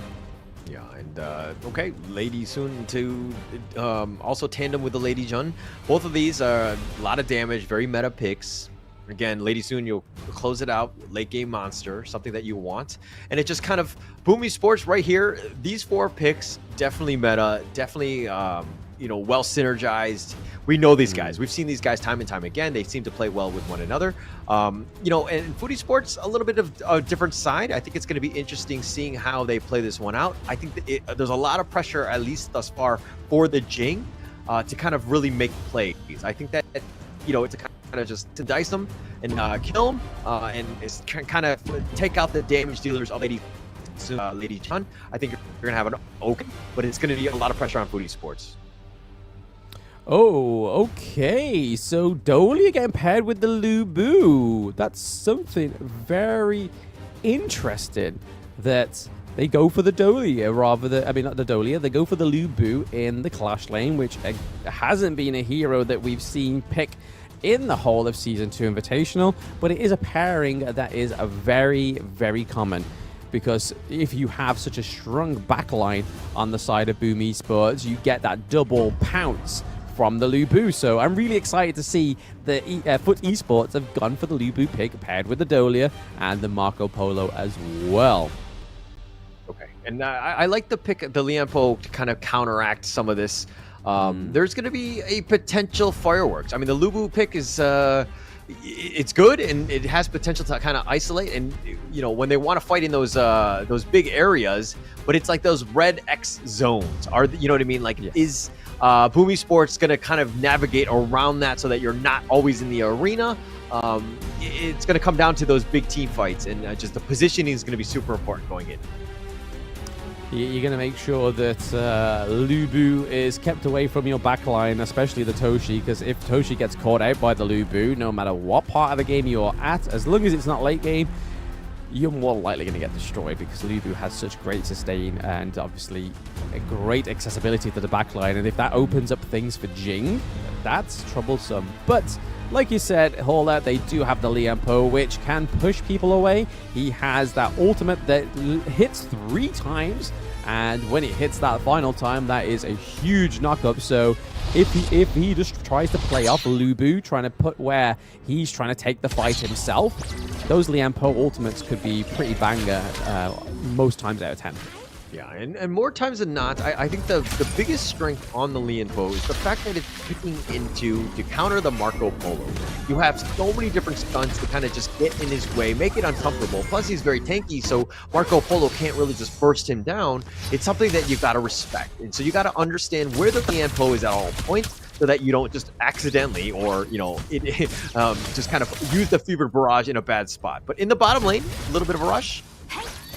A little bit of a rush, absolutely. 3v1 going on right here, whilst Lianpo's just kind of sat in the middle of the lane, just trying to start off the blue buff for Dunn. What an absolute gentleman, just starting off his camps like, you know what, bro, if we can free you up quicker, we can try and counter this 3v1 down in the bot lane. We already see that Lady Shen's going down there as well. Dolia with a knockback, really interrupting the pace of that 3v1 gank into the bot lane by Boom Esports. But Lady Shen's still not done. She gets the second ability onto the Jing, trying to stop Jing do anything with that red buff. Is able to secure it though, however, so a little bit of a non-starting tactic there from Boom, but nonetheless very aggressive. Very aggressive. They're trying to, again, just force the issue. Maybe look to go for, the enemy invade. But again, Impressive was the type where he just kind of went in with the burst ram, magma slammed, and it creates the zone of, like, really nobody wants to fight in. So it kind of disengages it. Oh, the Unruly Blade. Ajisix slows him down. It looks like he's going to be back. Lubu using his Tremble Mortals to keep himself alive.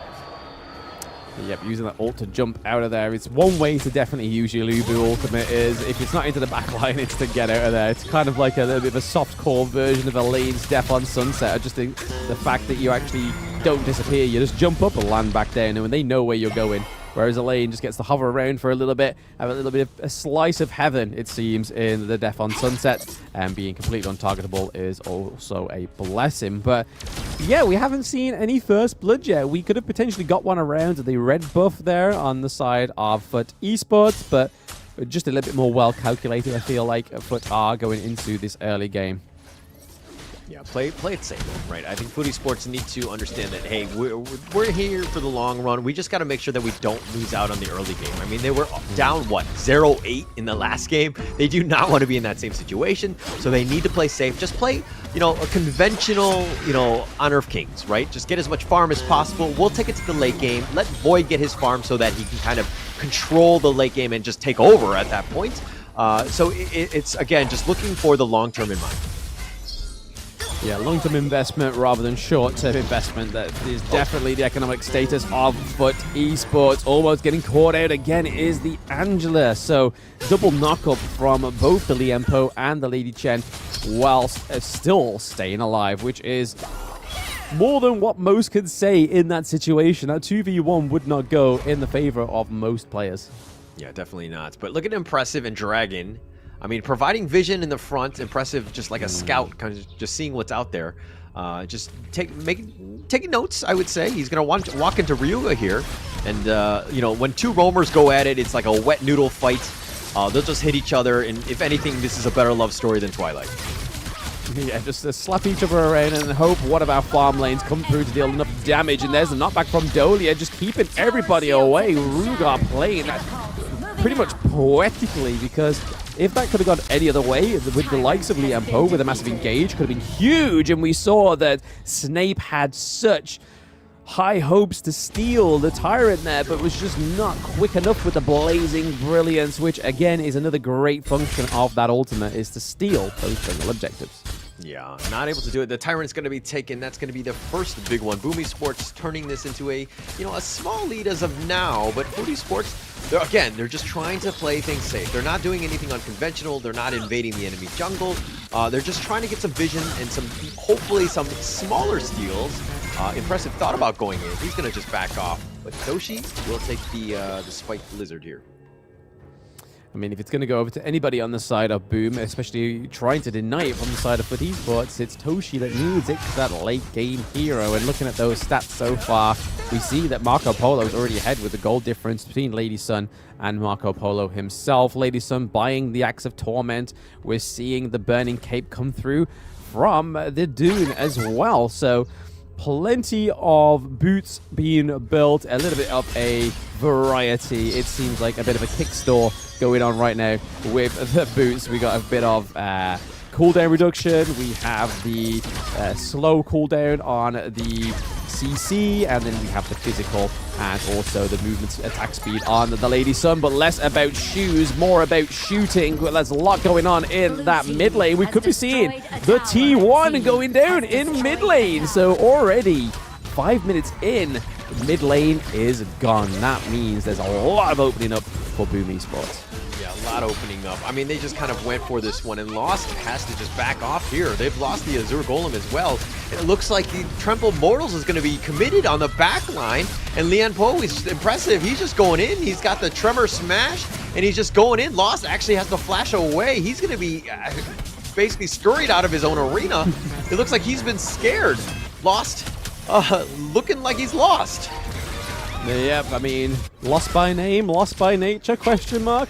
Yet to see the full evidence if that is the conclusion of the reason why he's called lost. But that was a good engage there from Boom Esports. Being able to claim that T1 turret in the mid lane just means that once again, the farm and the jungle is going to go more into the favor of Boom, and for the likes of the Elaine and the Liam Poe for gaining intelligence, he has more places to roam, so given intelligence is just going to get higher and higher for the side of Boom Esports. And the gank potential, you kind of don't want to think about it because it's scary.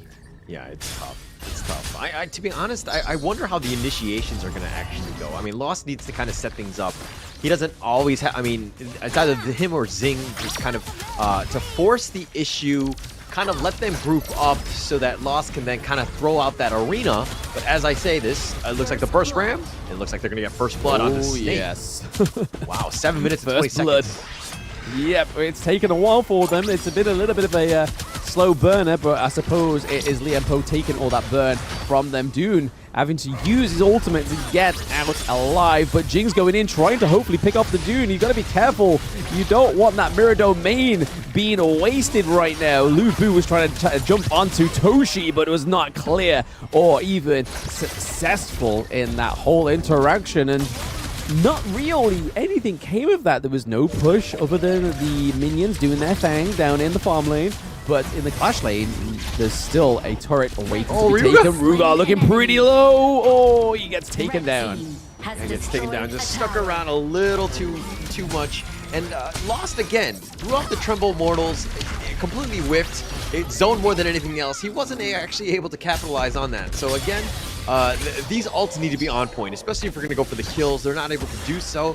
And now they're down 2K. This is a tough situation for Foodie Sports. Boom Esports right now just taking free farm of all of the main objectives.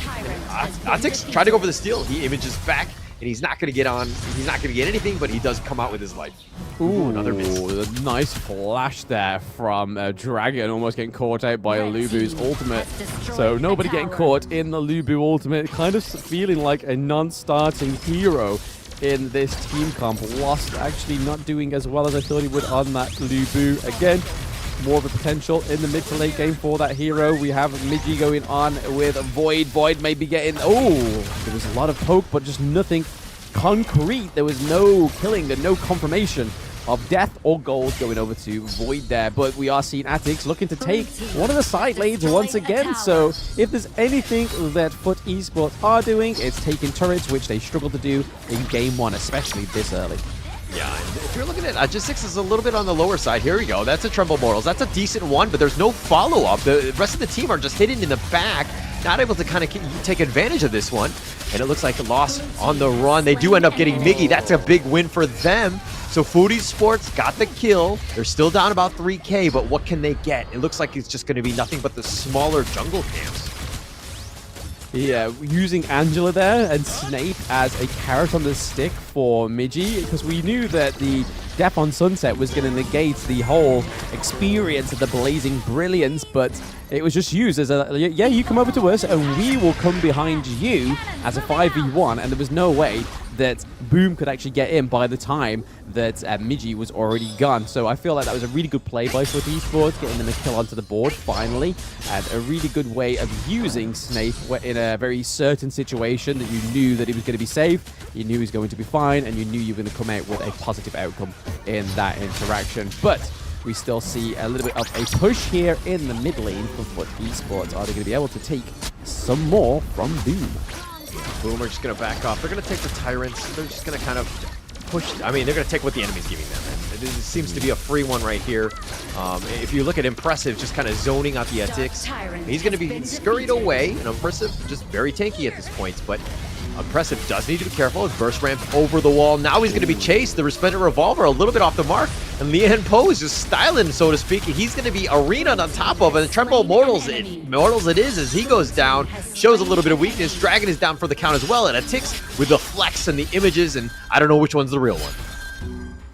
Oh yes, it's hard to catch, and it's hard to even consider which one is not the clone, but well played to Foot, getting another 2 kills on the board. Yes, it was across the map, and Impressive was pretty much getting an impressive amount of suppression from the side of Foot Esports, having to flash, having to use your ultimate to try and stay alive, and then ultimately still dying is a negative interaction for Impressive so far. So this really opens up the side of Foot Esports to try and get the Shadow Overlord. Toshi is taking a lot of damage in the backline thanks to the Lubu, but Lubu goes back over the wall to try and keep the Overlord from not resetting, and it has. So unfortunately, all that effort from the beginning, the Overlord really, for the Overlord, the Shadow Overlord, Foot Esports was basically just wasted and used as a little bit of a bait, but didn't actually cement anything really useful within that whole interaction, other than taking down Edgizix, which means that the jungler is down.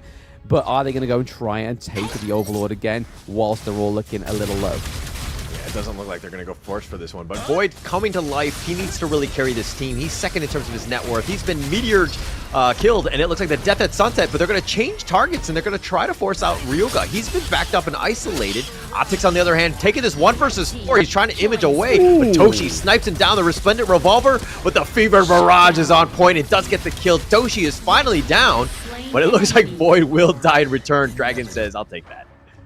Dragon with these second abilities on the Lady Shen is on point. I mean, it's hard to tell when players are this good at this level, whether it was just pure fluke into the mirror domain, or he knew where she was going to switcheroo to, and then just in time, that second ability knocked up the Jing and took her out. And then it was the same for Void on that one, but we are going to be seeing an instant replay of that, because I want to see if that was actually the case, that was well automated. There we go. Oh, he saw the mirror and he just knocked her back up again. So Dragon with the on-point knockups, and you see it there. Not quite as eloquent on the knockup to Void, but onto Atix. Oh, that was beautiful, Hola. Very good, well played, and we'll definitely be seeing more of those highlights. That was the way to go, but okay, it looks like they're gonna, Boom Esports are gonna focus on this Overlord. You pushed it forward. Agistix is now here, ensure that he hopefully will get the smite, but Agistix is around the corner. The Fever Barrage, this does connect, and they're gonna do some work, but Void trying to roaming gun back to safety. He's doing a lot of work, especially with the Tremble Mortals. It's locking in on Agistix. He's going to get on out of this one, and it looks like they're going to focus their attention on the Overlord. Dragon down for 25 seconds. That's almost an eternity at this stage. This Overlord seems cursed, because every time one of the teams go for it, the team just goes after him as well, but Agistix is able to claim the Shadow Overlord from the side of Foot Esports. So Foot Esports just giving them technically a free Overlord, because they dealt most of the damage, they did most of the footwork, but then Boom was just sort of like tick, tick, boom. Agix with the outsmiting of Foot Esports. So, hey, free real estate, baby. They'll take it. They'll take it. All the real estate and more. And it looks like they're going to make their way to the Tyrant in the bottom lane. Again, Void somehow survived that one, which is huge. If he dies, this could have been a game over at that point. Void needs to just get a little bit more farm. He needs to find Toshi, somehow figure out a way to knock him out. Because again, a lot of the damage is coming through him as well as Dragon. They need to be careful. They need to understand where those players are at all moments. And it looks like they're going to back off. Whew, dodges the Unruly Blade.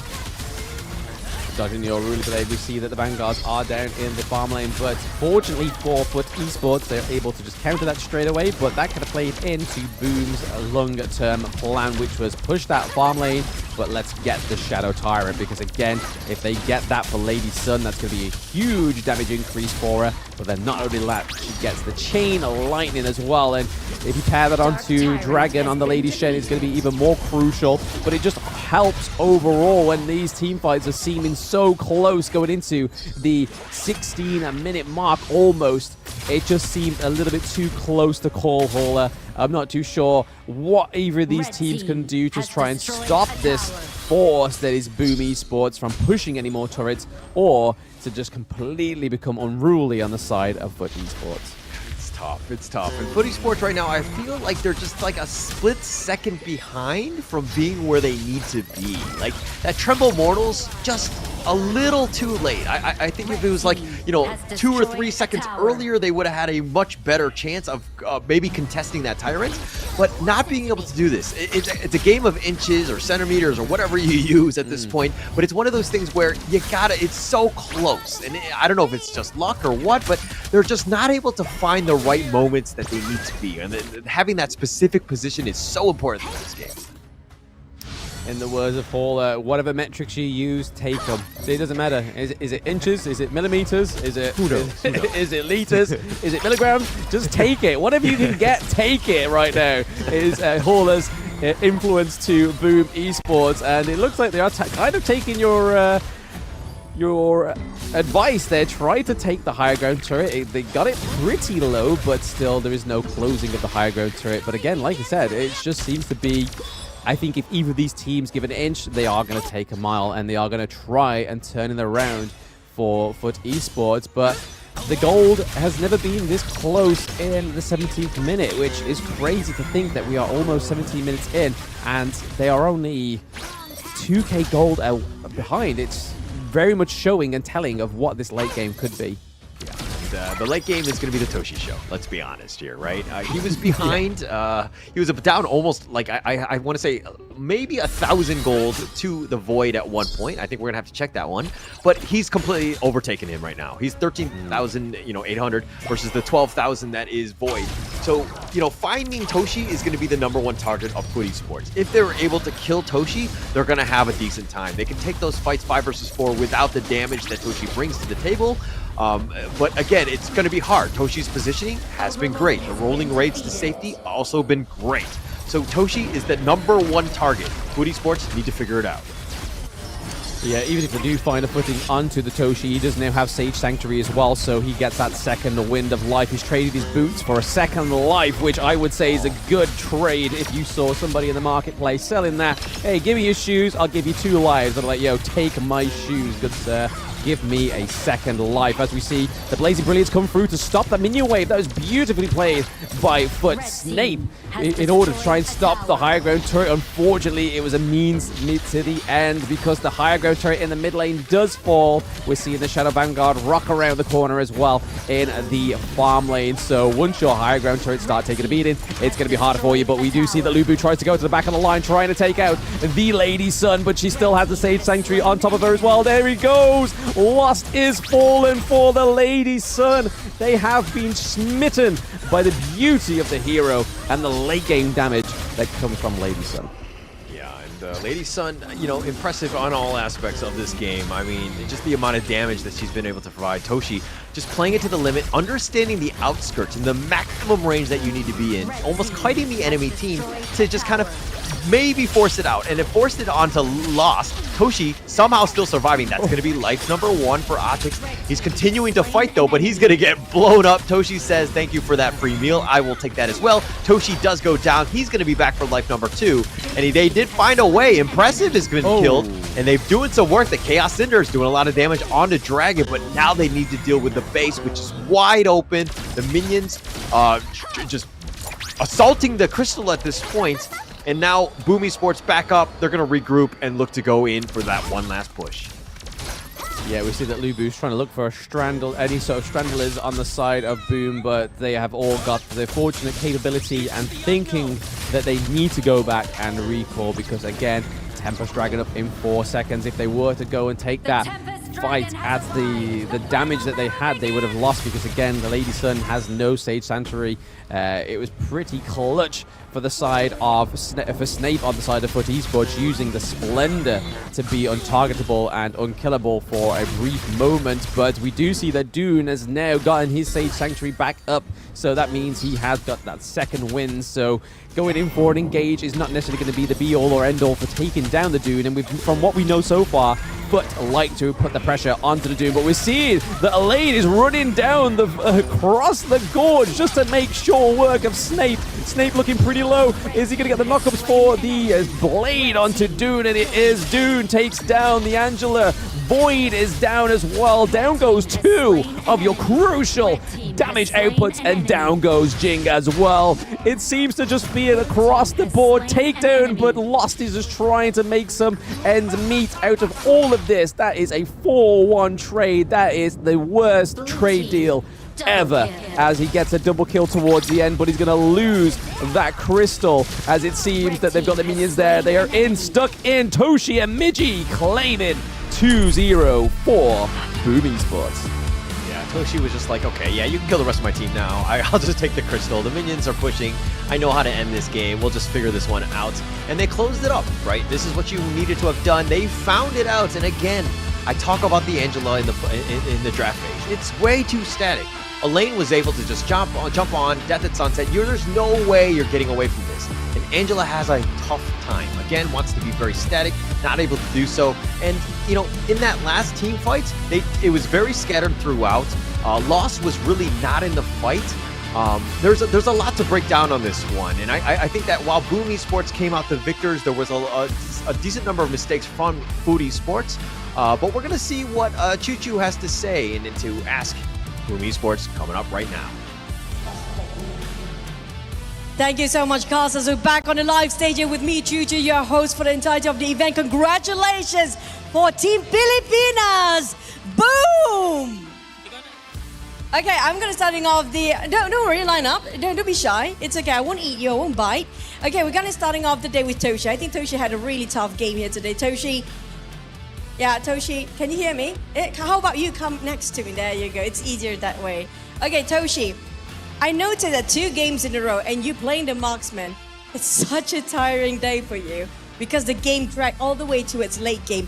What was the issue? Every single time you guys want to finish the game, but it seems to be so difficult. I mean, Food Esports basically got himself a bit of a comeback there. So what's the case? Because we rush things and we don't wait. Who tried to push you guys too much? Everyone. Everyone. Who's the biggest one that we need to end this? Who shouted that? Any of you guys shouted that? Who's the one that really make it like trying to force you to finish it? Any of you? Miggy. Miggy! That's why we won last clash. First. I think at the same time that's actually a good mindset, but sometimes forcing out too much might actually have a bit of a backlash there as well. Now I'm gonna toss it the mic to Impressive. Impressive. Yeah, you're gonna swap this. Yeah, it's gonna be a bit of rotations here. Thank you guys. Okay, Impressive. We do know you're known for your annoying Athena. You're known for your annoying Athena. Yeah. Against the VKS, I would be very angry to fight against your Athena. Now, the question is, did you regret playing Athena against VKS that early? No. But at the same time, that seems like your secret strat. Don't you want to save it for later? We are confident that we can win the game 2. That's why we get in game 1. But then you don't get to play Athena after that. No, I mean in game 2, we just really choke. That's what it disappoints us. Yeah, so you were just having fun. No, I mean we're confident that we can win in game 2. That's why we use it in game 1, the Athena. Oh yeah, but at the same time, a lot of teams ban out your Athena after that. Yeah, all the games. Yeah, all the games. How do you feel about that? What do you want to say to all the teams that ban out your Athena? I just want to die. No, basically it's like, please give your Athena. Let's just have some fun if you open Athena. So basically, they so scared of you, they ban out your Athena, man. That's kind of true. That it means that your Athena, that's so strong, they're all scared of your Athena. So maybe thank you for banning Athena. Maybe you should find the next hero to focus on. Who you focus on after Athena? Secret. Well, it might be. Maybe even Yao. Who knows, right? But for last and not least, can we have Dragon? For the mic. Yeah, there you go. Okay, Dragon, are you satisfied with team's performance here today, honestly? Yes. Because yesterday we don't have momentum from our first day because our loss in first day is devastating. That's why. Yeah, but today we move on a lot from yesterday. But if we had a chance to 2-0 VKS in our first day, we could have sweep our group. Yeah. So that's why. Don't be sad. I can see Yeah, that you're a bit sad, but it's Yeah. okay. Maybe that's a good lesson for every one of us. You know, maybe a second hero other than Athena for the side of impressive too. Maybe, hopefully. But last but not least, for all your fans and supporters all the way in the Philippines out there, what do you have to say to them? First of all, we have to thank for our boss Gary of Boom Esports, and our coaches, Coach Yao Yao and Coach Holchu. And also to our manager and Akasa coach for now, Sian. And for everyone, for all of our fans in the Philippines, thank you for supporting us. Because, sorry to disappoint you, because every one of you is expecting a lot from us. So, yeah, sorry. But still, thank you for supporting us. We will come back stronger in our future games. That's gonna be it from the Philippine teams at Boom Esports. Maring salamat po. Thank you so much. I hope to see you guys more in the future. But back to us, the Casas.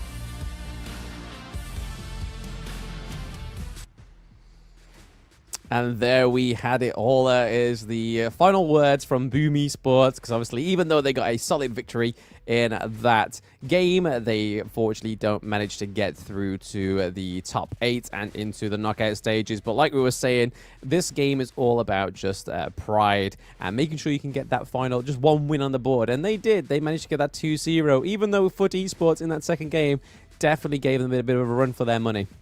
Yeah, it's a good game to end off on in terms of the tournament, right? Coming out with something. I think that they're going to feel, much better about that.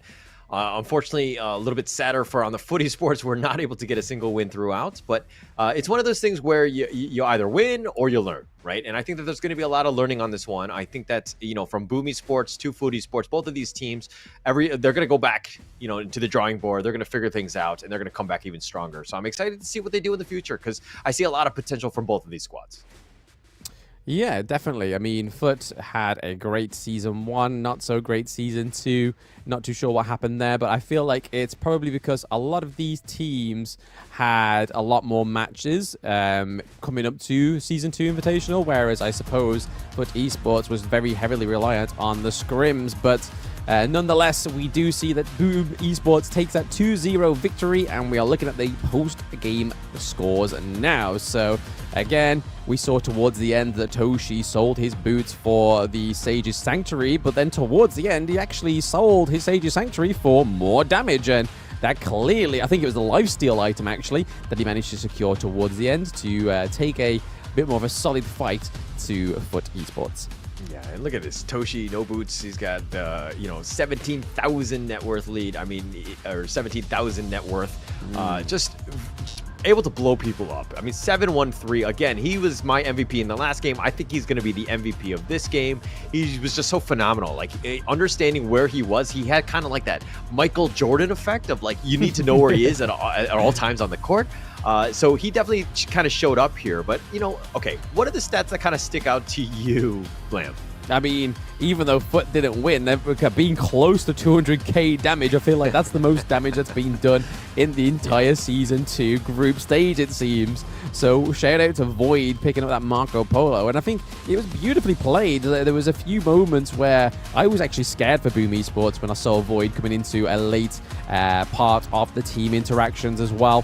But then if we look over to the side of Boom Esports, there is the 146k from Dragon, and then Toshi with the 122k. But it's all about that soaking damage, the impressive, and Edgic 6 did on the Dune and the Liampo.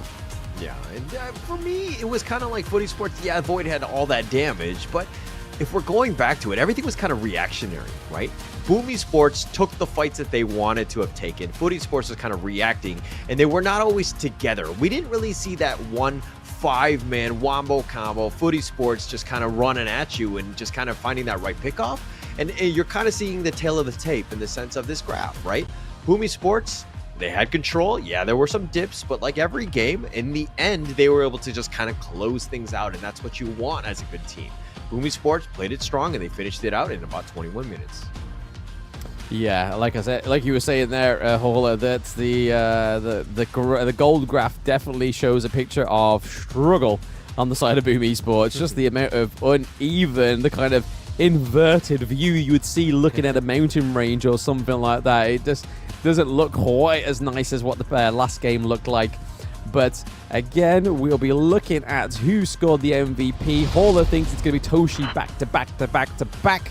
And it is Toshi back to back to back. MVP for Boom Esports. 713. 122k damage dealt. And then, like you were saying, Hauler, that's 17k total gold. And you don't know this, but during the game, I'm the one making these infographics, and that's why I put. No, I'm just kidding. I don't want to undersell the work that the guys behind in the production studios that are doing this. This is another great infographics. Definitely well deserved by Toshi. His play was phenomenal. 7-1-3. That damage was crazy, but again, I just love the way he plays. He like literally shushes everybody. He tells everybody to be quiet because I got this. I'm gonna carry this team. Toshi really deserved this ending. Yeah, I mean, in that game-winning interview, he was saying that everyone was saying, just push, push, push, but there's Toshi just like, shh, let me do my thing. Let me sell my boots. Let me sell them for Sage's Sanctuary. Let me sell my Sage's Sanctuary for some lifesteal, and then we'll get the win. Just be quiet. Just calm down. We got this. But like I was saying, I don't think it would have been possible at all if it weren't for the Dune or the Liam Poe, because such a fantastic front line was given because of these two heroes. The Liam Poe being able to soak so much damage, having to be able to dash in, have a triple knock-up if he needs to as well. So plenty of assists there from Impressive, and we saw a Jig6 on the Dune. So well played to Boom, all down to Toshi for the damage and the gold as well. But if you don't play Lady Sun that way, you don't get the win that way. Like this part, look at this fight. Like Toshi, like he has a sliver of life, but he rolling raids out, dodging everyone. The Blazing Brilliance, yeah, he's got the second life at this point, but I mean, even throughout, just being able to survive and stay, you know, in the fight, doing your damage as long as possible made it very difficult for them, right?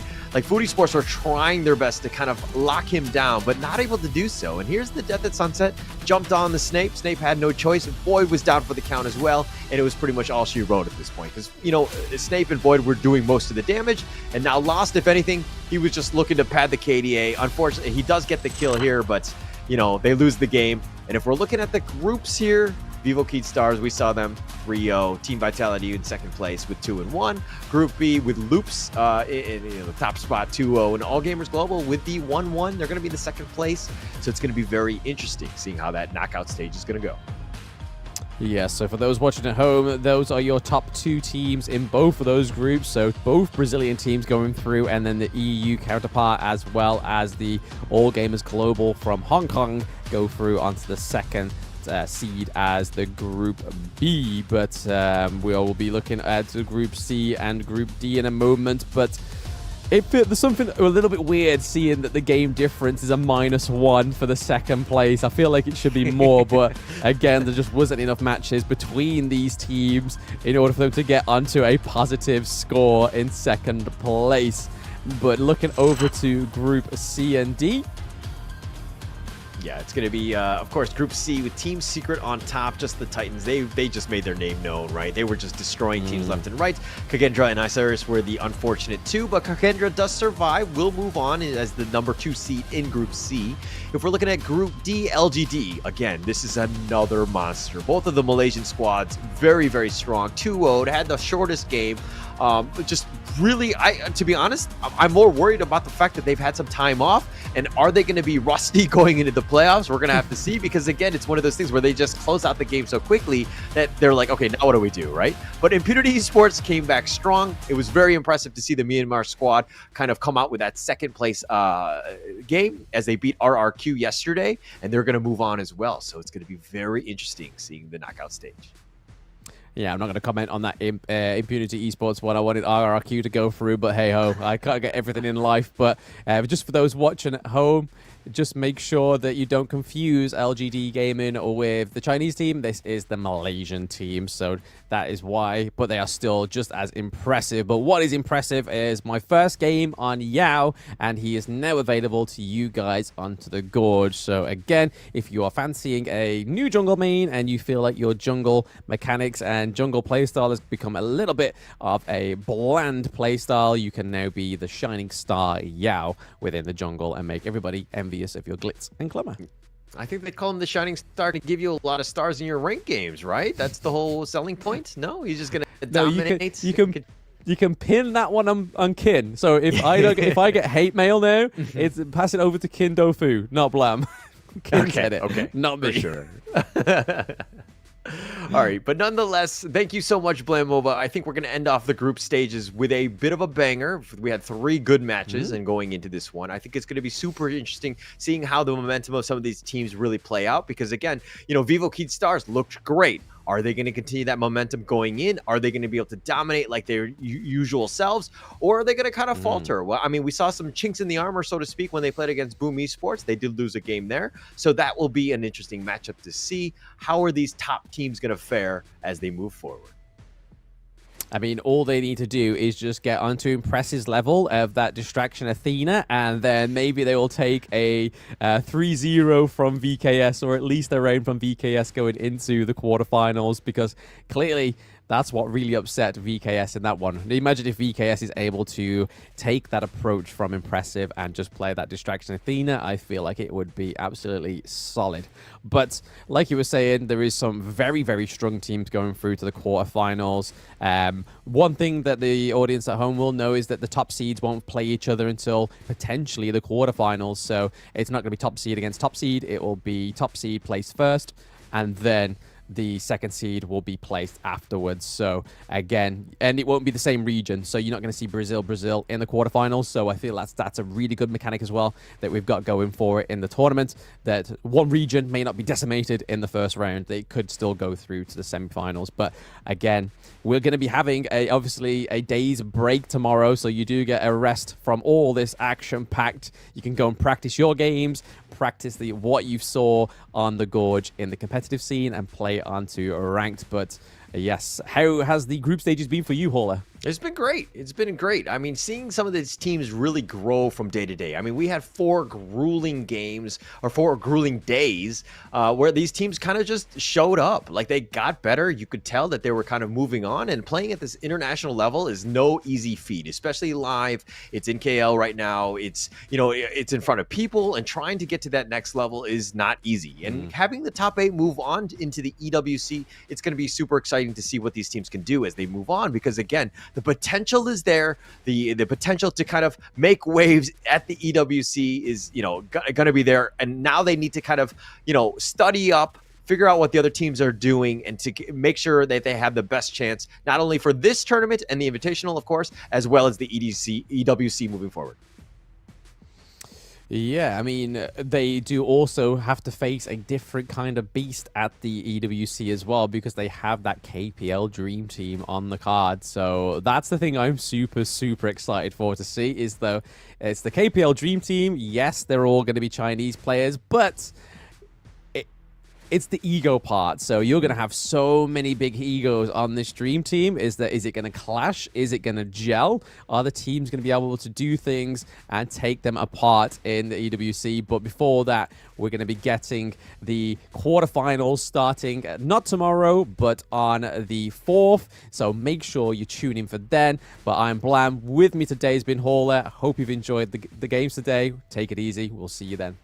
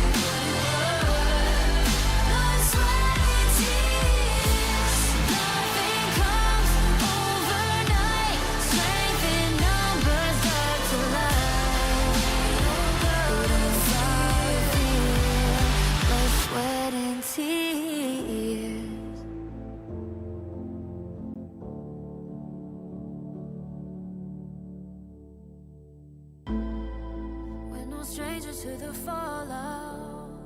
It's what got us here. Ever changing, some chameleon. Blood, sweat, and tears. In this world,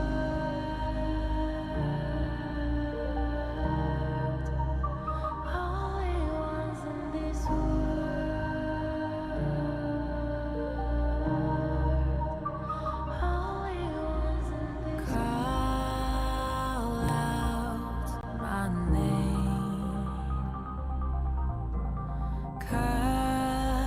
the side.